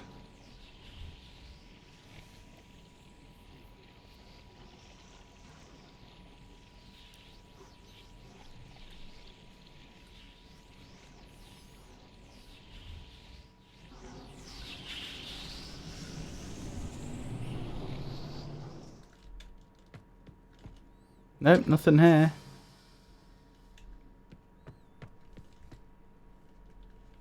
Oh well, on to the next one.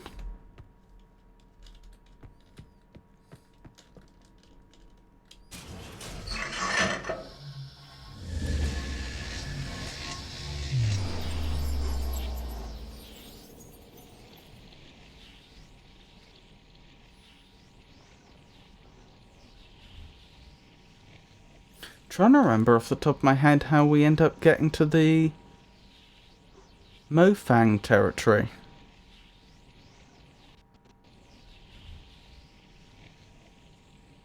I think it's through one of it, either Murray or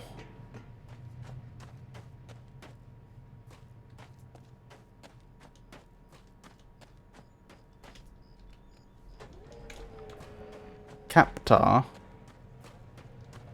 but I've forgotten exactly how.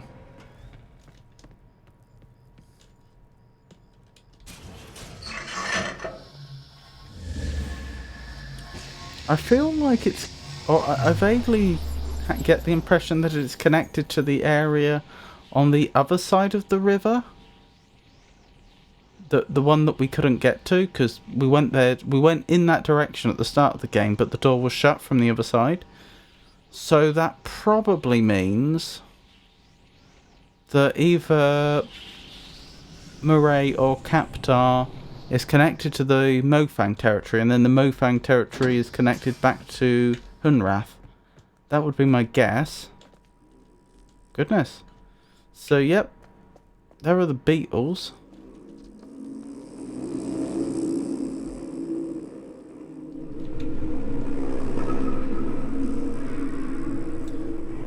That explains how they got to...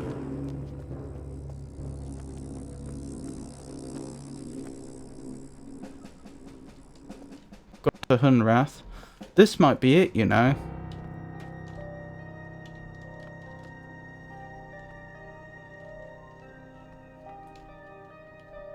No, this has been destroyed.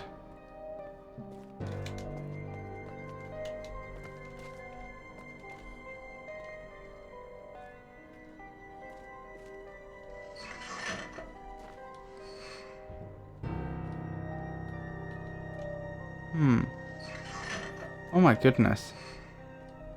A dead Mofang with a gun. Or at least what looks very much like a firearm.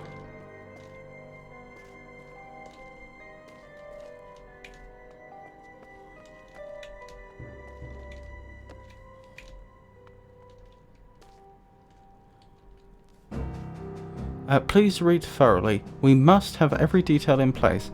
Our lives and our species depend on this being executed perfectly. I'm not sure your species does, because you seem to be overlooking the fact that Earth still has a large human population, but still.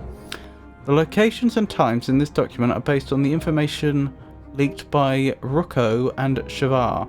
Our lives depend on the accuracy of the information we receive from them. Remainers, CW, Earth. Tra, Apra, Orbar, Mare, Are 1 Polyarch, Captar. Preps, day, etc. Begin chambering. End of day, Farley verifies manifest, all souls chambered. Beginning of day, etc. Remainers in place with hands on swap trigger. Hands on swap trigger. Beginning of day, etc. Ruko and Shavar arrive, chambered by Tra. Beginning of day, etc. Tra on guard of chamber. Trigger time. Day. This is all the same day, actually. Well, not all of it, most of it. The last 3 entries. And this. Could vary by plus or minus 4 minutes. Trigger locations, as prescribed. All locations should have small error allowance. May have largest margin of error potential. Be alert. Trigger task. Trigger reswap immediately after swap. Any delay increases the risk of detonation in home sphere and risk of a remainer being disabled in Mofang.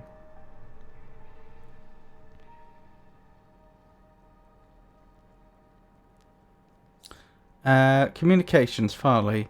I'll ensure that all remainers, or in the case of Captar, the remaining Polyarch, receive and understand this document. So I think they must have had people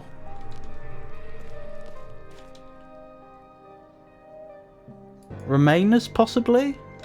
Just standing right here, waiting for the Mofang to teleport in a bomb, and then they would run and swap it back?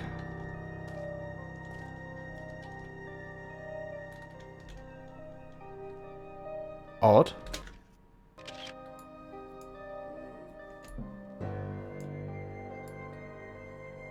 I don't know what that is concerning, but we have a copy of it.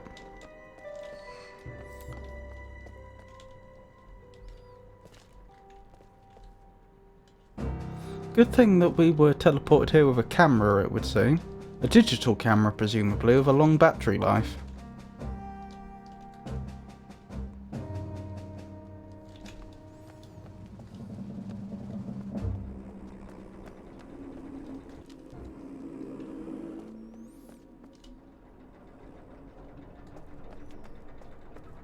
they wouldn't have got severed like that if they weren't already lying down. So they must have been dead at the point of the swap, presumably.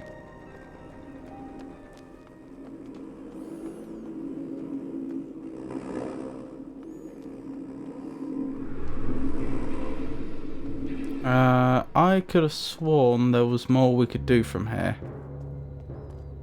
Maybe there wasn't. Maybe there wasn't? Ah, round here. There we go.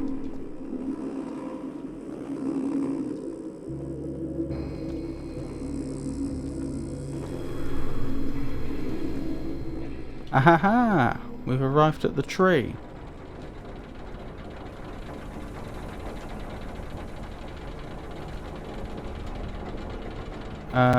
Ideally I'd like this stopped.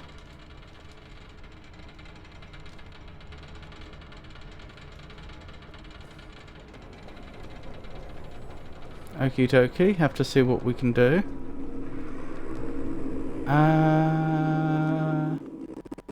Alright, so here's the plan. There's a single rotation we haven't tested. I'm not expecting it to turn anything up, but we may as well test it. Then the next rotation round from that is the starting rotation, and I want to double check to make sure I didn't mess up with that door, because it did seem sort of like, because I was able to open the other door, it does make me wonder if I made a mistake. Once we've done both of those things, then we'll rotate it around 180 degrees, and we'll go back up the top and see if we can turn that machinery off, and then we'll go back to where the tree was.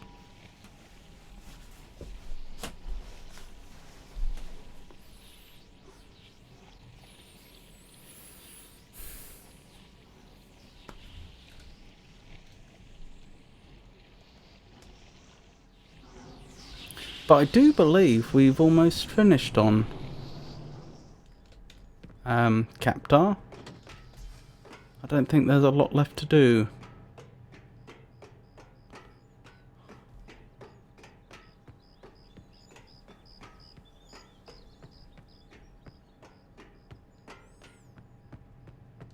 There's the way down.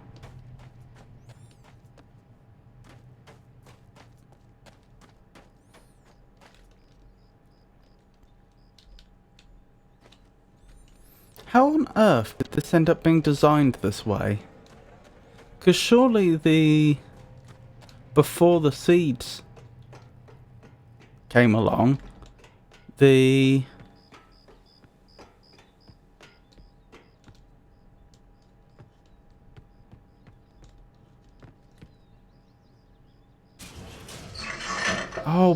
the seeds came along, the array would have had a different lump of territory there, a lump of terrain there, which probably did connect everything up perfectly without us needing to do all this swapping. So I'll tell you what we'll do. We'll check this configuration. But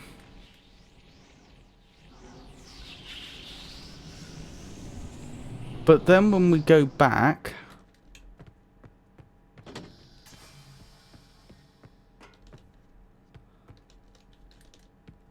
trying to think how we'd do this.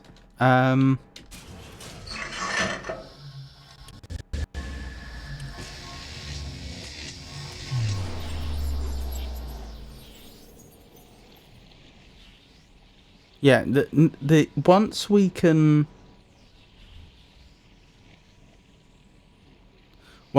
walk away from that area on the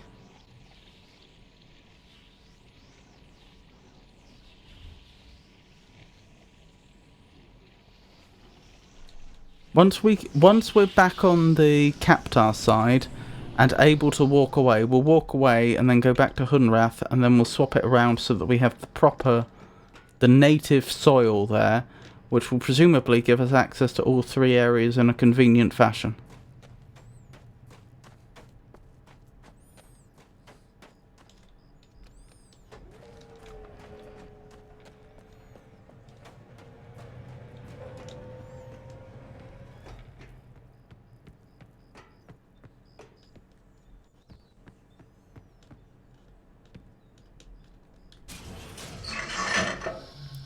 This is all made out of wood. This is man-made.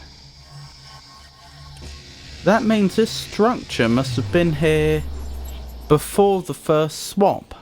Because if it wasn't, then a big chunk of Captar would have appeared in the air and then just fallen to the ground. So this was all built very deliberately.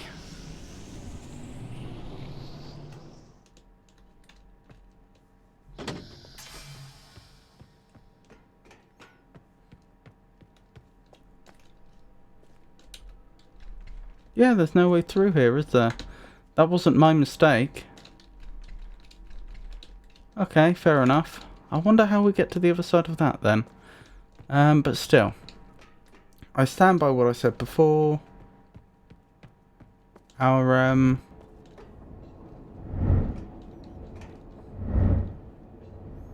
Can I make it back up from here?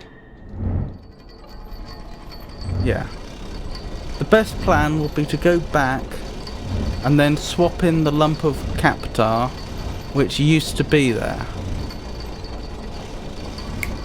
I know why we can't do that.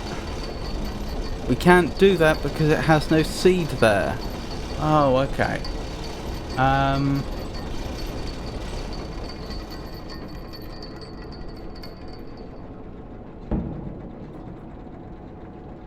No, this is fine.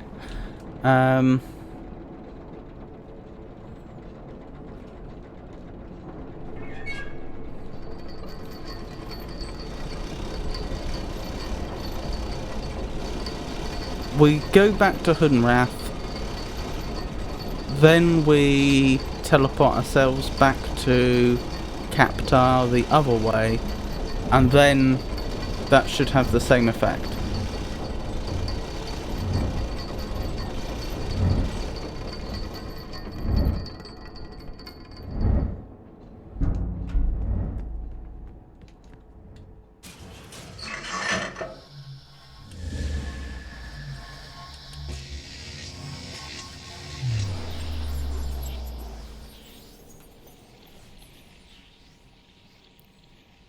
Thinking about it, we could have done what we're about to do ever since I opened up the shortcut on the other side. The one that leads us back to the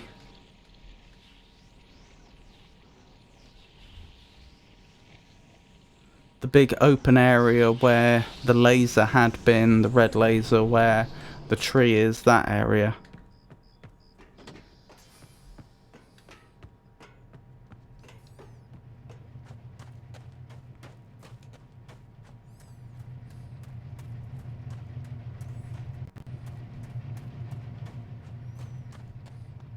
But if they built this big wooden structure, why did they bother with all the rotation? Which would have been a lot of work. Why didn't they just build the wooden structure to be a slightly different shape?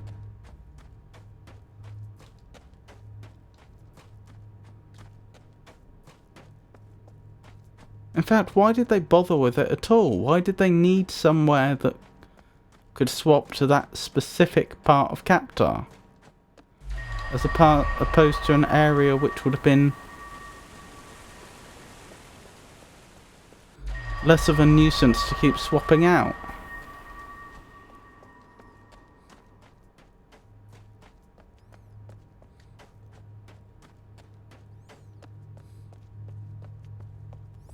Oh well.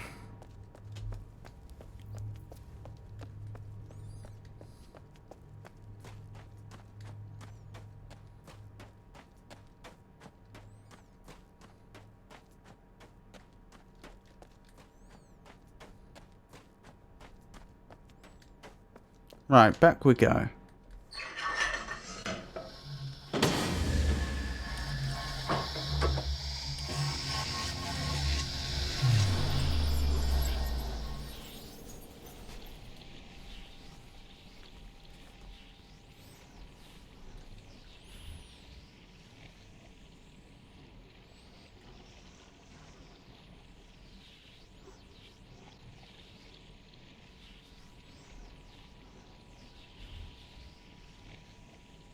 This must be pretty trippy in VR. Right, where were we?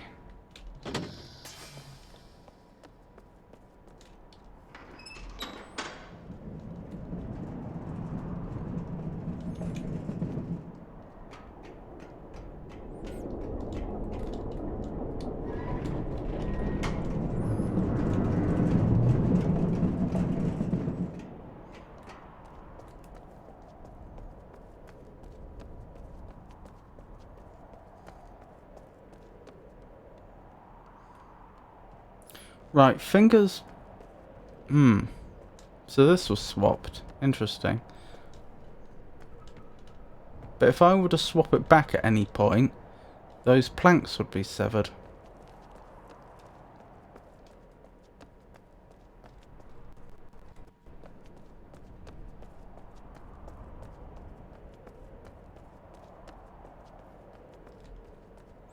Yeah, I got to try sometime. Think I didn't try to swap when I started it.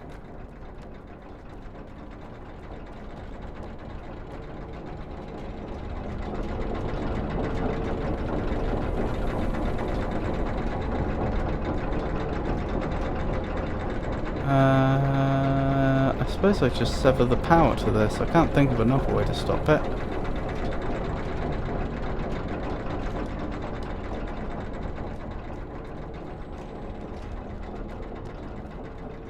What was that in reference to? Sorry, Pengy?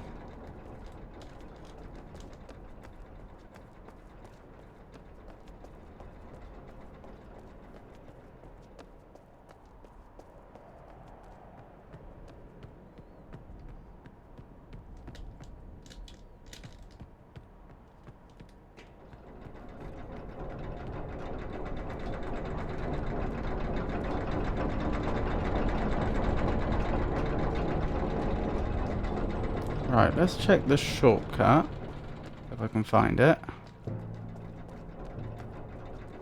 I just want to make sure the chunk of terrain we teleported in is actually in the right orientation. If it's been rotated around, then that's going to be obnoxious. No, I think we're good. We're good, I think. No, we're not good. We're not good because we don't have access to down there. Okay.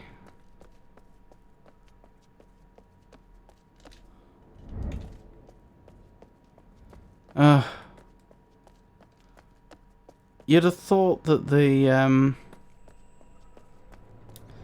array would have built that to be the right shape, but never mind. I guess we'll be heading back to Hunrath. Before then, we need to stop the machinery.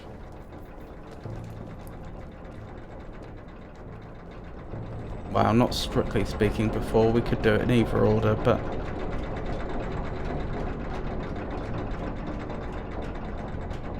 But that's the order we'll do it in.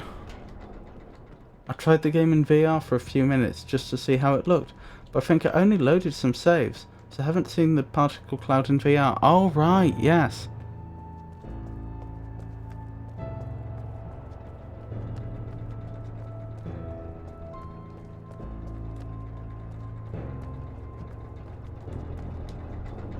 Quite a lot of this game's design feels to me like it was built with VR in mind.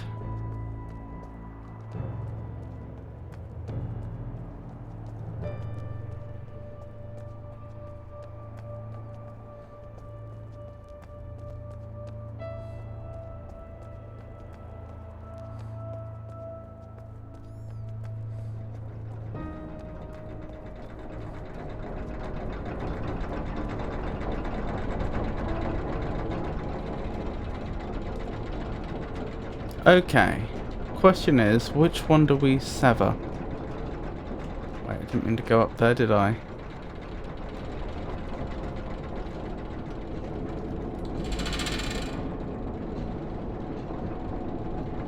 I don't know, it's probably one of the ones on the other side. I didn't mean to do that.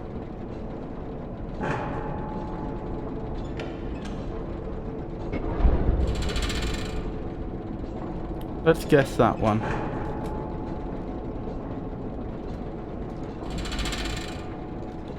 Oh, that probably does that one. No, the one up top does.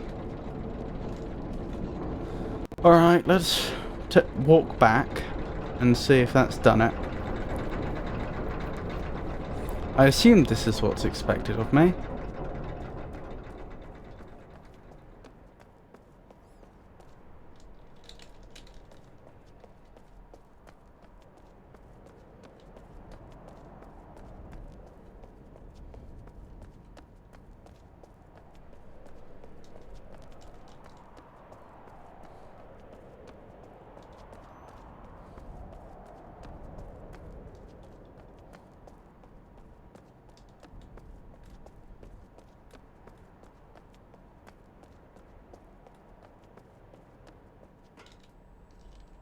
Seems like that's worked.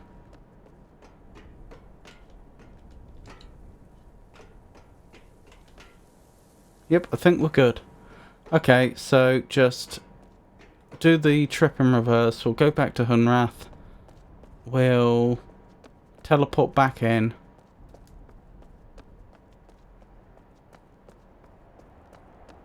I think we need to go round 270 degrees.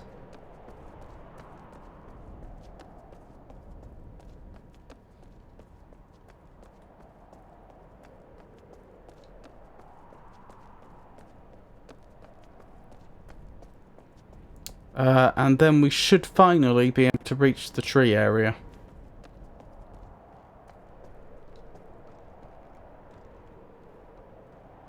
Hello, Mary. It's lovely to meet you.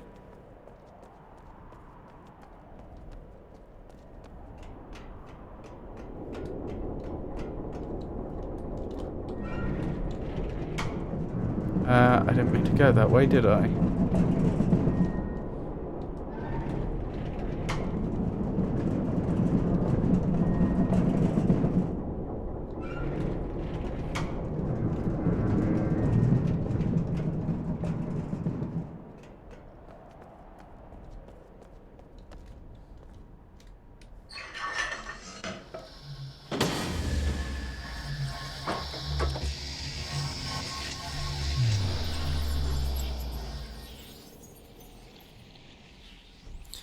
Just making my way through Captar in Obduction so far.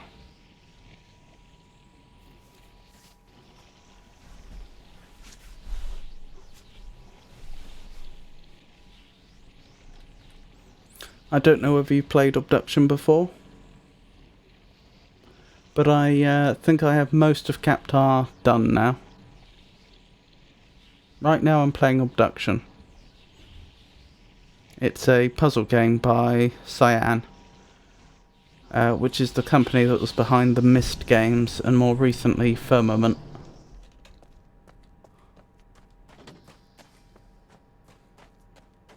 Which I still haven't played.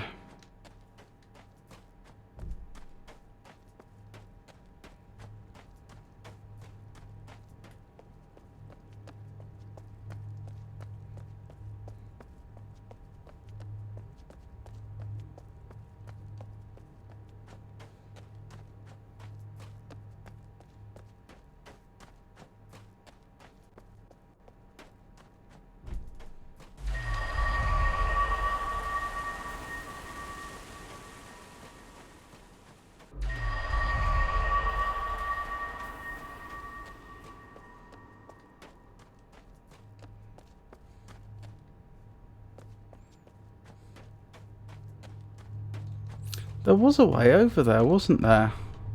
I don't remember what it was, though.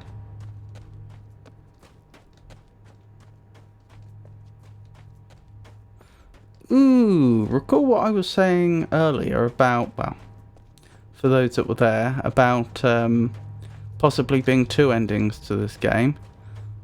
We know that the bleeder tries to discharge all the excess energy generated by the ecosystem. I wonder if I were to disable the bleeder, that would lead to one ending, or if I were to not disable it and get on the rocket, that would lead to a different ending. Hold on, this is where we want to be.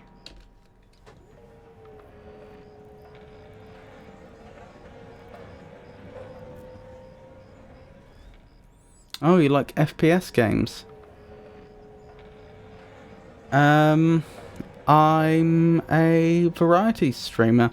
I play quite a few different games. Well, I say quite a few. It's always changing.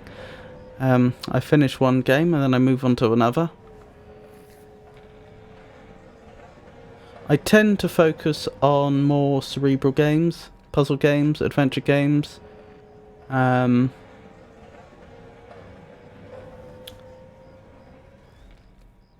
Colony survival games like RimWorld. I have done some RPGs as well, like Baldur's Gate 3 I've been playing through. What else? I don't think I've played any on stream, but I would potentially consider doing some strategy games at some point. I played quite a lot of older games, but also newer games.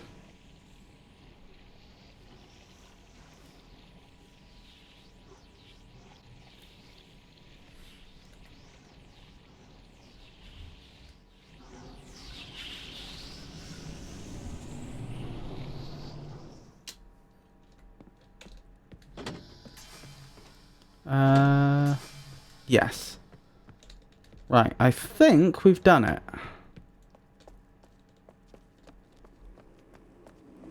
I did make it a little harder for myself than it needed to be. Look at those happy beetles.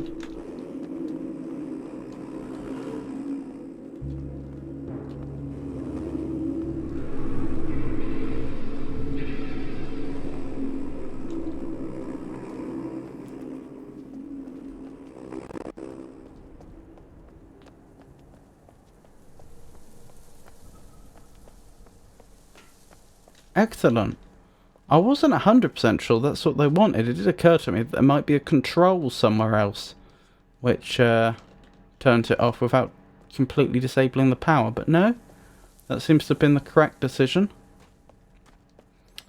Right, I suppose we need to figure out how we're going to keep the tree healthy. Oh, it also needs more water, which is presumably coming from Hunrath.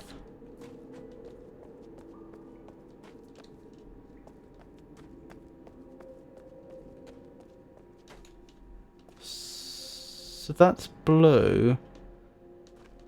Ah, it's green on that side. Okay, that helps.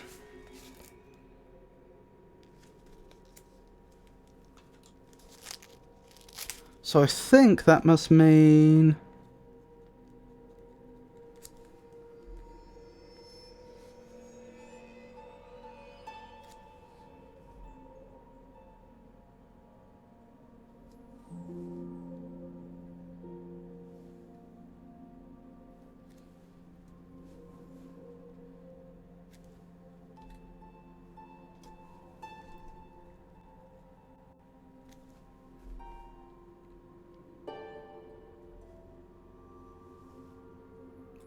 where are we now? We're Captar, aren't we? I think that must mean that we're looking at the... how do I describe this? As you walk into the chamber on Hunrath, I think this is the one that's like behind you but below you.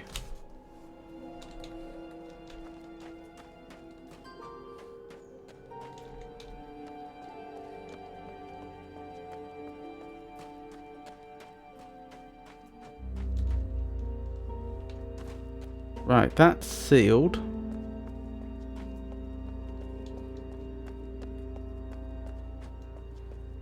That one's sealed. I wonder if that's going to change when we turn the water back on. Here we go. How did the other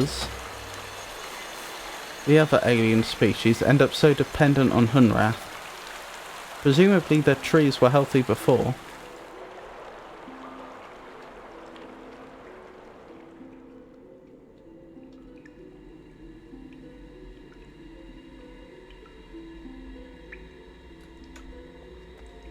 Indeed, we do have a Discord server. Ah, this is working now.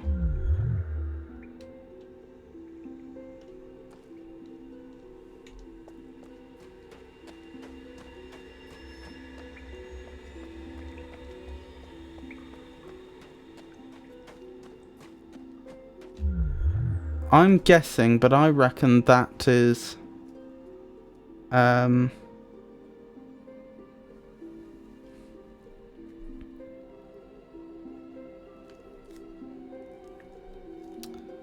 that's going to be Mofang.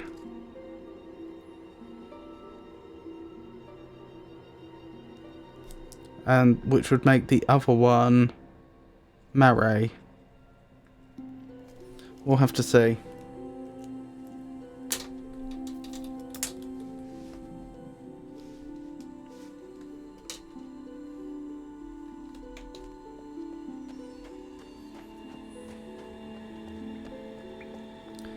If you're interested in joining the server, just use the Discord command and it will post a link. Nightbot will post a link.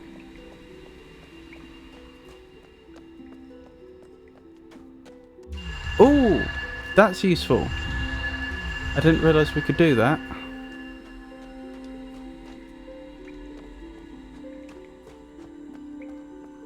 Excellent. That's a bit of progress. Yep, off to Mare next, I think. And I think being able to travel through there has actually saved us a bit of time.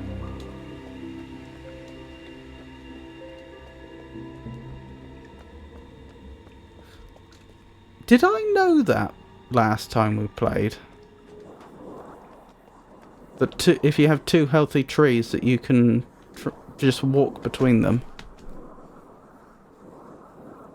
Maybe I did, I genuinely don't remember doing that.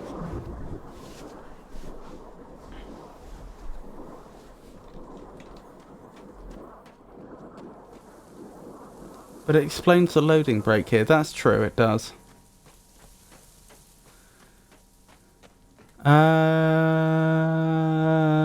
Yeah, okay.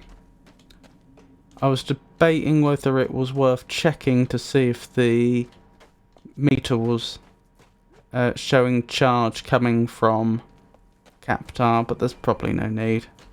We can worry about that in the future.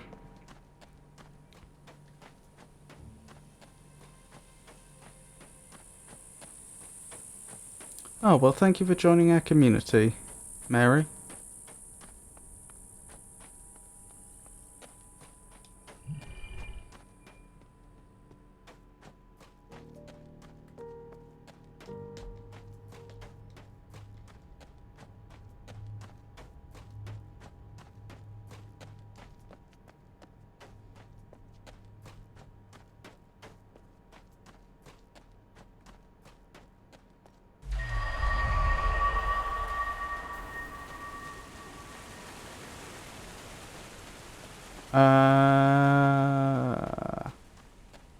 Which way is it? It's this way, isn't it?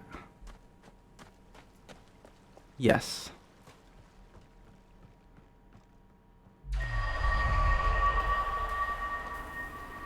Now the ambassador seed that's round this way, I believe... Is this the right way? Somewhere around here, I've forgotten the exact location. Should take us to Mare. There it is. Walked right past it.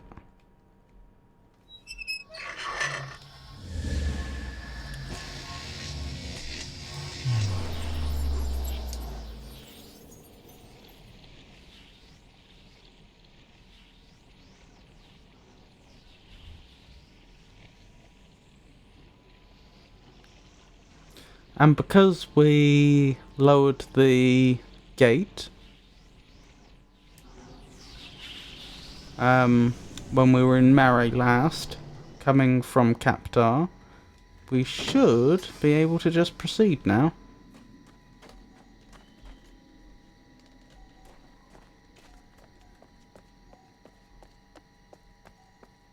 Yes, we're up there. Don't panic. This is the best way to keep everyone safe. Just stay on this path and cross the first bridge. Then keep going until you get to that sign-in area. You'll get more information after you sign in. Don't panic. This is the best way to keep everyone safe. Just stay on this. My goal in life? Quite a profound question. I suppose to live a good life. And help people wherever I can.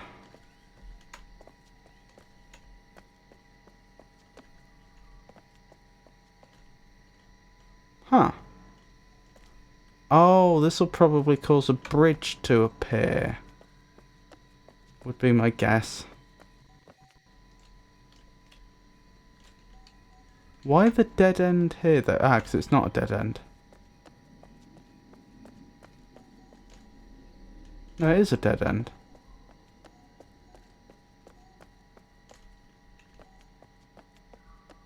Huh.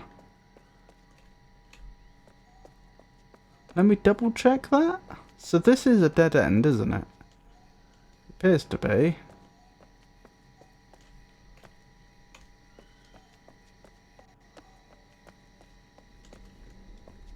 And there's another ice. I think I recall this bridge.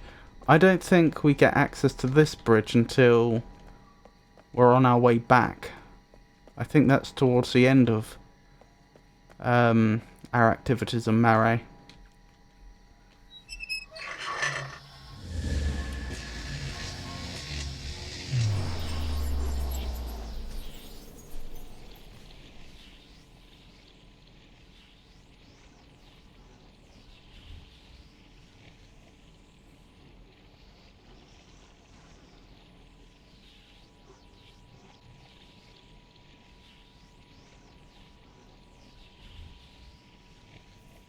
Do I intend to stream in the future? Well, for the foreseeable future, I imagine I will be.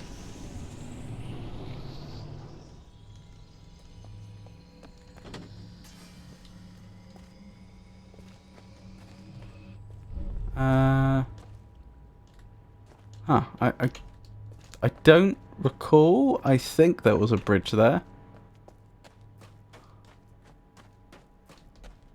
Oh, that's convenient.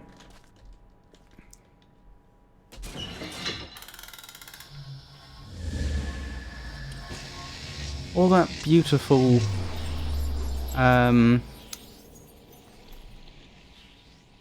what they called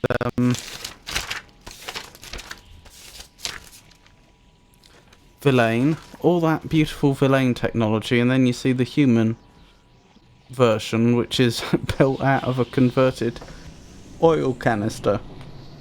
Just a great big hole punched in it.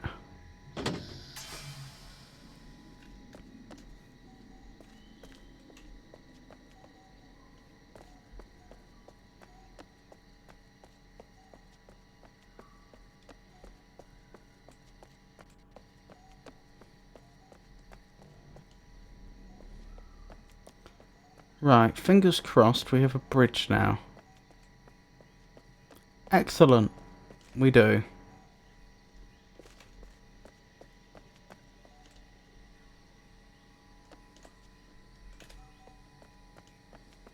Beautiful place, isn't it? I've completely forgotten where we go next.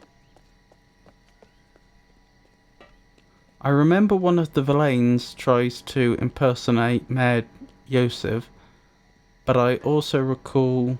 Ah, this won't work, will it? No, because we haven't dealt with the red laser. But I also recall that they don't do a particularly good job of it because they only know very... they know very few English words, and they don't understand the grammar properly, as I recall.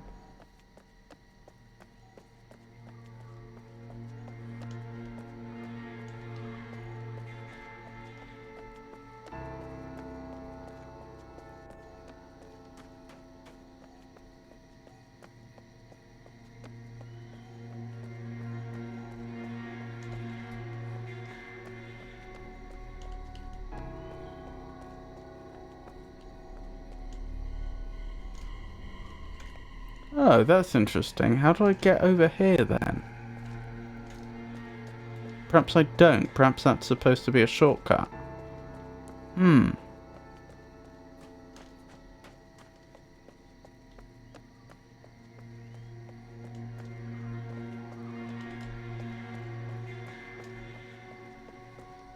Ah. Here we go. Presumably from in here, I'm able to disable that red laser. And then I go back on myself and teleport. This might be where Yosef appears. Yosef in quotation marks.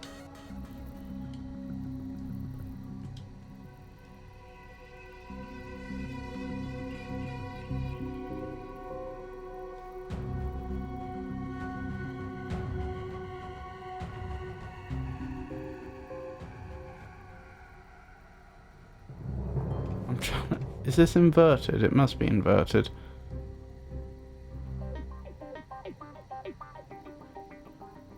Where's it gone? Ooh.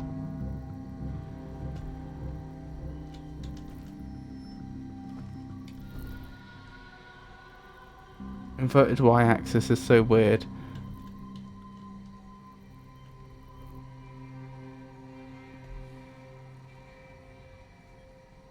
I'm trying to tell if the x-axis is inverted.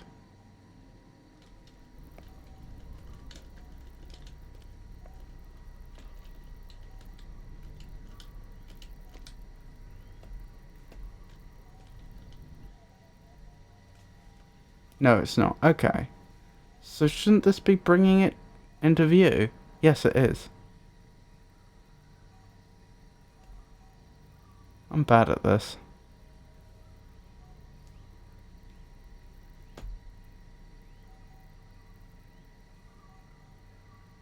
I'm really bad at this.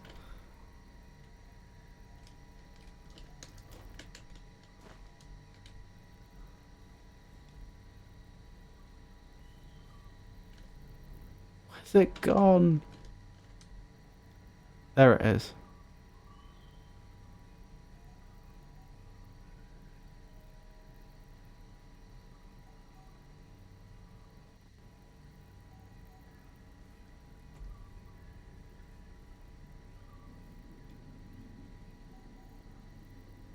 Does this thing have momentum? Oh, nearly. Oh.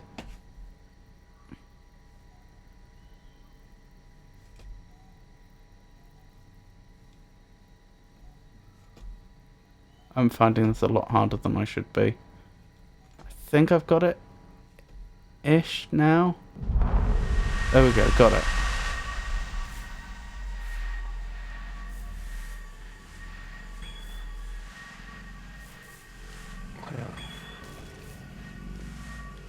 This be unexpected. Good. But happy. Good. Very good time to come here now. I am not know who you are, but I could use help. Watch. I am trapped. Not can move.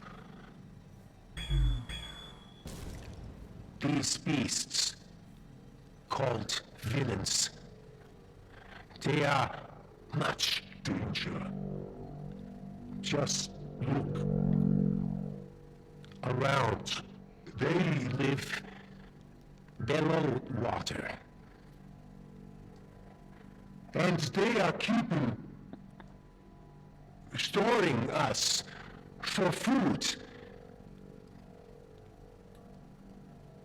You will see as you go. Come. I cannot be here. Find a way to me. And I can figure this out. very convincing. I was particularly taken by the red glow that was coming off of them.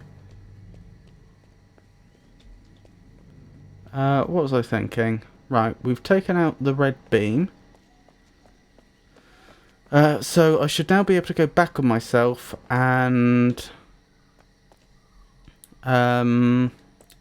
use the wall or the edge of the dome to teleport off us.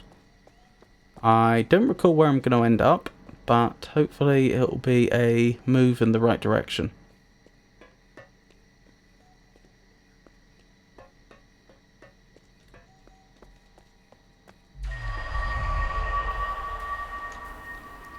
Well, could have been a lot worse.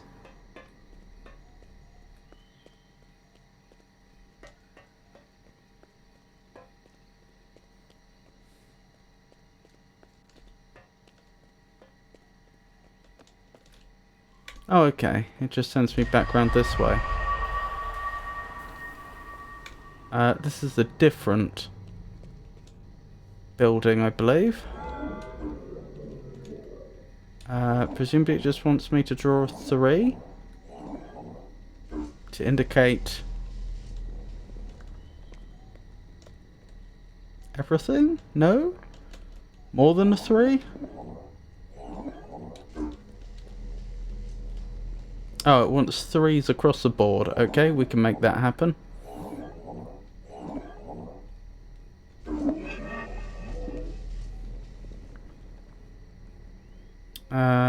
Let me think. I've done something wrong, haven't I? Let's just start again.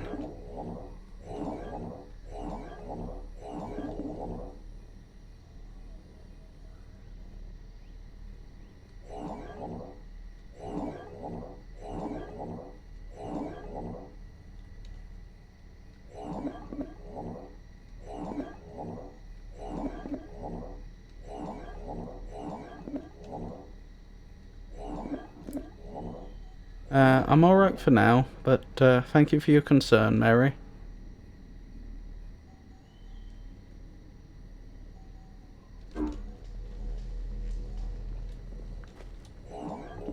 Still can't get this right.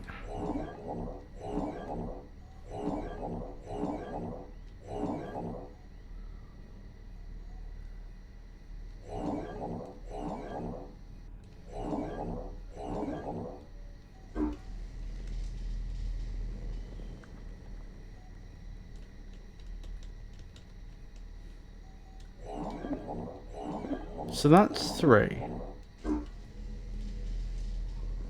Oh, is that what it looks like when it's complete? Oh, maybe I was doing it right all along. Oh, never mind then. I don't know why, I expected it to look like the far one does, but nope. Wait, let me think about this. That's the first one to the right. So it's that. That's the first one down.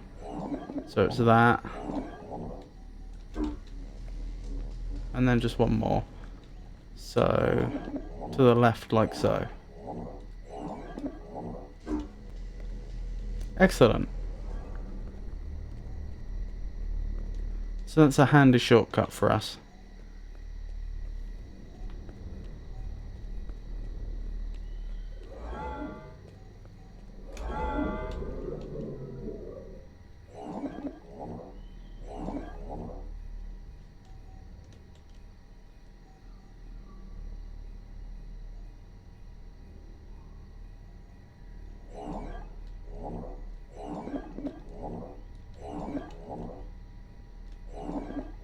I'll bear that in mind, Mary, but I'm alright for now.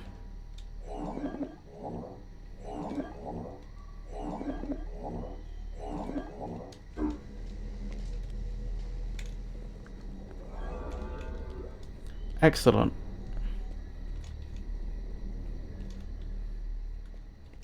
Oh, I remember this puzzle. There were 2 different sets of... There was like 2 small circles and 1 big circle, wasn't there? Is this going to take me to the other side of the river? I think it will, and I think I can actually... Leaving the area I'm about to end up in, I think I can actually walk over to the seed that will take me to the Mofang territory.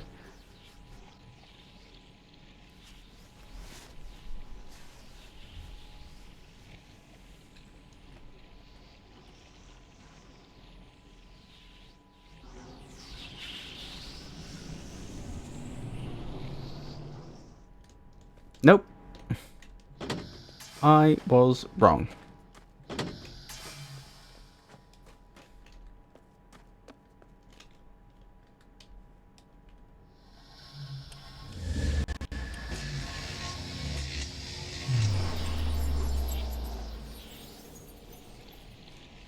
I know what the solution to this one is then. Perhaps the one I was thinking of is later on, or perhaps I just invented it. We'll have to see.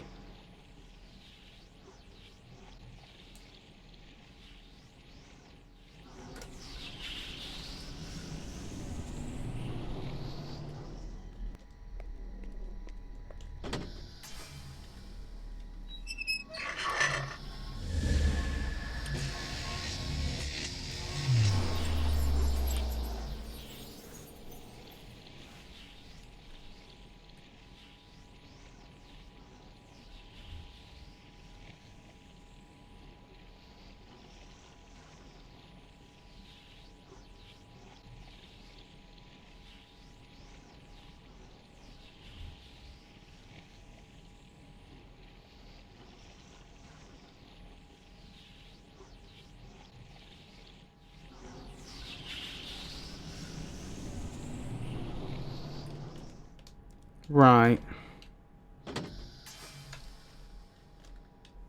I think all I do now is just take this one back.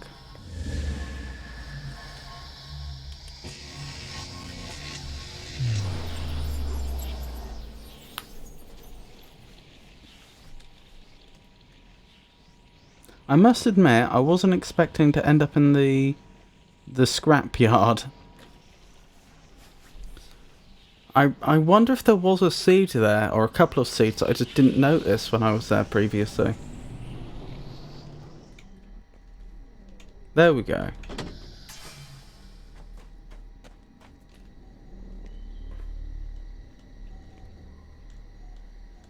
I was surprised too. No.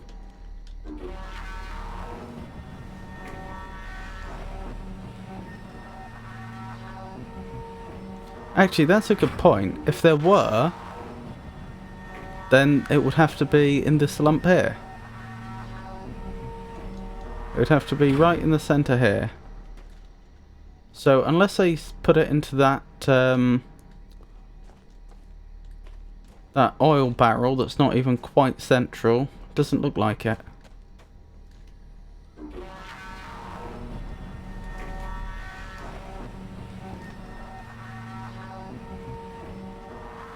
Anywho, let's keep going. Huh.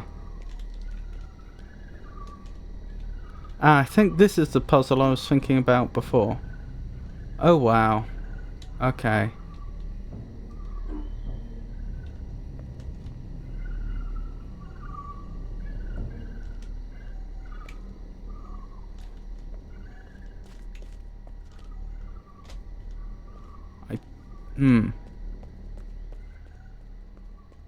Oh, I get it.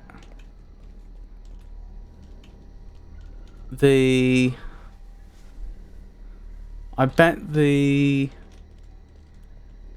control panels I need to bring up the bridges are on the complementary pieces to these. So if I were to take this one over and then ride that one back, they would both be available. That's my guess.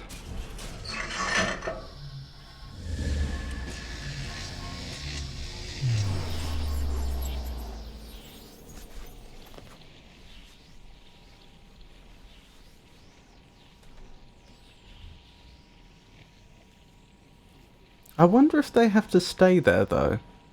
If I were to transport the control panel over there, then activate the...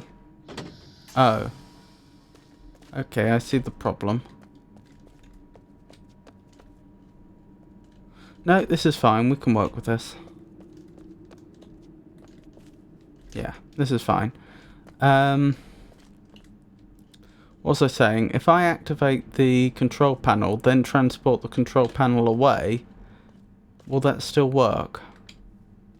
My guess is yes.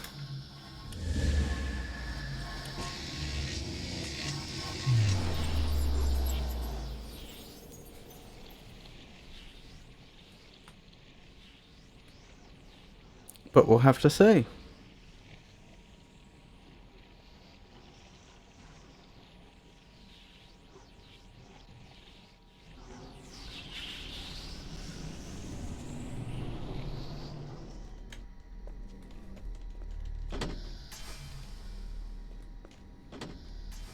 Oh, that's why we can rotate this. There's only one control panel here. Okay.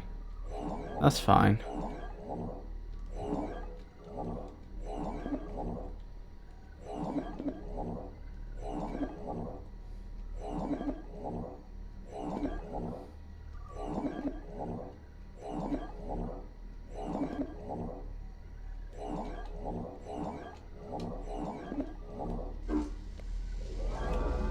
Excellent. I don't know if this is useful. Oh, this was the laser we destroyed before. Huh. Well, there you go. Now if I spin this about... Oh, I'm not allowed on there while it's spinning. That's not fair.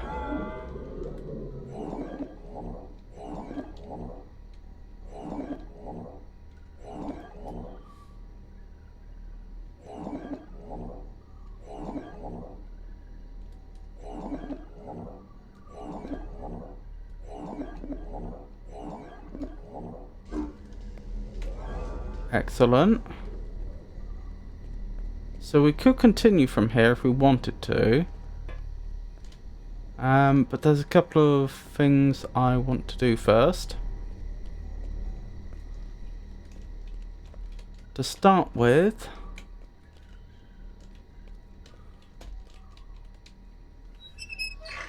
I'm wondering what that one's used for, to be honest. We'll take this one back for now. Maybe it's got something to do with the one over there.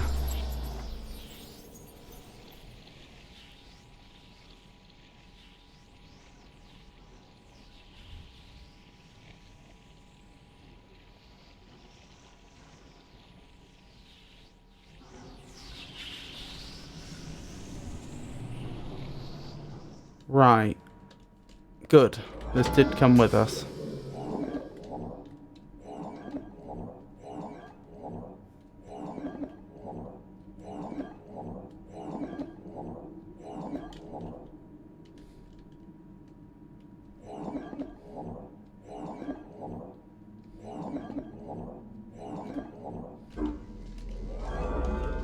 Good. Excellent.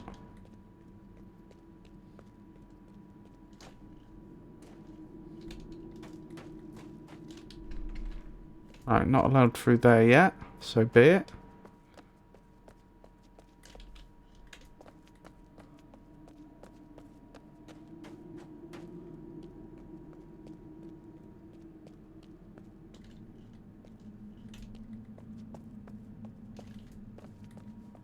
Okay, back we go.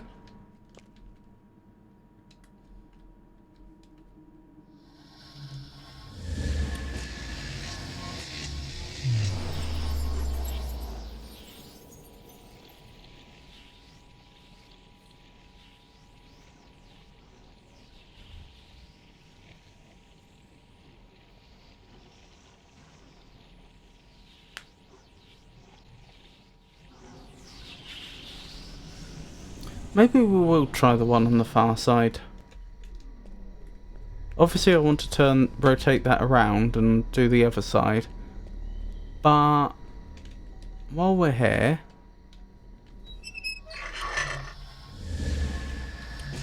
I mean, we have the bridge now.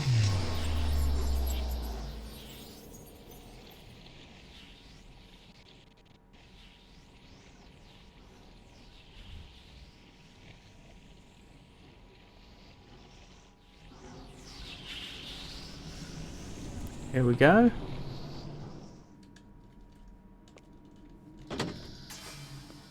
Ah, I see. I think that's how we make progress.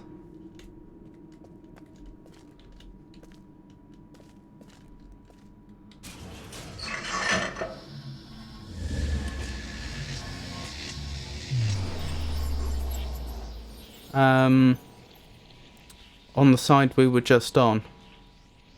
Because we took the walls with us, so we can probably travel through there now.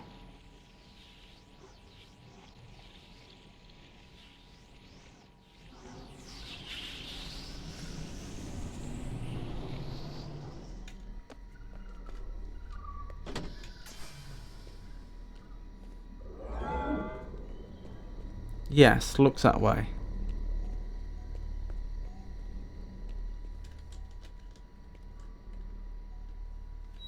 And presumably I'll do the same again. Oh my goodness.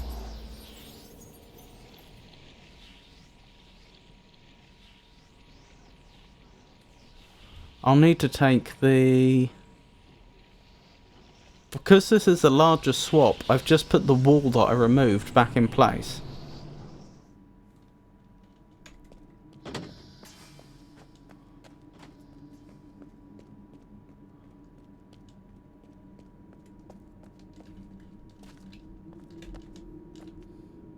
I was just thinking, why doesn't that line up since this came from here? But then I realised, no, it probably came from over here.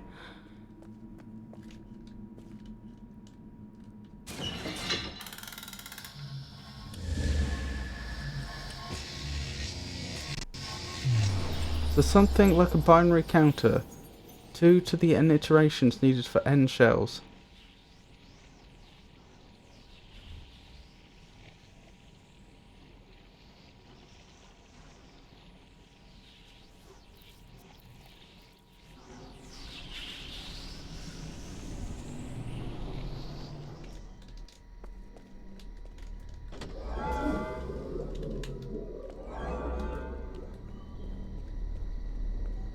By shells, you mean walls like this, and by iterations, you mean teleportations.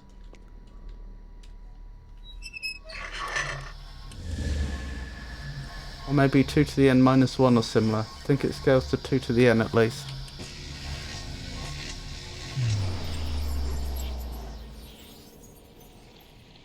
Yes, if it's, for the worst possible case, I think you're right.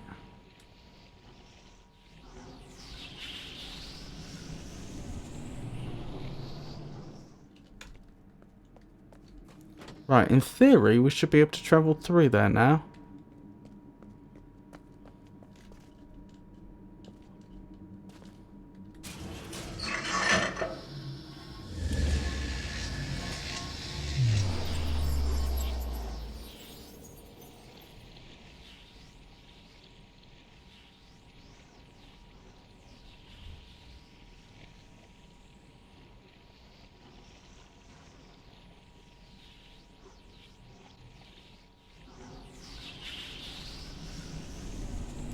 Yeah, walls, but not necessarily just a teleportation, but teleportation back and forth.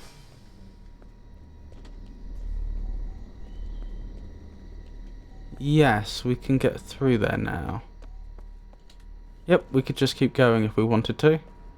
But I still want to rotate this round and do the other side in the cave.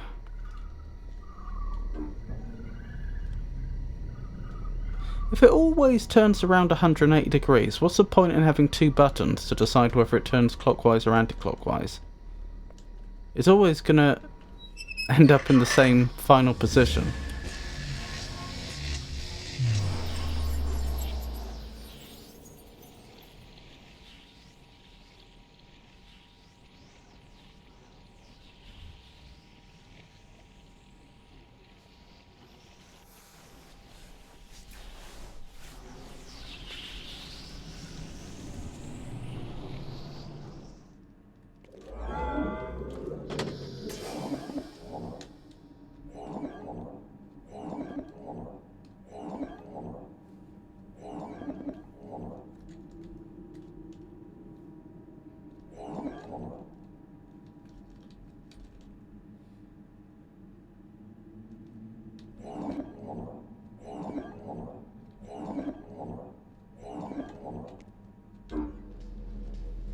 Probably to compensate for the lack of direction control for the big sphere in Hunrath.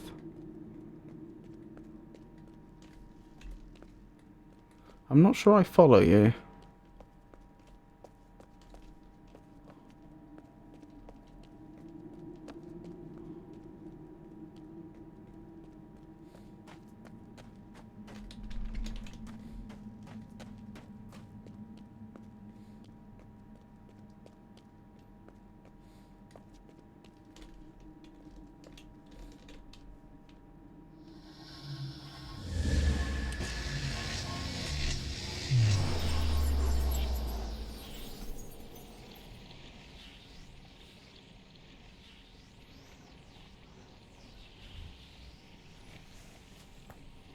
I was just annoyed when I rotated the big sphere one step too far and had to click 7 more times since there were no back buttons there. Oh, I know the one that connects Hunrath and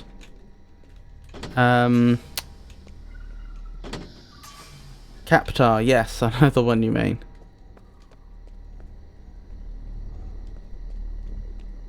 Yeah.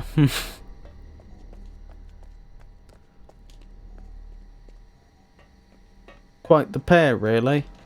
One of them doesn't have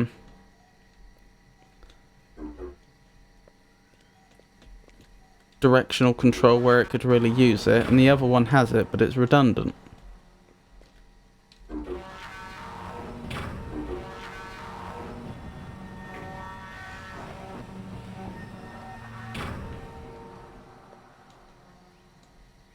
I remember this one.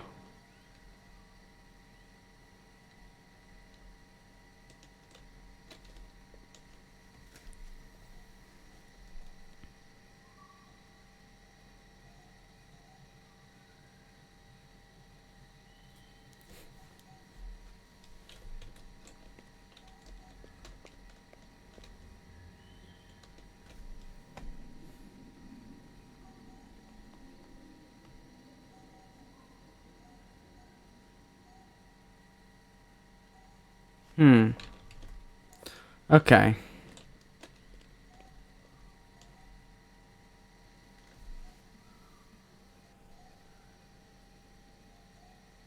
I've forgotten how I solved this.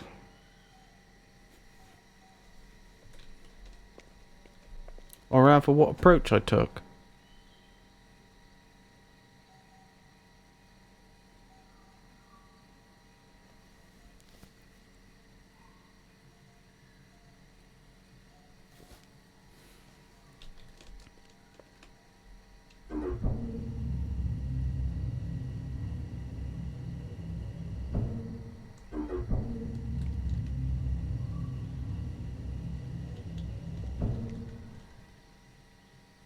Okay.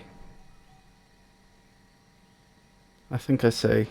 Well, I don't see this how I solved it before, but I'm comprehending what I'm looking at.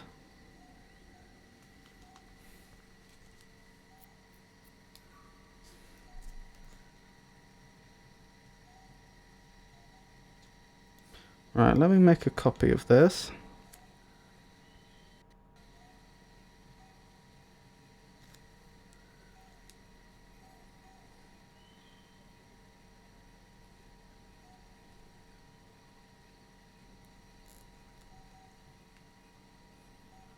And then we'll think about how we're going to solve it.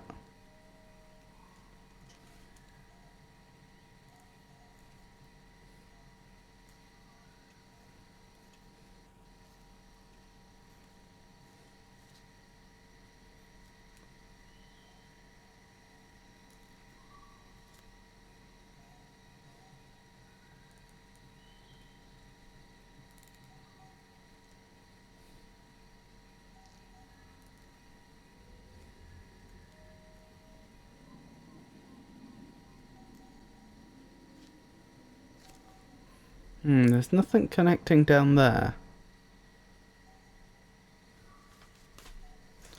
Alrighty, so if we want to go straight...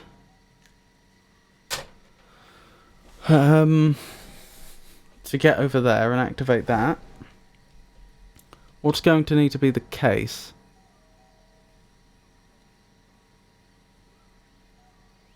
I should find out what my rotation options are here, actually.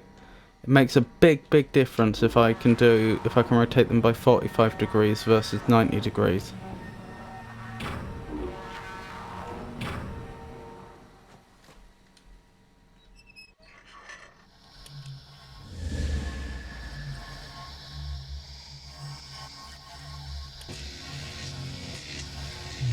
Oh, I remember this now. We're going through a load zone. I'm not even rotating them in the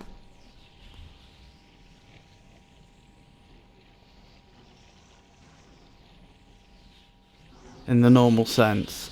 Oh, this is gonna take so long. Oh, I remember this room.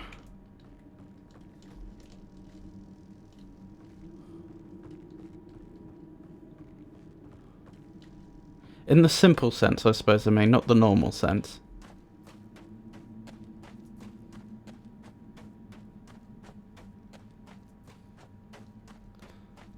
Well, we'll certainly take the opportunity to explore the surroundings.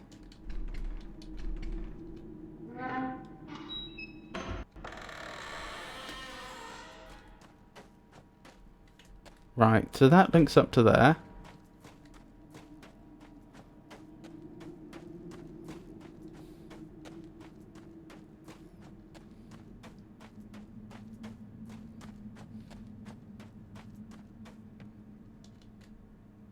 Oh, another load zone. So be it.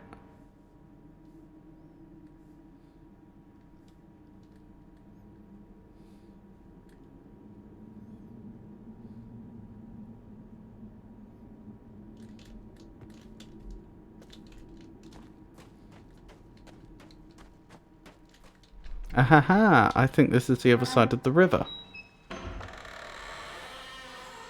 It is. Wonderful.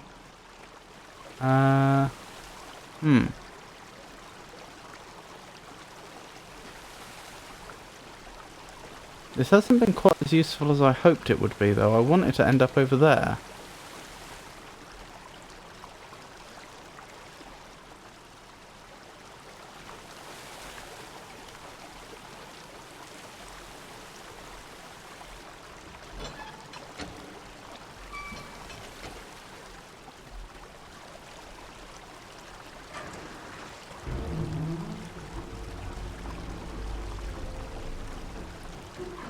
That doesn't help at all, does it? No.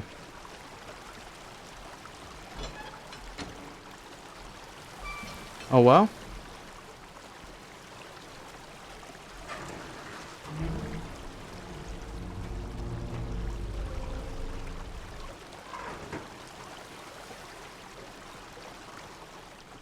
One thing at a time, I suppose. Back through the load zone. That's a really nasty load zone. Right, was there anywhere else about here I didn't go? I don't think so. Do these always connect on all sides? Yes, and there's only 4 of them. So we can be reasonably certain that I can only turn them by 90 degrees at a time. Alright. I've got a copy in front of me. So first of all, I need to consider how it would even be possible to have a straight line through, because I think that's what we want initially.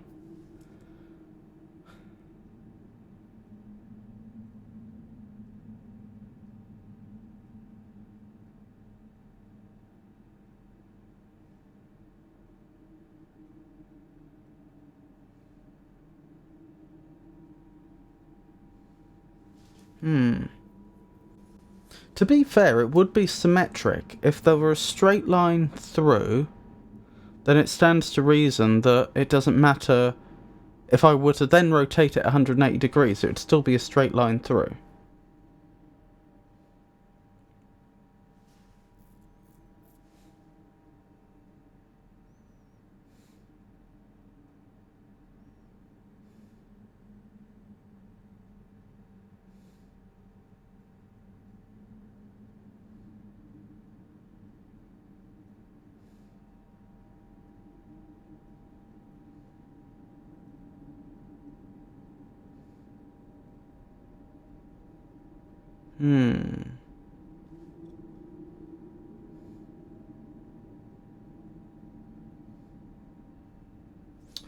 That's not going to work. Hold on.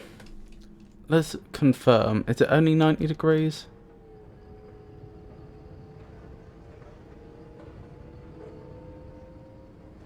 That's 90 degrees, isn't it?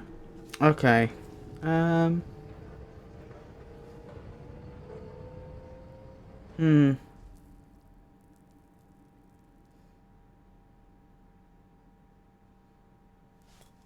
Let's go back. I wouldn't mind seeing this from above again.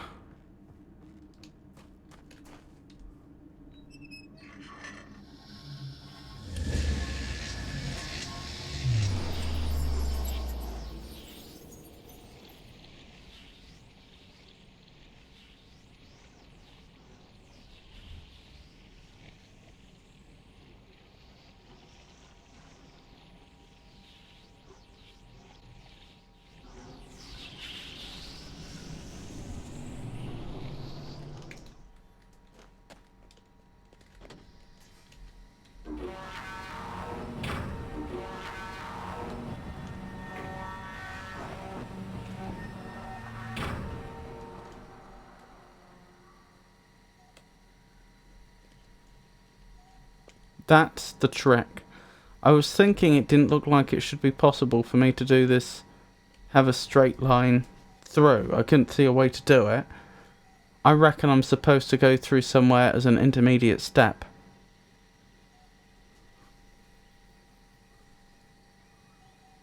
Because you can imagine if I could create 90 degrees, I could walk in here, come out there, take that right, follow that to wherever it takes me, then walk back around here, rotate it around again, walk all the way back, and then I could do another 90 degrees.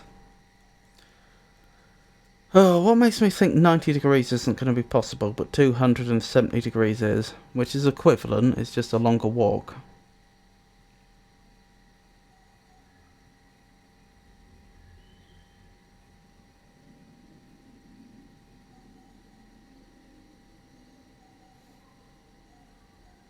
Wait, no, I take back the things I've been saying, because I have been ignoring one very important fact. The fact that I can teleport one of these pieces out, then I can rotate this, and then I can teleport a piece back in. So presumably I can swap pieces, I would assume.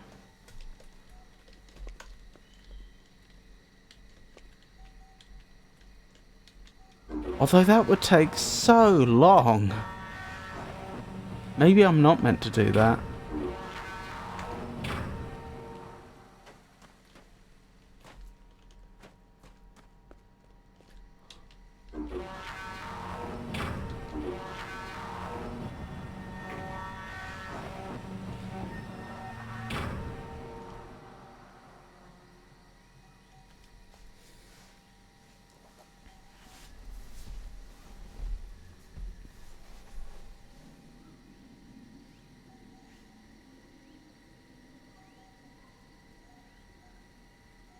That's why I see.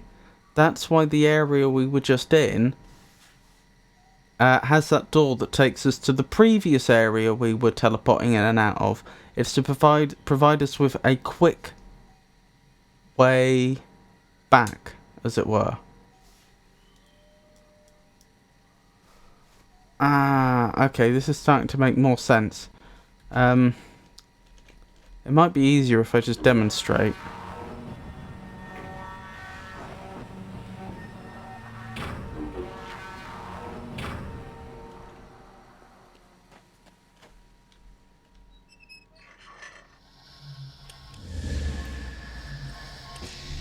People complained about this puzzle when the game was new, from what I've heard. Swaps took even longer then on the slower computers. Or, well, this puzzle series, yeah. Before I bought the game, I read, obviously, some Steam reviews, and I think the top review, although it didn't name the puzzle, it quite clearly identified this puzzle as being a negative point.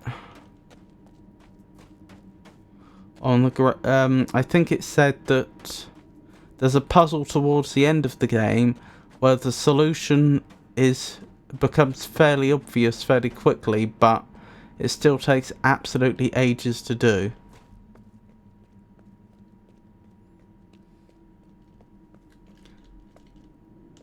And so this is what I meant by connecting up to the previous area we were in to provide us with a shortcut back.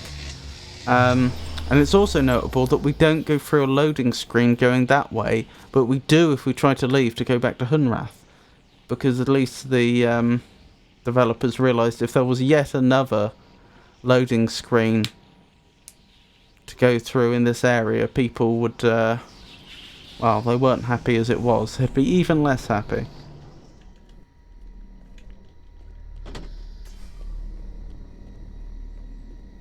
Right, what I want to know now is what was swapped in. Obviously I can swap pieces out, but what just got swapped in? How do I use this?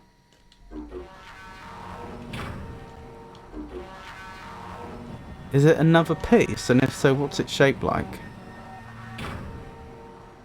It's a straight piece. Ooh! Interesting.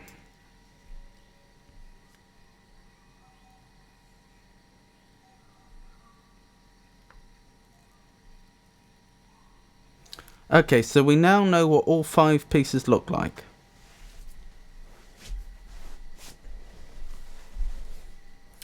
And I just have to solve it. Can I solve it for going straight?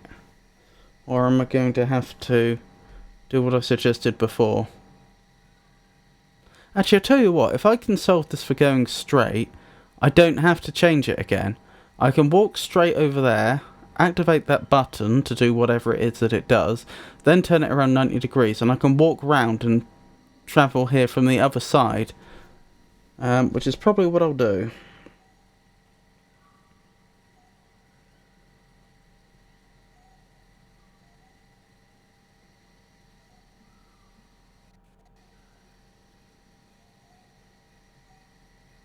I think I see how to do it. Yeah, I think I do.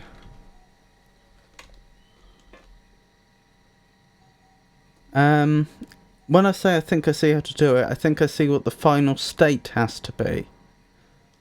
I'm gonna have to think about how to get it into that state. Oh no, I think I do have the whole solution now.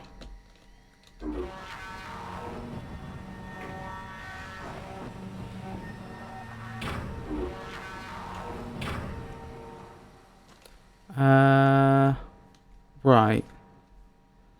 This needs to go back, and it needs to go around 90 degrees.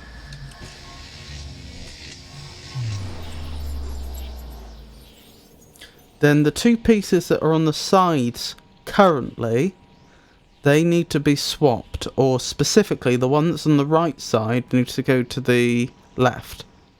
It doesn't matter what will be left on that side, I don't think. It's also going to need to be rotated 180 degrees before I put it in place. But that shouldn't be difficult. Right, this one's symmetric, so it doesn't matter which way round I rotate it, clockwise or anti-clockwise.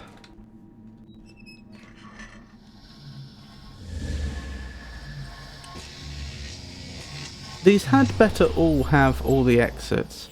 I'm going to be so annoyed if the solution I'm planning doesn't work, because, say the piece I want to put in next, the piece I want to position next just doesn't have an exit in the right place.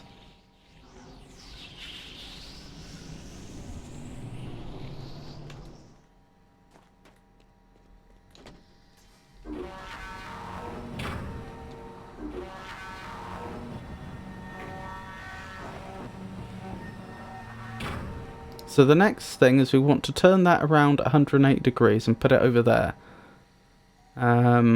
Which shouldn't be too hard in theory. Am I not going to be allowed in there? If I'm not allowed in there, that's going to... No, I'm allowed in there. We're good.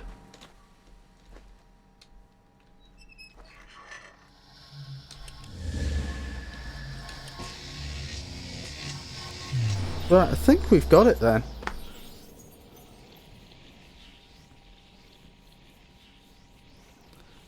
So this needs to go around 180 degrees. Then we need to teleport back the other way. So that this piece stays in Hunrath temporarily.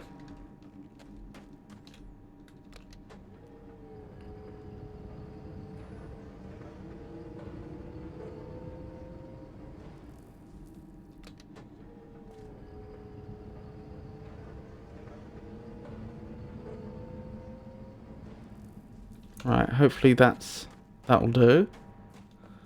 Then we need to do a little more rotating.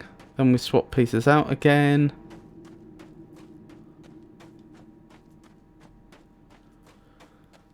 And then there's one more piece to rotate. So I think we're actually most of the way there already.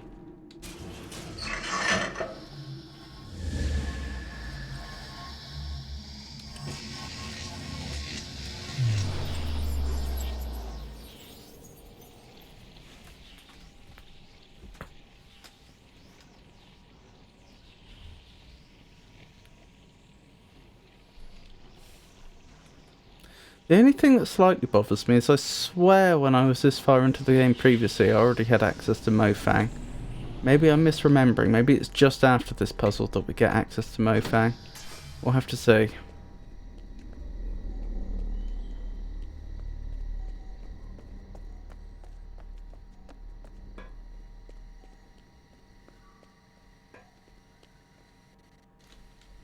I keep nearly falling off.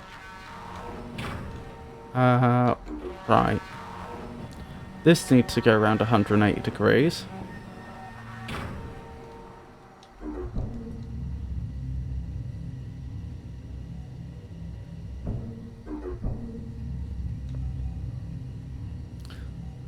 So with any luck, when we do the next teleport, the piece is going to... The piece that appears will do that turn for us, and then we just spin that one around.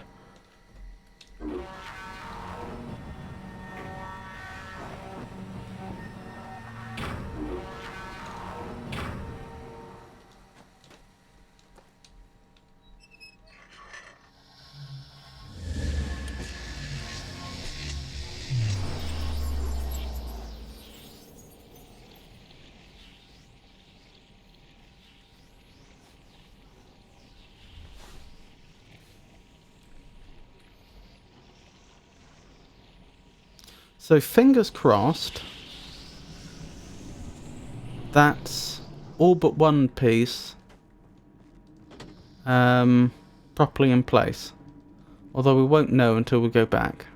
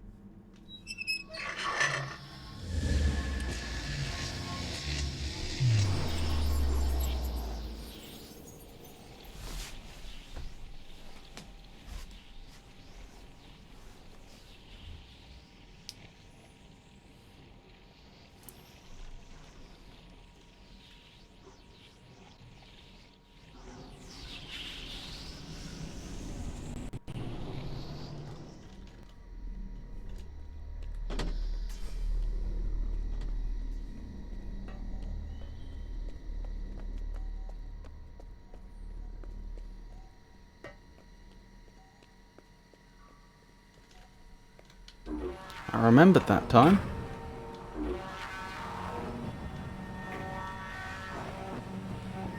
Right, how are we looking?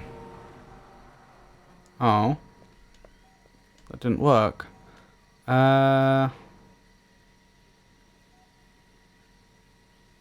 Must have been some sort of mistake I made concerning the rotations.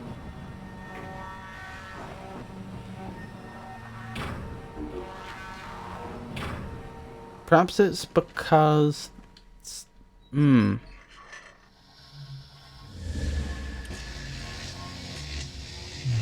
I don't understand why that happened. Easily fixed.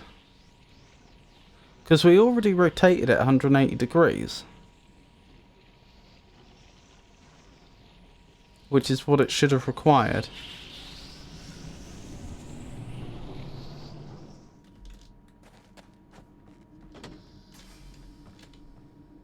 So I don't know why...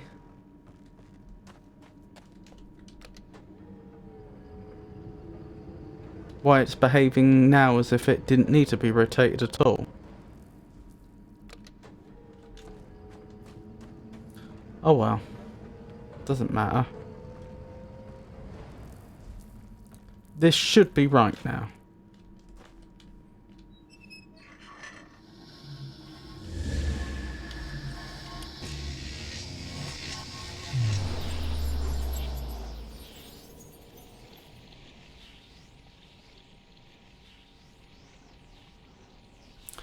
If you're playing this in VR, I wonder if all these pixels actually have different depths.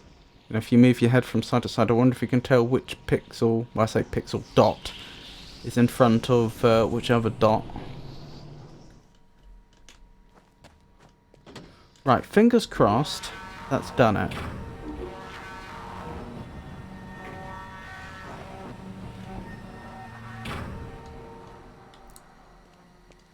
Yes!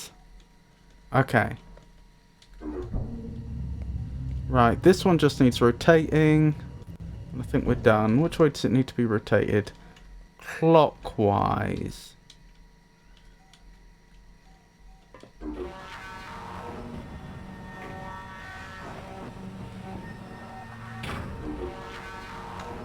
Clockwise looking on it from above. But I'm going to be about level with it when I'm in Hunrath.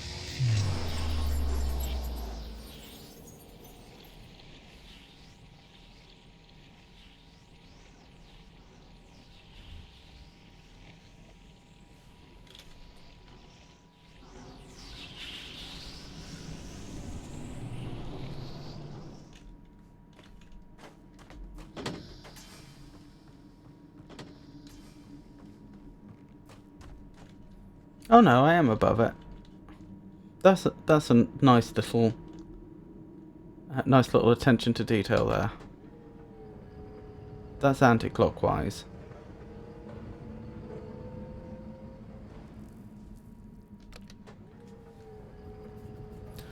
Never mind.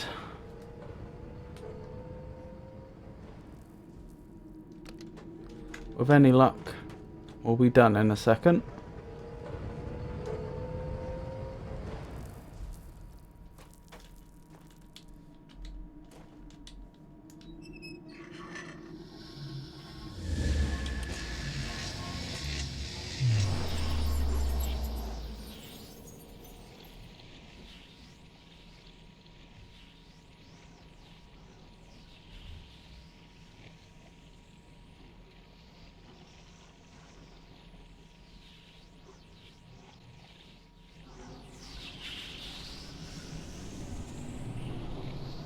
Right, fingers crossed.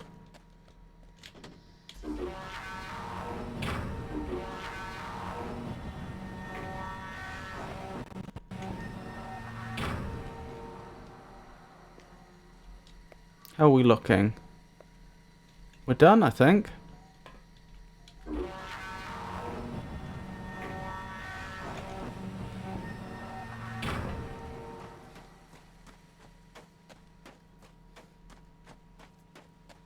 So I don't know what this far... I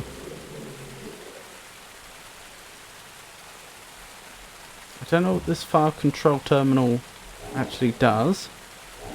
Apparently something's up that we're about to bring down. Oh! That'll be for some sort of cable car. Wonderful. Now, I could probably rearrange this so that we can make a 90-degree turn, but I'm not going to. I honestly think it'll be quicker if I just turn this around and find the other side of that, because I've got a feeling we've been past it. I could be wrong. If I am wrong, we'll come back here and make the necessary changes, but hopefully we can avoid that.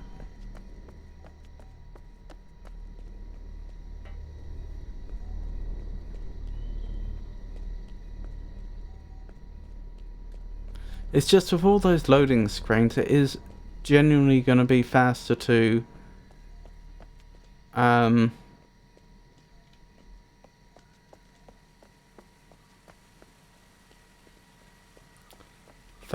walk if it's an option. Huh. This is an interesting spot.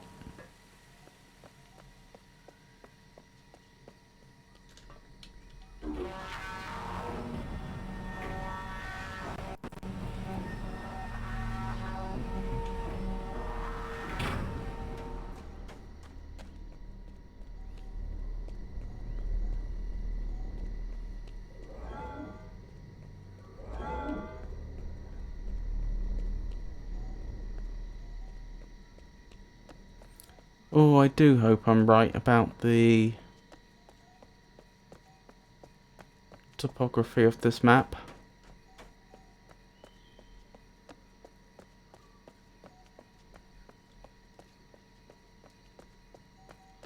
I reckon that's where this area connects up to. Could be wrong.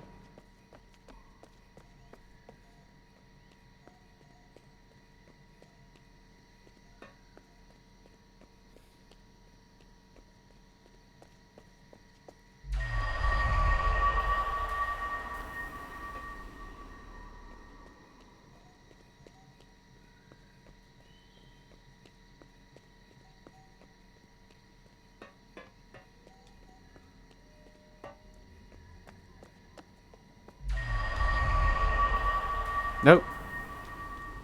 I'd forgotten about that. That is a shame.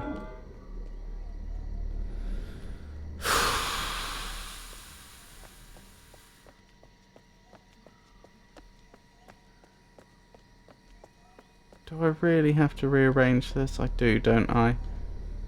Oh well.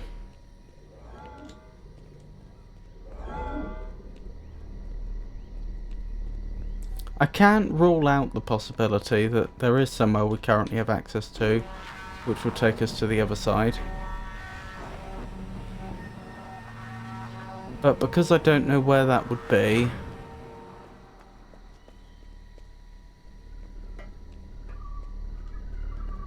I have to assume the worst.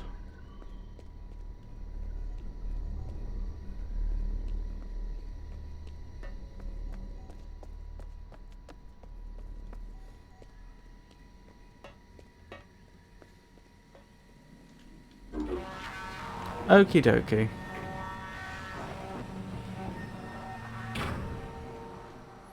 Right, how am I going to rearrange this?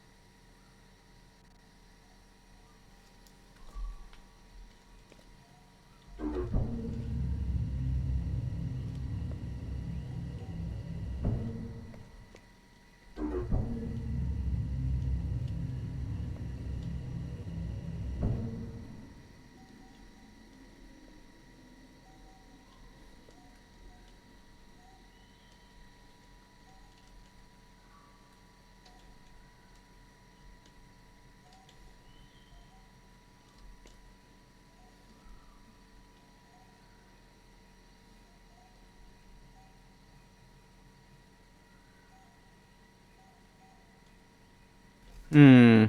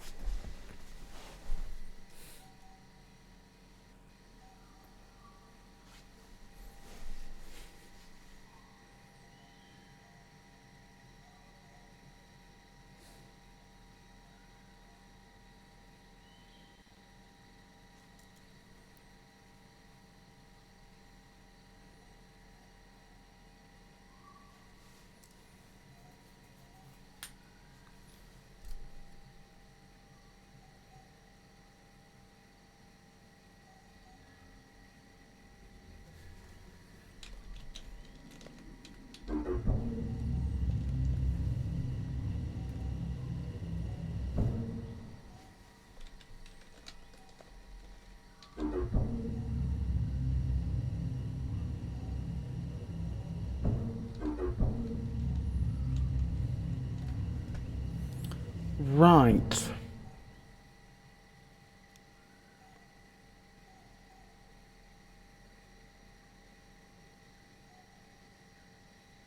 Yes, I think I see the solution.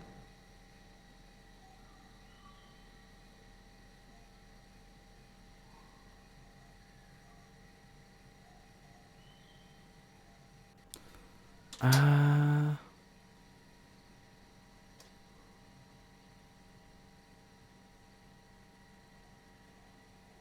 I don't think this is going to be quite as bad as it could have been.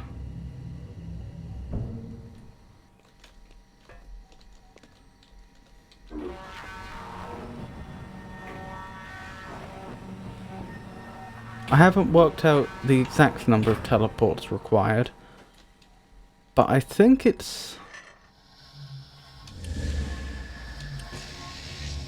quite a few fewer than it could have been.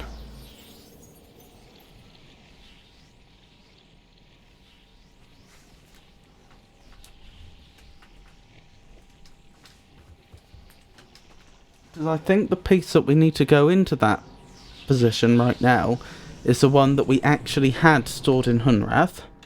It may not be rotated the right way round. We'll have to test that in a second, or check that in a second. But not only that, but I think the piece that we've just deposited in Hunrath is also a piece that we're going to want to swap in a second.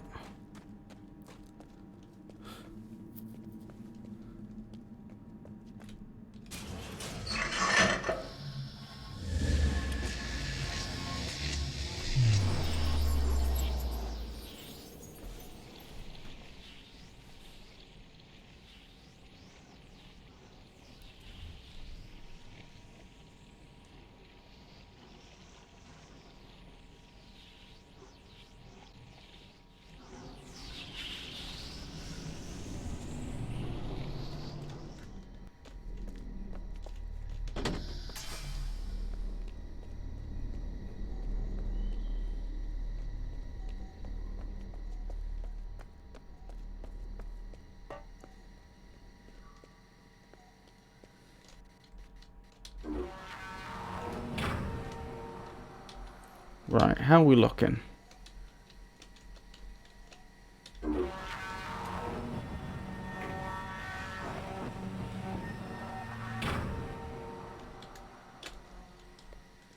Not too bad.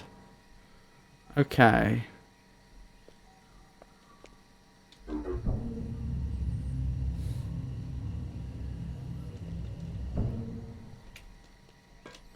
Right, again, it just so happens that the piece that we've got stored is the piece we want in there.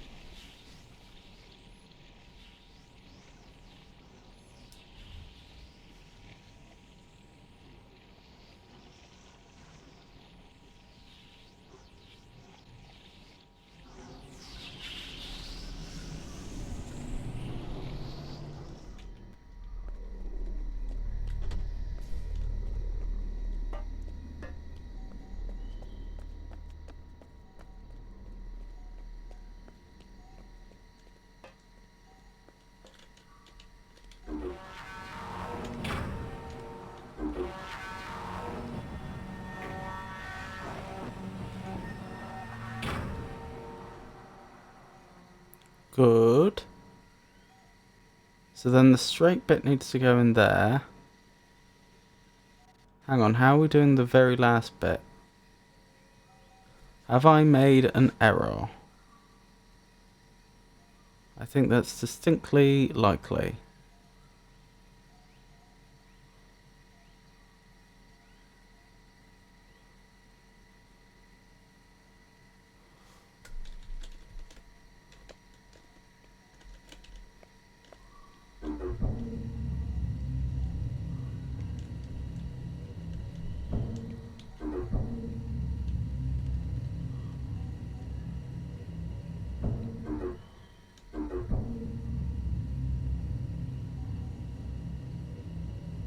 Okay, that's an interesting detail missing from my diagram.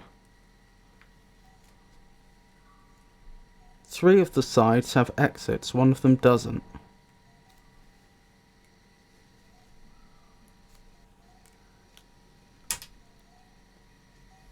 That's interesting. So that means...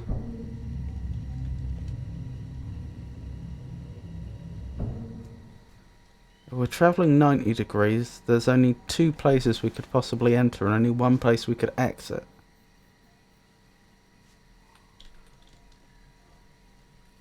No. No, I take that back. There's 3 places we could enter and 3 places we could exit. It's just once we picked the one that we're entering from, we know which one... we even know... once we know which corridor we're entering from, we either know which one we're exiting from, or we've at least narrowed it down to 2 in one case.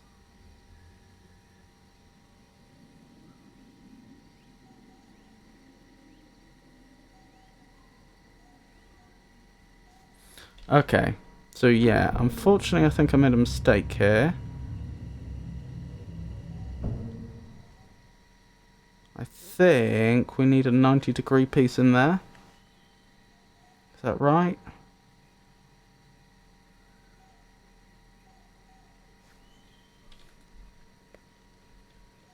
No, the opposite side.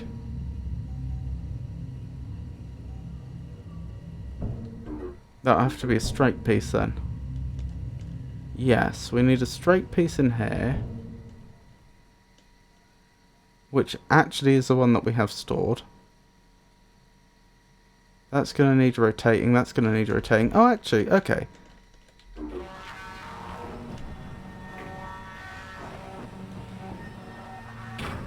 So even though the solution I was thinking of wouldn't have worked, I think by coincidence we've actually moved towards the correct solution anyway. So that we're actually really close to finishing, in spite of my having been barking up the wrong tree. Finishing this puzzle, I mean.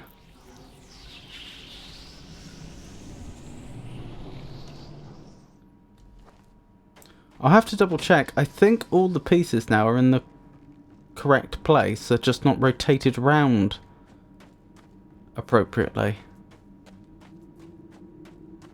But that shouldn't take long.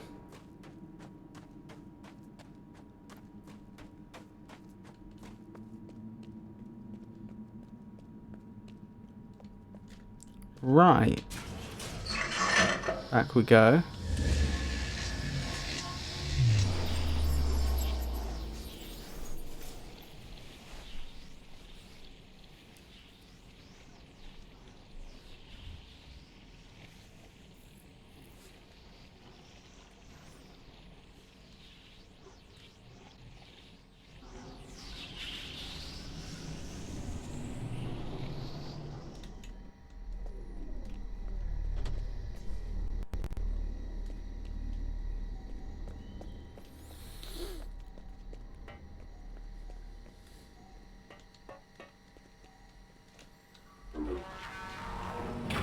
Right, how are things looking?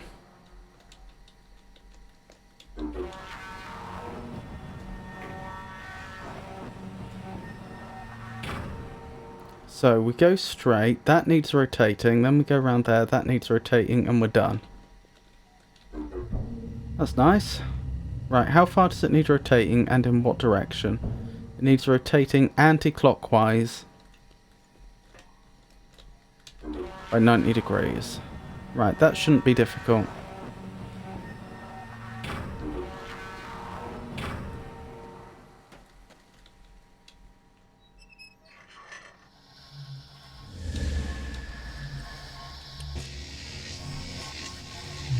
Then there's one more piece we need to turn, and then we should have access to both of the areas that we were hitherto blocked off from.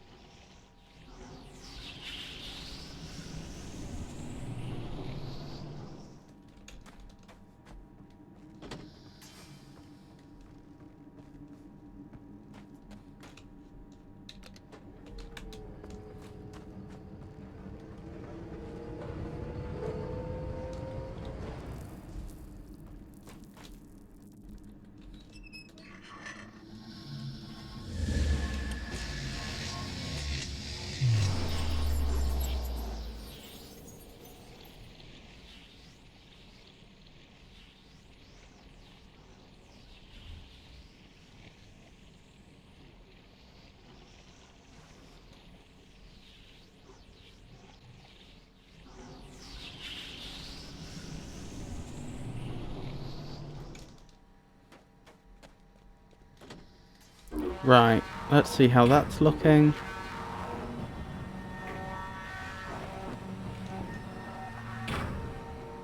That's looking splendid. So just the last piece to rotate.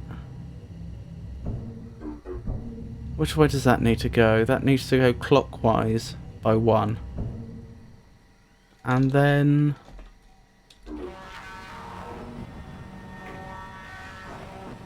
I believe that'll be that for that puzzle.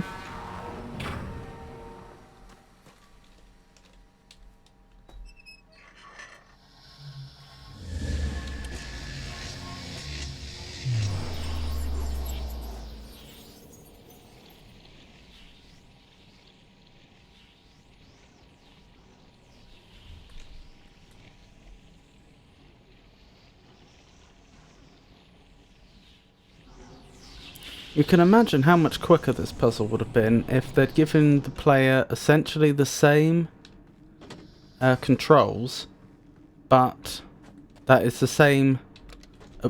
they had to manipulate the puzzle in the exact same way, but instead of having all these running between areas and different load zones and what have you, if instead of all that, they're just giving you a good overhead display like they tended to do in the Myst games and in...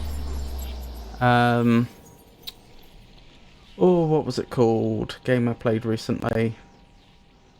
Quern. Same concept of having to like swap pieces in and out and rotate them and so on, but if you could have just done that from a nice clean interface overlooking it all, it would have been so much quicker. Never mind, eh? Right. I'm so confident this is right, I won't even check overhead.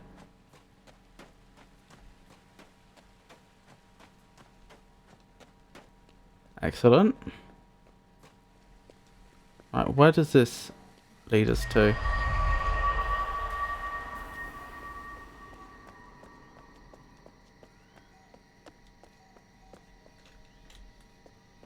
Where am I?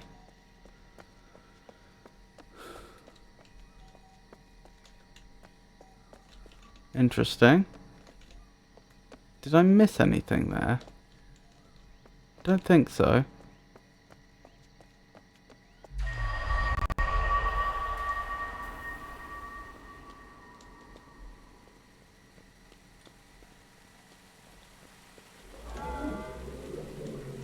Oh, something else for me to disable then.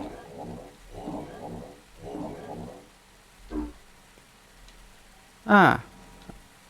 Another point that would have blocked the cable car. Good thing I spotted that. I have no reason to believe that had I not done that, my character would have just crashed into that barrier and perished. It's possible the cable car would have just refused. refuse to go.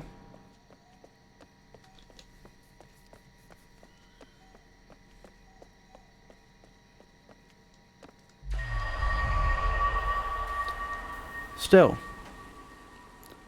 we've made some good progress there.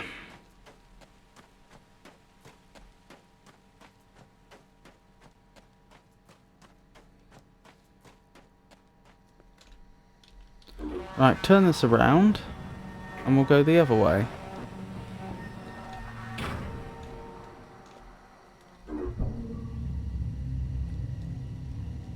Excellent.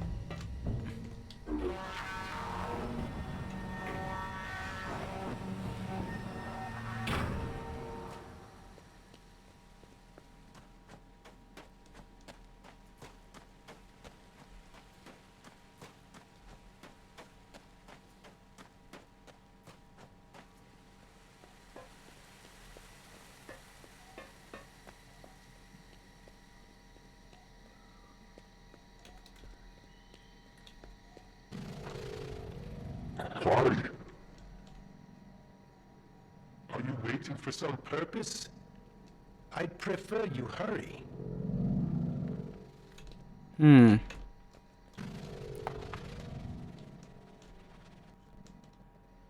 What does this do?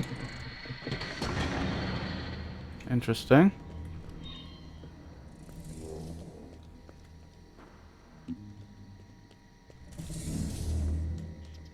Oh, that's what I've been describing as the cable car, isn't it?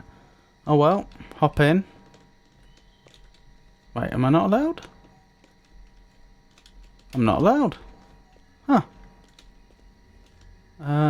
What am I missing then?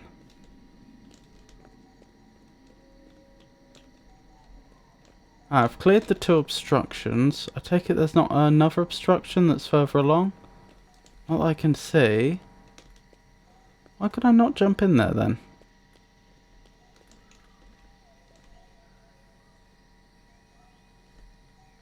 Oh, I can. I just have to walk in.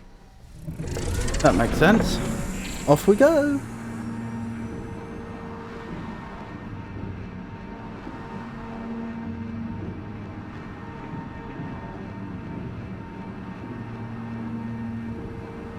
Did that bird-like creature just fly into a branch? Pretty sure it did. I'm not complaining, but somehow in my head I imagine this would move a bit more quickly. I'm thinking of those cable cars in Riven.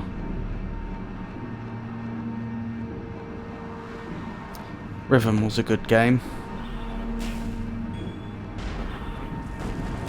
That's not a good sign. I'll go so far as to say that's not a good sign at all.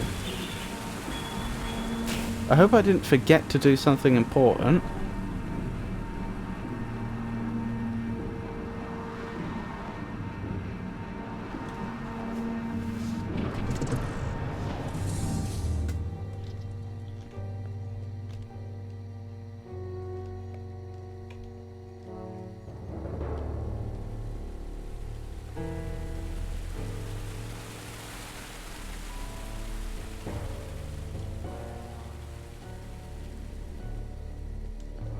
Right, I remember this is where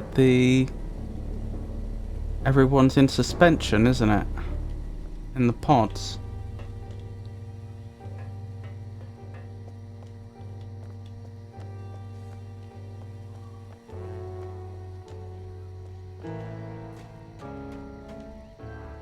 That's the bomb that got me last time.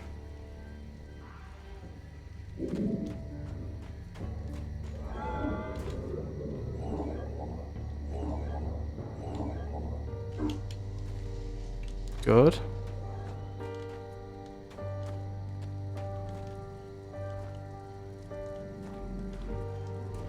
Oh dear.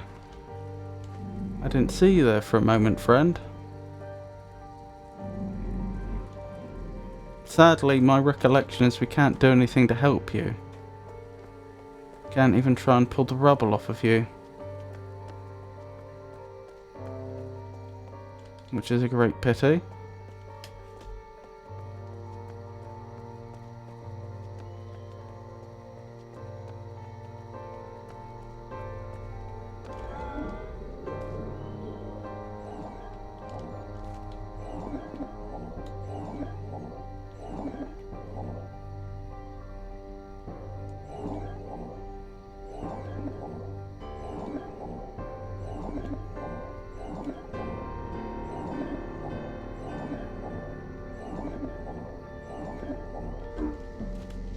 I wonder what that interface feels like to manipulate.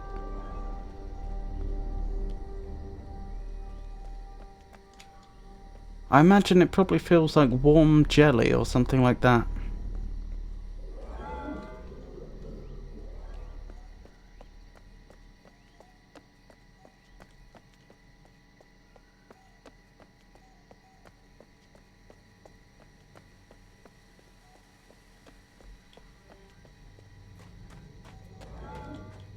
I remember to get past this door, I'm pretty sure I had to look up 2 of the pods or something like that in here, and that just caused the door to swing open. But the problem was that there was nothing. I seem to remember there weren't any clues that that's what I was supposed to do, if I recall correctly. I know you could find Caroline, but I seem to remember that was for an optional achievement. I feel like it was something like look up Yusuf's pod or something like that, and possibly somebody else's pod, and then if you do so, it just opens. But again, I seem to remember there was like absolutely no clue that that's what you're supposed to do.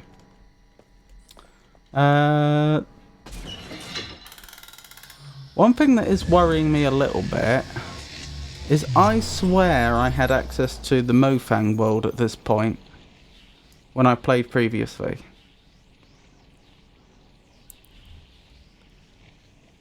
And I'm not quite sure where I went wrong.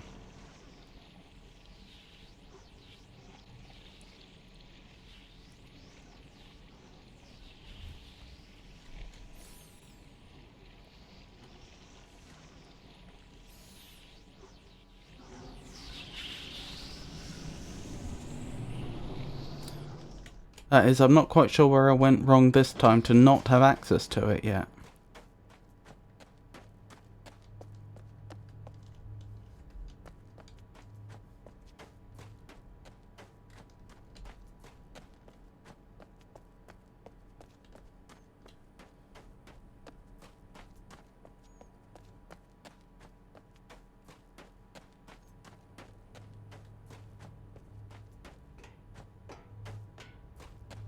The last world? The Mofang world, yeah. It was desolate, but I distinctly recall being there.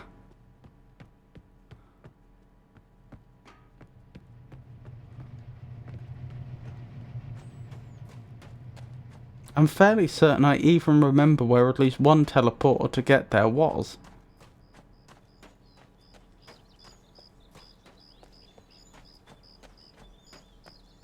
I believe it was over the river over here. In a little cave.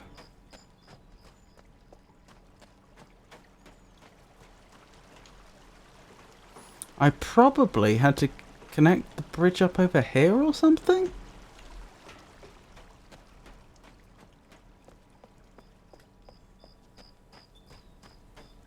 But how would I even do that?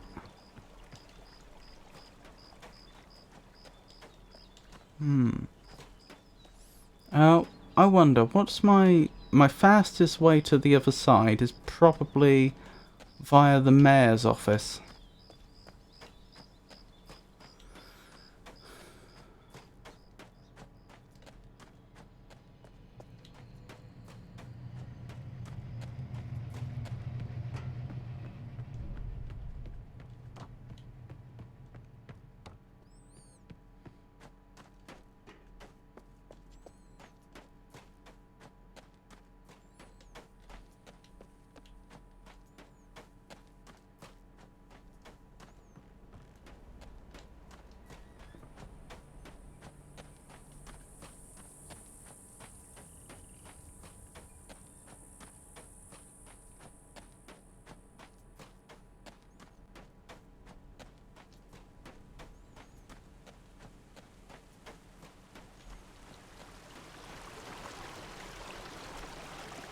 Oh, I think I see. That makes sense. That would be how I did it. Okay, it's a slightly annoyingly long walk, but we can do it. Hold on.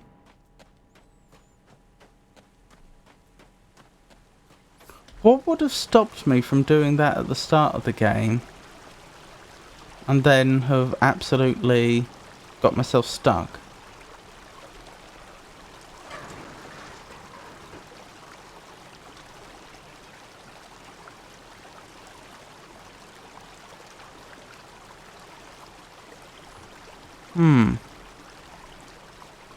Oh, there must have been something up there that I turned to allow the bridge to go that far round?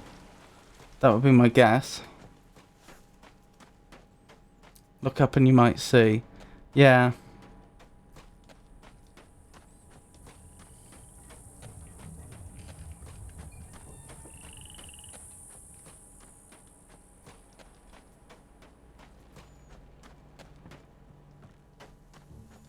Uh...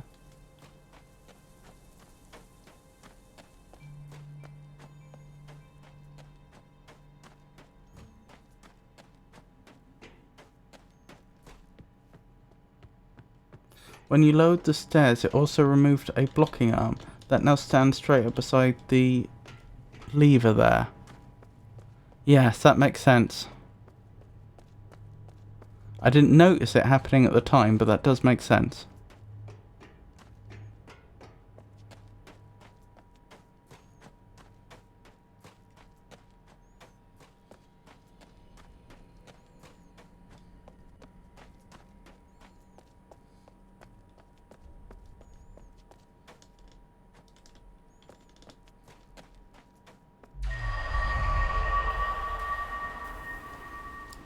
Wait, which way am I going? I've confused myself.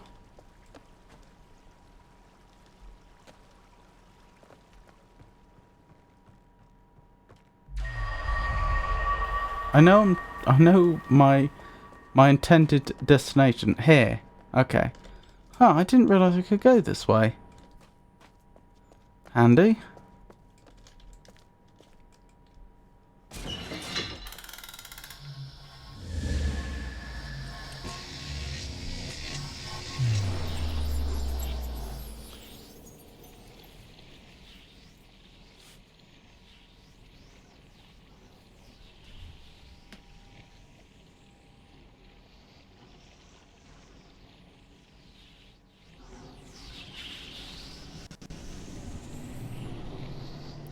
Right, nearly there.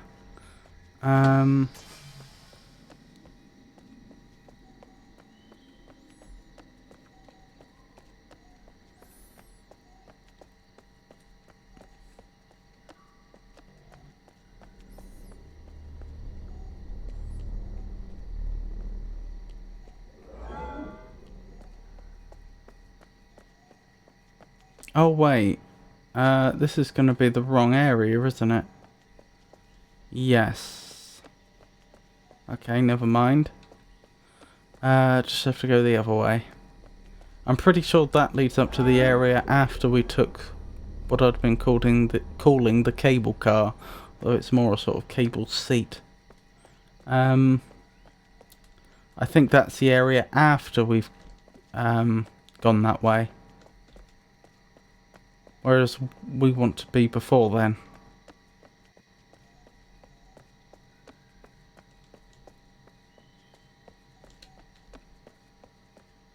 Trying to get back to the cave in Hunrath.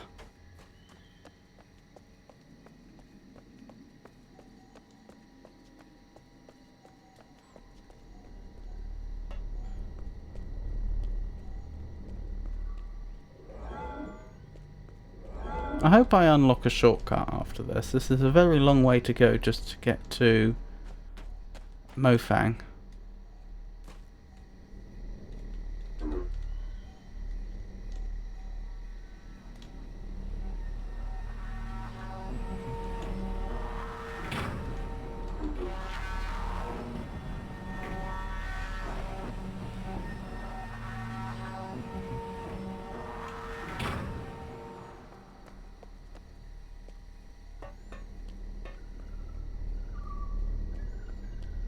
Here we go.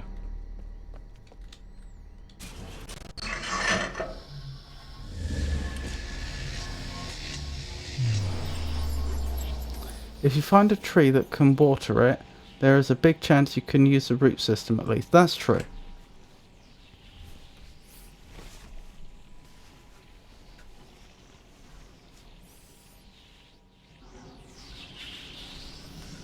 I was actually thinking of before then, but you're not wrong.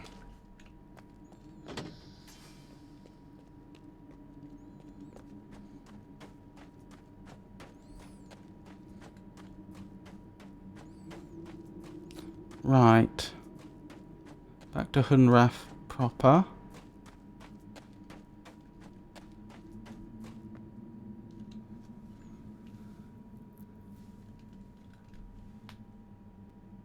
I just had a thought. I don't think I've saved the game all night. Is this a game I'm supposed to be saving, or does it auto-save all the time? I'll check once the loading's done. Resume new game, load game. Okay, good. No save game. I was gonna say, can you imagine? Imagine if this wasn't a game that auto-saved and then it crashed.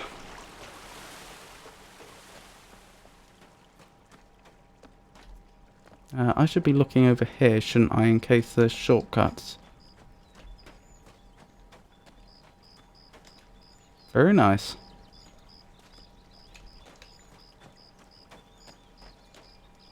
Oh. Huh.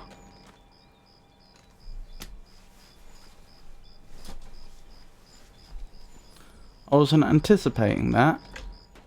That is exceedingly annoying. Given that I don't have a quick way back over. How would I even get an angle on this? From up above? That's why I could go up right to the precipice. I said before, why would I ever want to bring the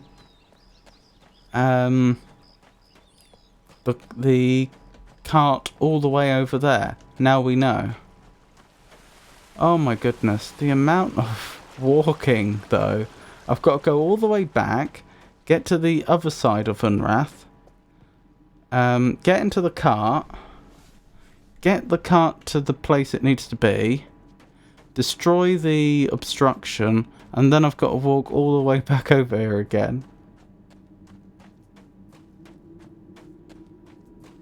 Oh well. A little walking never hurt anybody.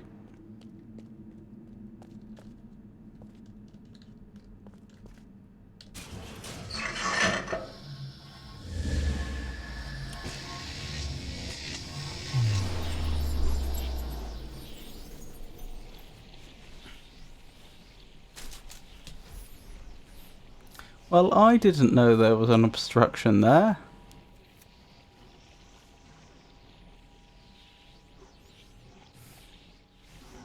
I mean, admittedly, I could have looked, and I didn't.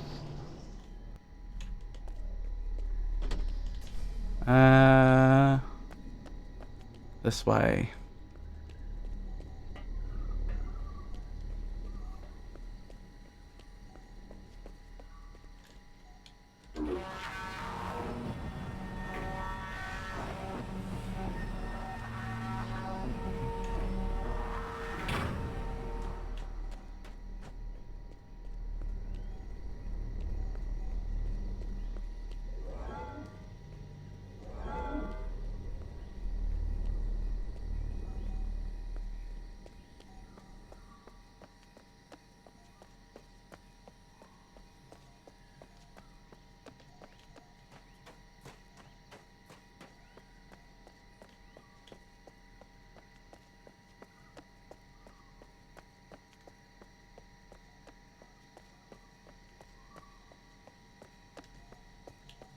Wait, is this the right way? I think I've gone the wrong way.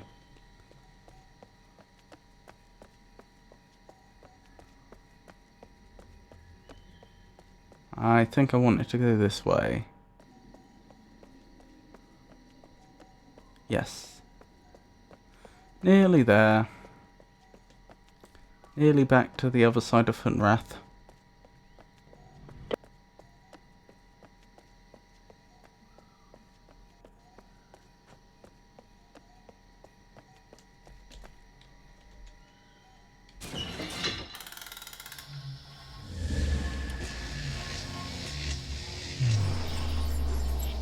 Now, where in the wild green yonder did I park that cart? What's the last thing I did with it? The last thing I did with it was when I teleported it all the way to...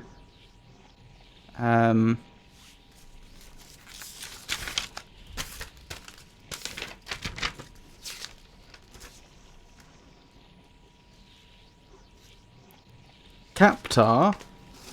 When I teleported it all the way to Captar to deal with a red beam there. So it's probably in town. Probably in town right next to...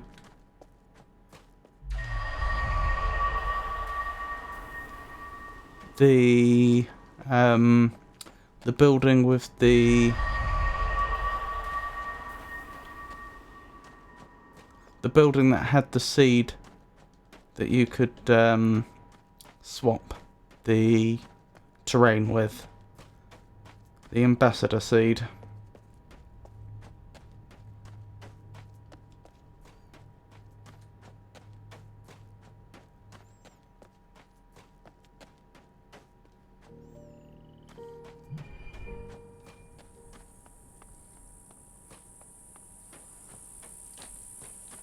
That's a very fine cactus.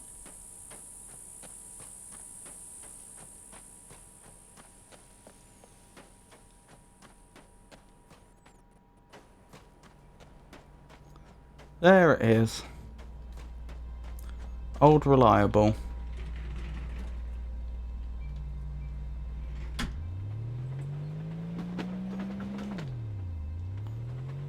At least the place I'm taking it to is right next to the scrapyard, so if I do need to turn it around, that's not going to be difficult.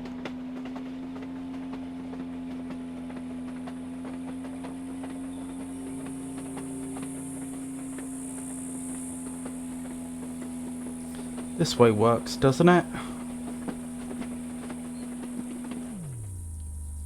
I think this is the way I need to go.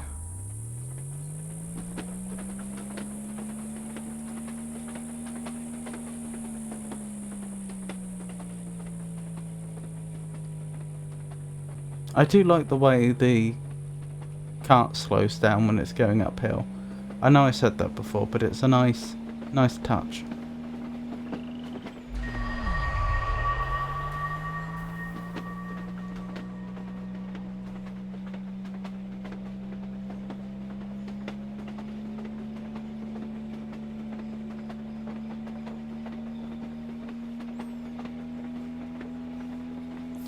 Excellent. I think this is precisely where we want it to be.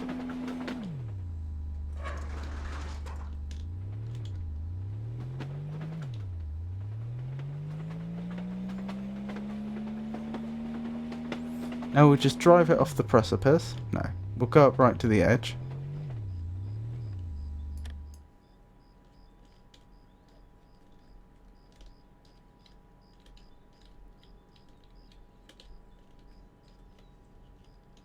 There it is. Dealt with. Oh dear, if only I'd realised before now.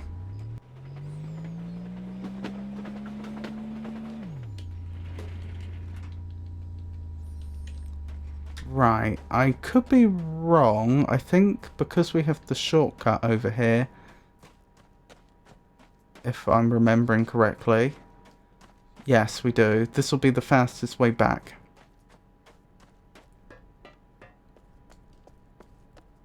That goes to...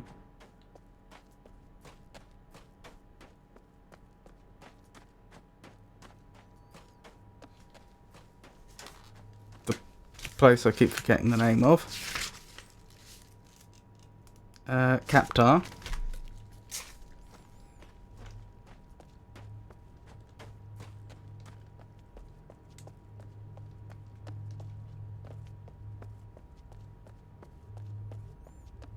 You have 2 swappers in the scrapyard even. If that won't block it off. Yes, I had to move them there though because they were blocking off the way.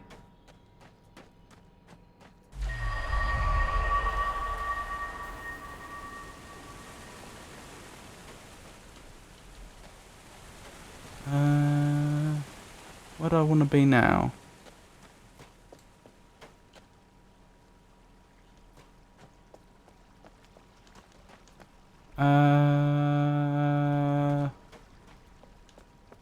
That's a very good question.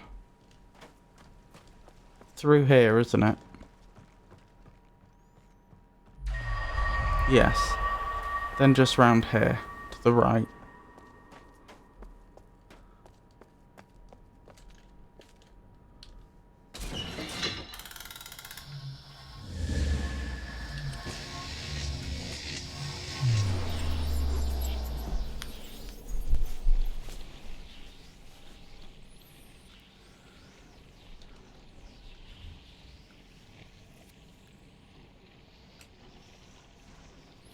Right, nearly there.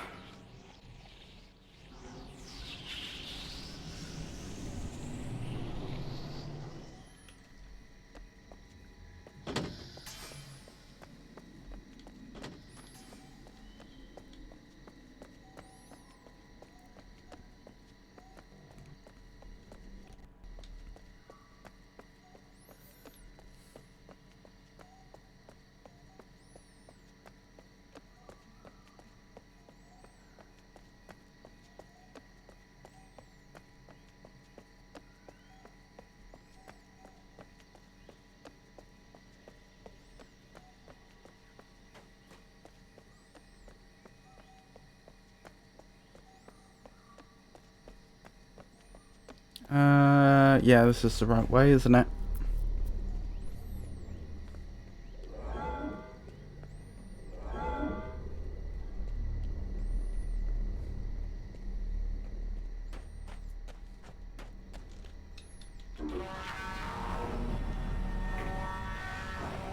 And the place we want to be is just over there, isn't it?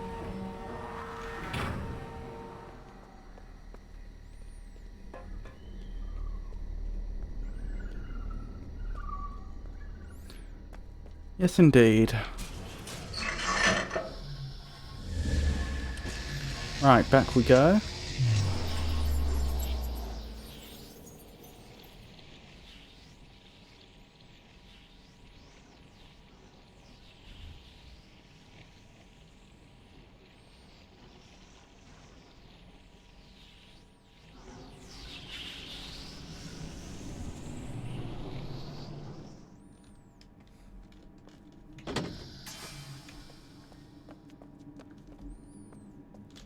Wait, is that not where we need to be?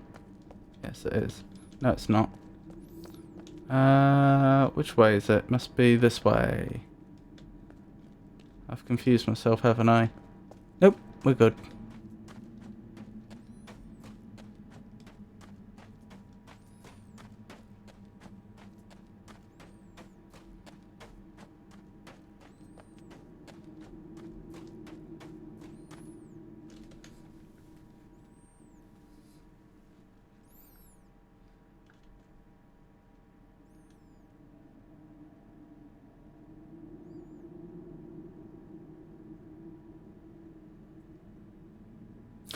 Ah, I reckon the reason that there's a load zone at this point, specifically, is because they were trying to make this area that the player keeps coming back to as small as possible, so it load as quickly as possible. So they only included the bare essentials. So, the few swappers in that area.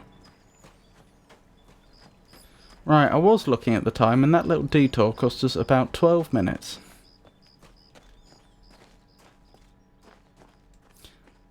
Anywho,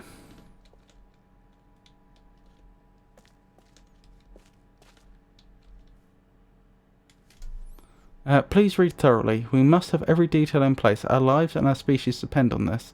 I think we've read all this before.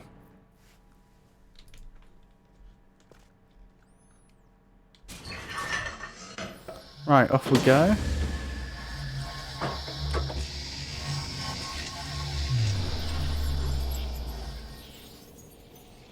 Wait, does the tree even still exist? Because we know one of their warheads went off here.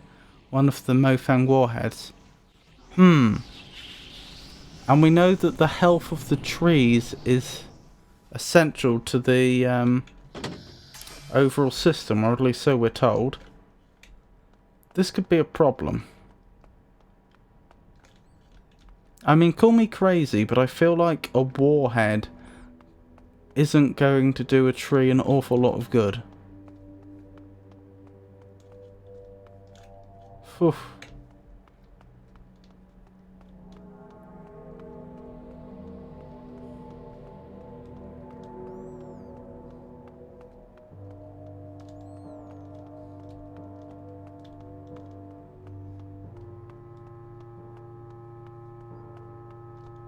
Look at the way all the local rocks have been melted and then they've solidified again, giving them all a glassy appearance.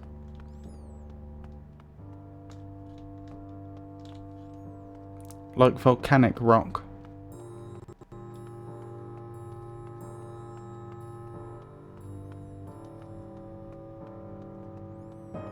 I must admit, I'm slightly lost. Right, that's the way I came.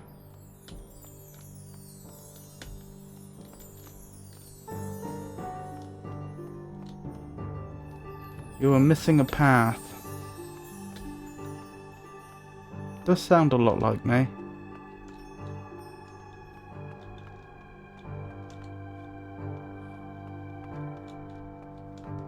Ah. There? That was probably it. This was probably ground zero.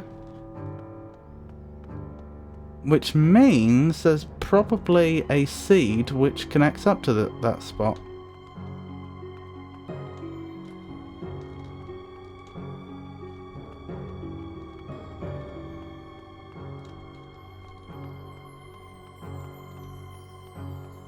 Huh. That is one lucky tree.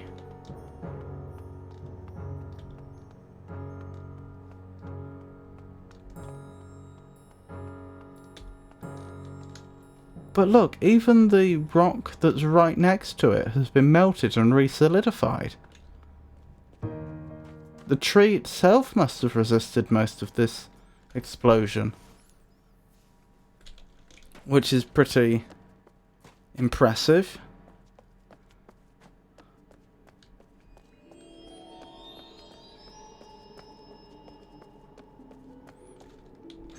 Right, let's connect this up. Right, this must go back to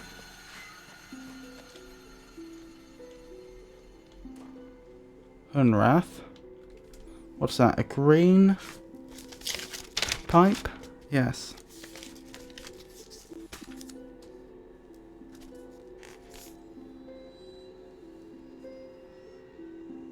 Or turquoise.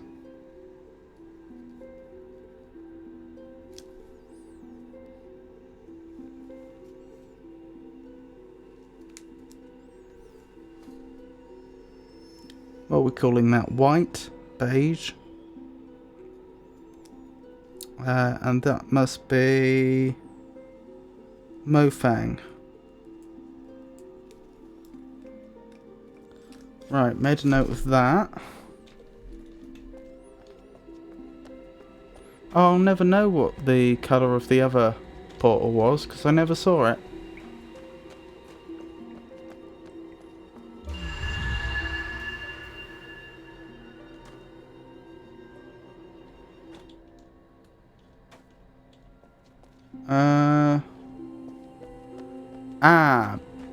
But at the very least, I can use this to figure out which one it wasn't.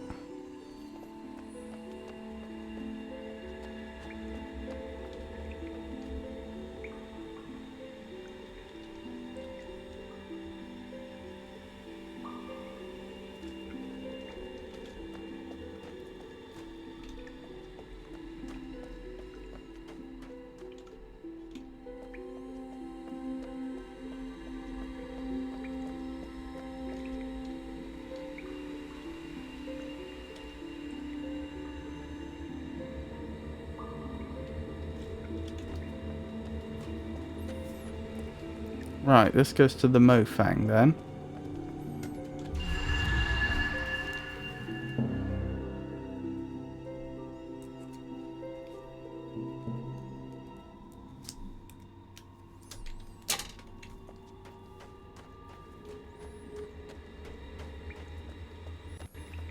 Is the other one green by any chance? It is.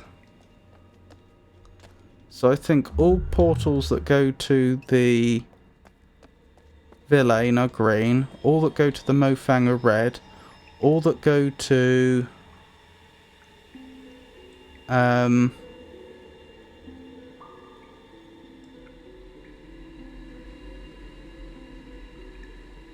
all that go to the...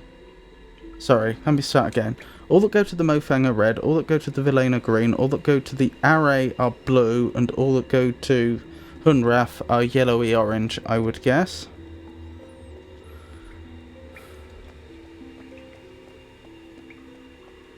Blimey. That's impressive. Still, it's good work. Getting 3 of those 4 trees up.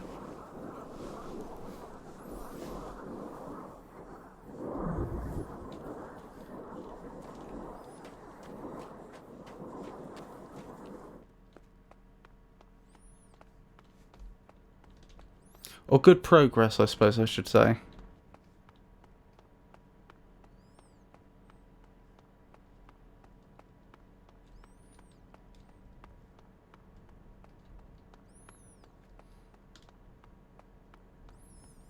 Just want to check what's up this way.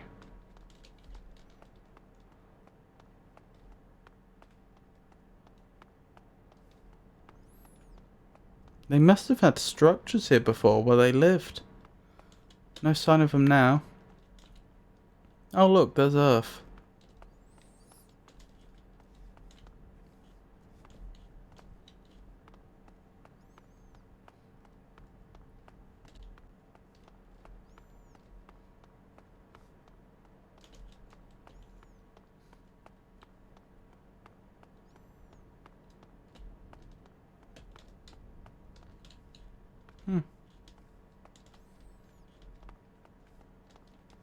I think that's all of it.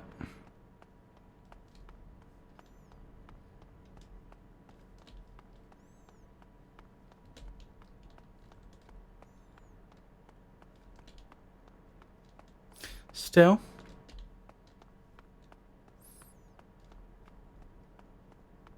Handy to get that tree connected up. This tree almost looks like it could have come from Earth.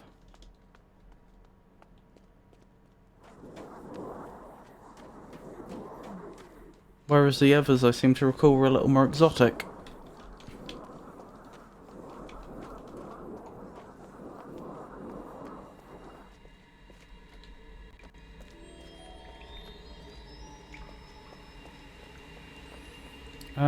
Right, where did I want to head? Back to Hunrath, I think. For now. Because next time we play, the question I need to ask myself is how do I get past that door in Marais? And my recollection is that I have to do something, as I said before, for which there is absolutely no hints from what I recall. I just have to go into a particular... I just need to open up a particular stasis pod. In fact, I don't think I have to open it. I just need to enter the correct code. And then the door just opens. Anywho... so thank you for coming, everyone. I hope you enjoyed that. I'll be streaming again tomorrow from 4 o'clock British summertime. I'll be streaming more of Obduction. We're heading into the portion of the game which I've never played before, so I imagine my progress is going to slow down significantly. On the other hand, I get the impression that there's not a huge amount of game left. So it may be a shorter stream, we'll have to see. If the stream ends up being far too short, then I'll do what I usually do and just play something else at the end of the stream, possibly Spelunky. After I've finished Obduction, I will continue with Baldur's Gate 3. We've finished Act 1, I'll be moving on to Act 2. Once I've finished Act 2 of Baldur's Gate 3, I'm thinking I may give Myst 5 another go. Because although I didn't fail that game, I got an ending. I got an ending that's not considered to be the best possible ending. So I'm thinking after Act 2 of Baldur's Gate 3, I might give Myst 5 another go. Then I'll do Act 3 of Baldur's Gate 3, which I think is the final act. And then I don't know. That will be quite a long way into the future. Anywho, thank you for coming, everyone. I do hope you enjoyed it, and I do hope you have a wonderful rest of your evenings. Good night.